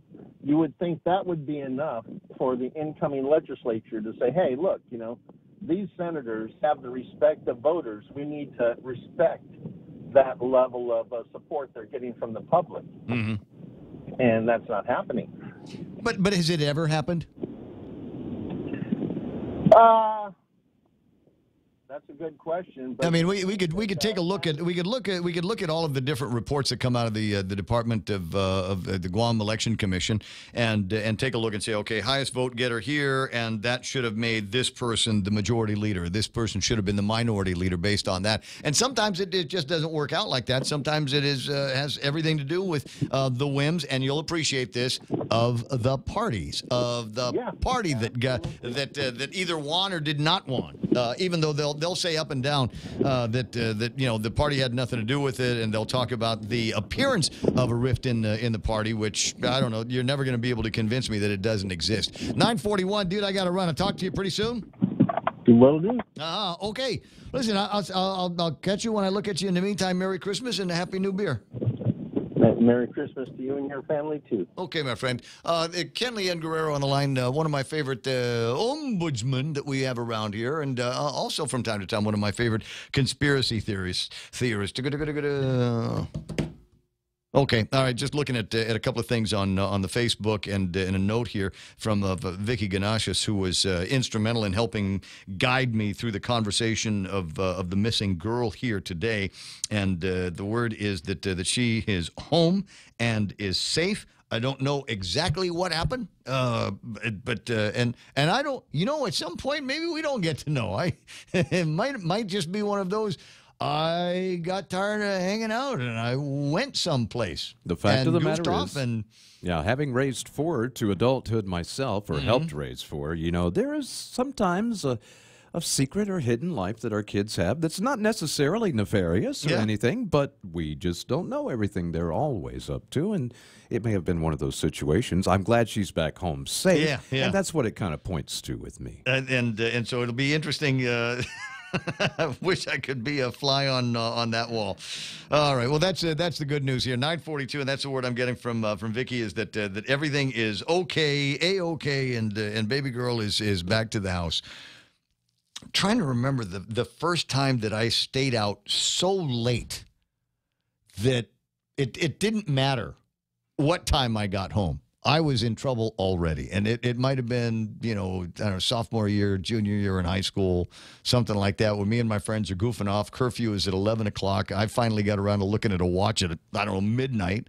Oh, what the heck? I'm in trouble already. I might as well stay out. Yeah, my dad was a World War II and Korea vet in the Marines. Oh, so that was something I was never even going to attempt. Yeah. That I can not see going to where happen. It could be a little bit of a hard time. So let me go back to the legislator. There's a couple of tapes that I've been sent. One of them has got the beginning of when people were getting emotional, and I think I'm within a few seconds of listening to a little bit of emotionality going on and drama at the legislature in this conversation about what needs to be done with cocoa recycling. Acting Speaker Terlahi, you are recognized. I have a point of order. I think we have less than a quorum here, and it seems obvious to me that the members are either busy or they've got something else to do tonight. I would ask, Mr. Chair, that you recess us until tomorrow at 9 to continue when everybody's here. If I'm not mistaken, I believe Senator Lee is still with us, and we do have a quorum. But on that motion, Madam Speaker, just an advisory, I have been informed by legal counsel that in the interest of ensuring that we are able to make our engrossment deadline for tomorrow, and that we are able to recess our session, and Senator Lee's present, recess our session and be able to meet our potential veto override deadlines that are a potential from Megalahi, we would need to conclude our proceedings this evening at earliest, so that engrossment can take place and voting can commence. I wanted to advise that with respect to your motion to recess at this time. Well, it wasn't a motion, it was a point of order. Point of order. Stating the lack of a quorum and asking you to recess us. I see. The quorum has been reestablished. Do any of my colleagues have any amendments on Bill 350? There's awkward moments of silence here. And I'm waiting for yet more. Might be a few seconds away from it. It's being categorized and described as Therese loses her mind here. We'll see. Do any of my colleagues have any amendments on Bill 350? If there are none, we could entertain a motion to advise and rise from the Committee of the Whole. Are there any amendments to Bill 350? Acting Speaker, you are recognized on an amendment to Bill 350. It's very hard to pass any amendment right now because we only have 8 people here, and it's very clear where their allegiances are lying. But I would like to ask that... Acting Speaker, you will refrain from making comments about our colleagues in such a manner. Mr. Chair, Please you have cut proceed me with off your- from asking questions of the panel. You've cut me off from the middle of my questions Acting Speaker, when they you have were the floor here. with respect to amendment on 350. You will not recess us till the rest of the members are here. So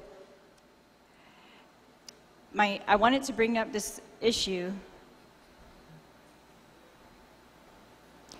If Section 2, some of the arguments that have been made that Section 2 of this bill... Wait, was that it? First of all, I rise in objection to this bill. This bill very clearly intends to create a liability for the government of Guam that does not exist at this time, that is not recognized by the Chamorro Land Trust, which is the party to the only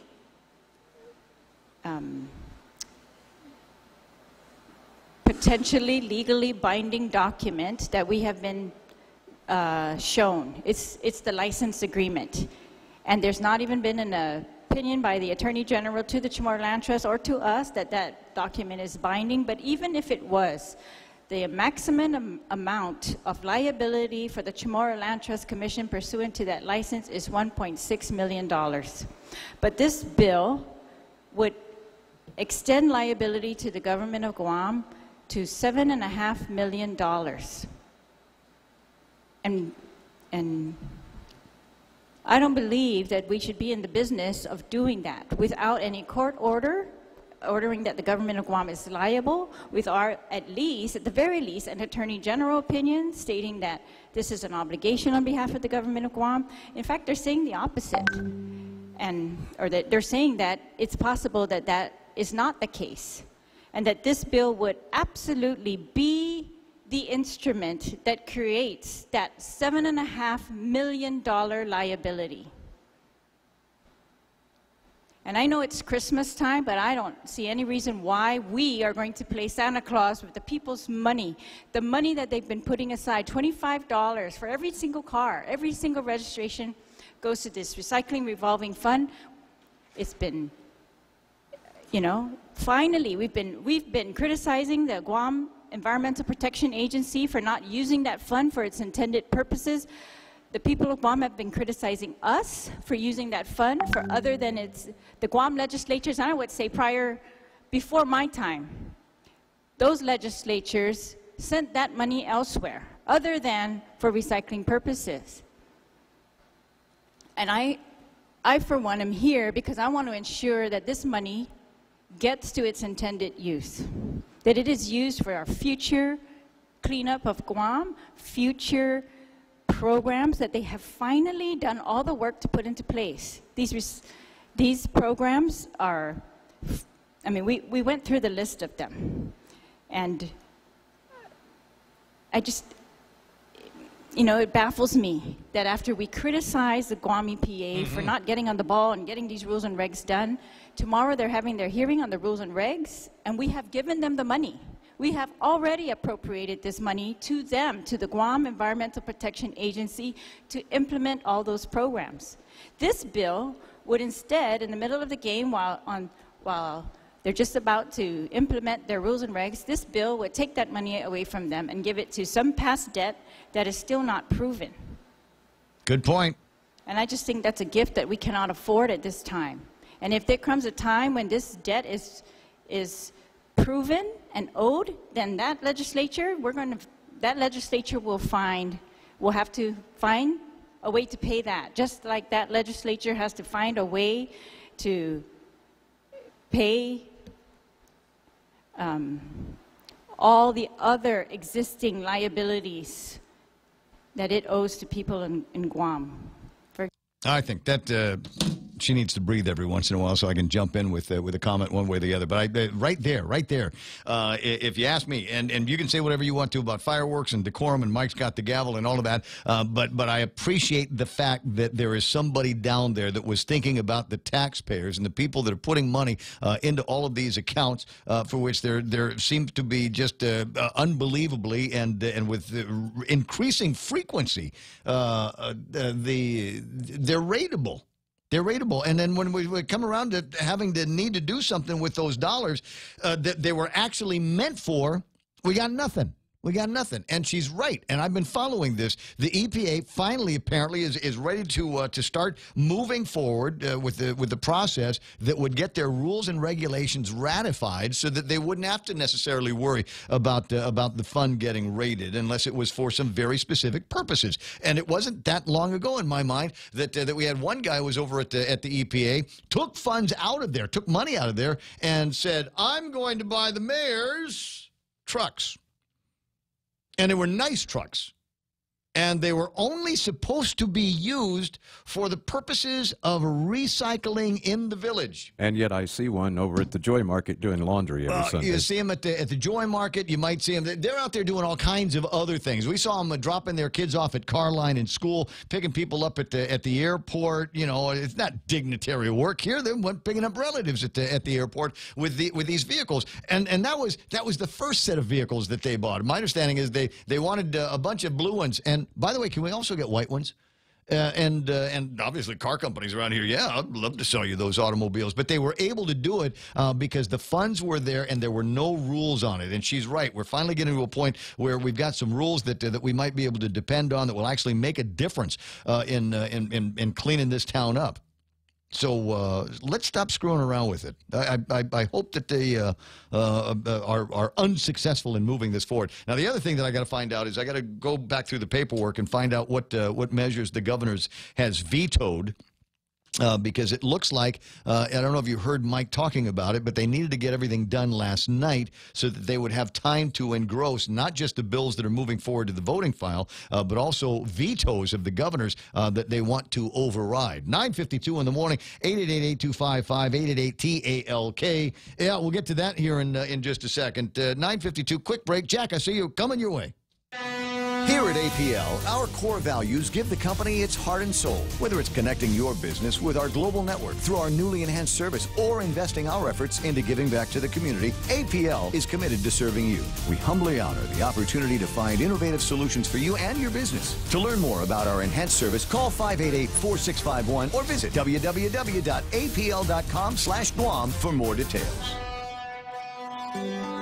At Guam Regional Medical City, it is our mission to become the island's premier choice for specialty care, like cardiology, pulmonology, neurosciences, orthopedics, oncology services, and more. We aim to protect our island from heart attacks, strokes, cancer, and diabetic complications. But should you suffer from such diseases, we're ready with world-class options, both inpatient and outpatient. For more information, visit us at grmc.gu.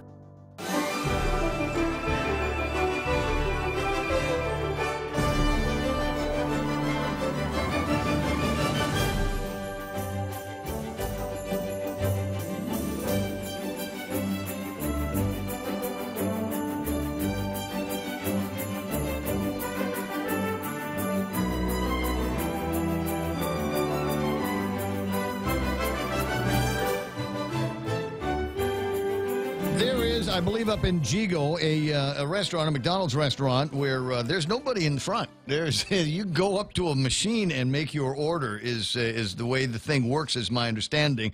And get ready for more of that as the cost of manpower goes up, but the value of the job that's being done doesn't necessarily go up with it. It just needs somebody to push a couple of buttons in the front, and frankly, that's work that the customer could be doing. And so that's the way that's doing.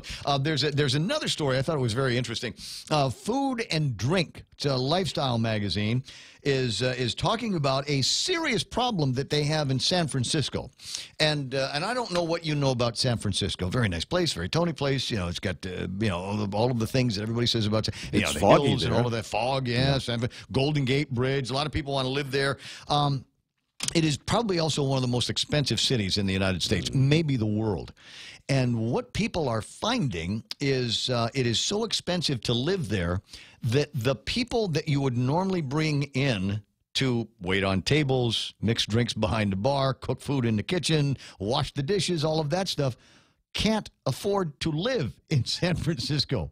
It's gotten to a point where they've got to have 2 or 3 jobs in order to afford an apartment and something of a lifestyle, and just can't make ends meet. So they're starting to see a major problem with restaurants that cannot hire anybody because nobody can afford to live there. Yeah, I do know one thing about San Francisco, and that is folks that are gainfully employed but still have real struggles trying to live in San Francisco. Many of them actually live in Reno, Nevada. Reno, Nevada is one of the fastest growing cities in the country because by highway, as long as the weather's okay, keep in mind, you got to go over the Sierras to get back down in there, but it's only a couple of hours drive. And, you know, if you live in L.A., that's a normal drive to work.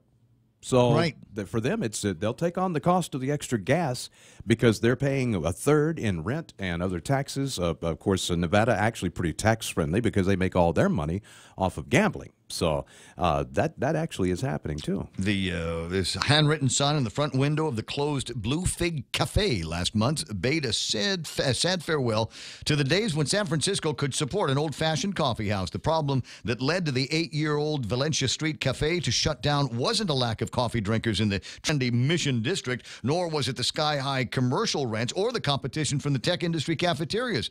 It was simply that it was nearly impossible to pay anyone in San Francisco enough to make you a cup of coffee. Crazy, isn't it? And I guess what's happening is the labor that cannot afford to live in San Francisco is going down to Los Angeles. Crazy, isn't it? Actually, they're moving to Oakland, but is it? They've always lived in Oakland. No, but it's just across the bay. It's a lot cheaper. Not that much, but it is a lot cheaper. I love Sausalito. But anyways, yeah, the Jigo McDonald's isn't the only one of the kiosks. They have that kiosk over at, I think, Tamuning. They have a kiosk there. I don't know how to tell you this. I haven't been inside the Tamuning McDonald's since I was a sophomore in high school. I mean, I just, say I got a driver's license. I don't go inside restaurants anymore if I don't have to. And anyways, remember a while back. Oh, by the way, I just got back and I'm watching you on the YouTube. And what the heck is that growing in your face, buddy? You know what? Thursday it was Thanksgiving morning and it was a holiday and I didn't feel like shaving. And then I woke up the next morning and thought I don't feel like shaving today anyway. So I came to work with a little bit of butt bus on my face. And I thought, well, I'll look at it again on Monday. And I looked at it again on Monday. And the comments that I was getting from people was, well, you know what? That's not so bad. I don't know, man. It looks like you're getting ready to go into the witness protection program there, man, and disappear on the radio for a couple of years. Cosendo. Unless your name is Yakoi, you shouldn't really be. So Cosendo said I look like Bad Santa. Yeah. What's his name? Billy Bob. Billy right? Bob. Thornton. Yeah. I don't know. Dude, the chicks like it, though. But anyways, yeah, you should get something at Home Depot for that thing, or Go visit Dr. Vince there and have him euthanize it. Well, okay, so give it another day here. I've got today is my regular haircut day with Ashley over at Rosie Ruse. So she's going to take care of the flyaway that I've got up on top, and then figure out what the connection needs to be with the beard. So far, she doesn't hate the beard. Crisis on the radio here now. I'm going to use the emergency entrance to Rosie Rouge today. I just I got back from Cali and they're thinking about, get this, they're thinking about taxing text messages. I'd heard that they were talking about, but I think the last thing I heard was they said, no, that actually, as we thought about it, is actually about the stupidest thing ever. And the FCC said that it was protected communication and could not be taxed. Well, it's information, yeah. It's not telecommunications. It's just information. It's just like your Gmail or your email. You can't really tax that. So anyways, I was just thinking, did you ever have a chance to ask Bob about that, how many people can get on their cell phone at one time? No, you know what, I did not, and unfortunately, I'm going to have to get you off the cell phone now. I've got news coming up in like 8 seconds. Give me a ring tomorrow morning a little bit earlier, all right? All right. And I'll hear you on Bob's show this afternoon, I'm sure. Take care, would you? There's our friend Jack. We're KUSG, had gotten your headquarters for Fox News Live. See you tomorrow. Fox News, that reaction from the White House after a federal judge postponed the sentencing for former National Security Advisor Michael Flynn. The delay is something between General Flynn and the courts, and that's something for them to determine what that timeline looks like. In the meantime, we wish General Flynn well, and we'll continue to focus on doing what we do here every single day. Spokeswoman Sarah Sanders, Flynn pled guilty to lying to the FBI about meeting with Russian officials during the transition.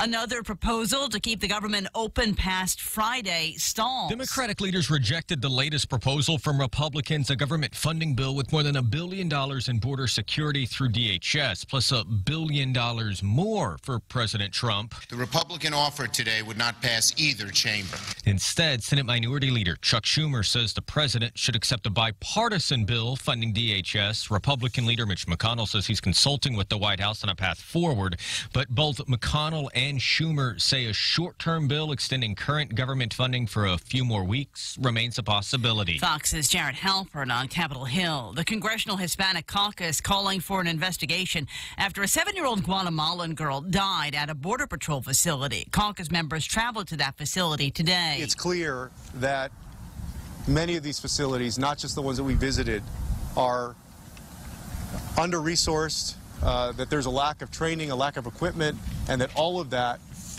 adds up to bad priorities or wrong priorities. Texas Representative Joaquin Castro, the Border Patrol has said they were investigating the girl's death. After an